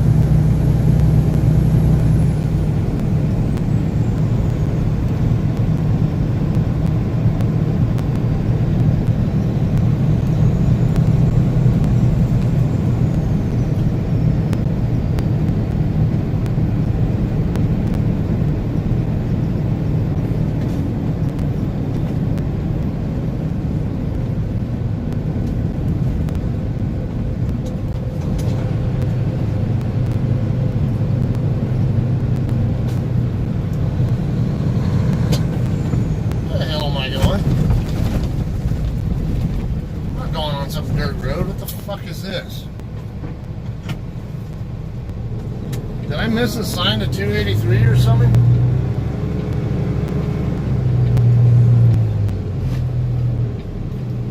Come on, car. Get out of the way.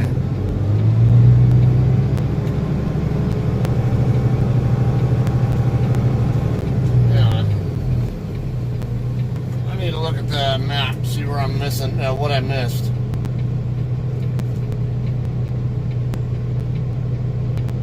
Yeah, I'm gonna go ahead and end the feed because I'm gonna run out of time here anyway. So I'll see y'all later. All right. I'll stream it again tomorrow.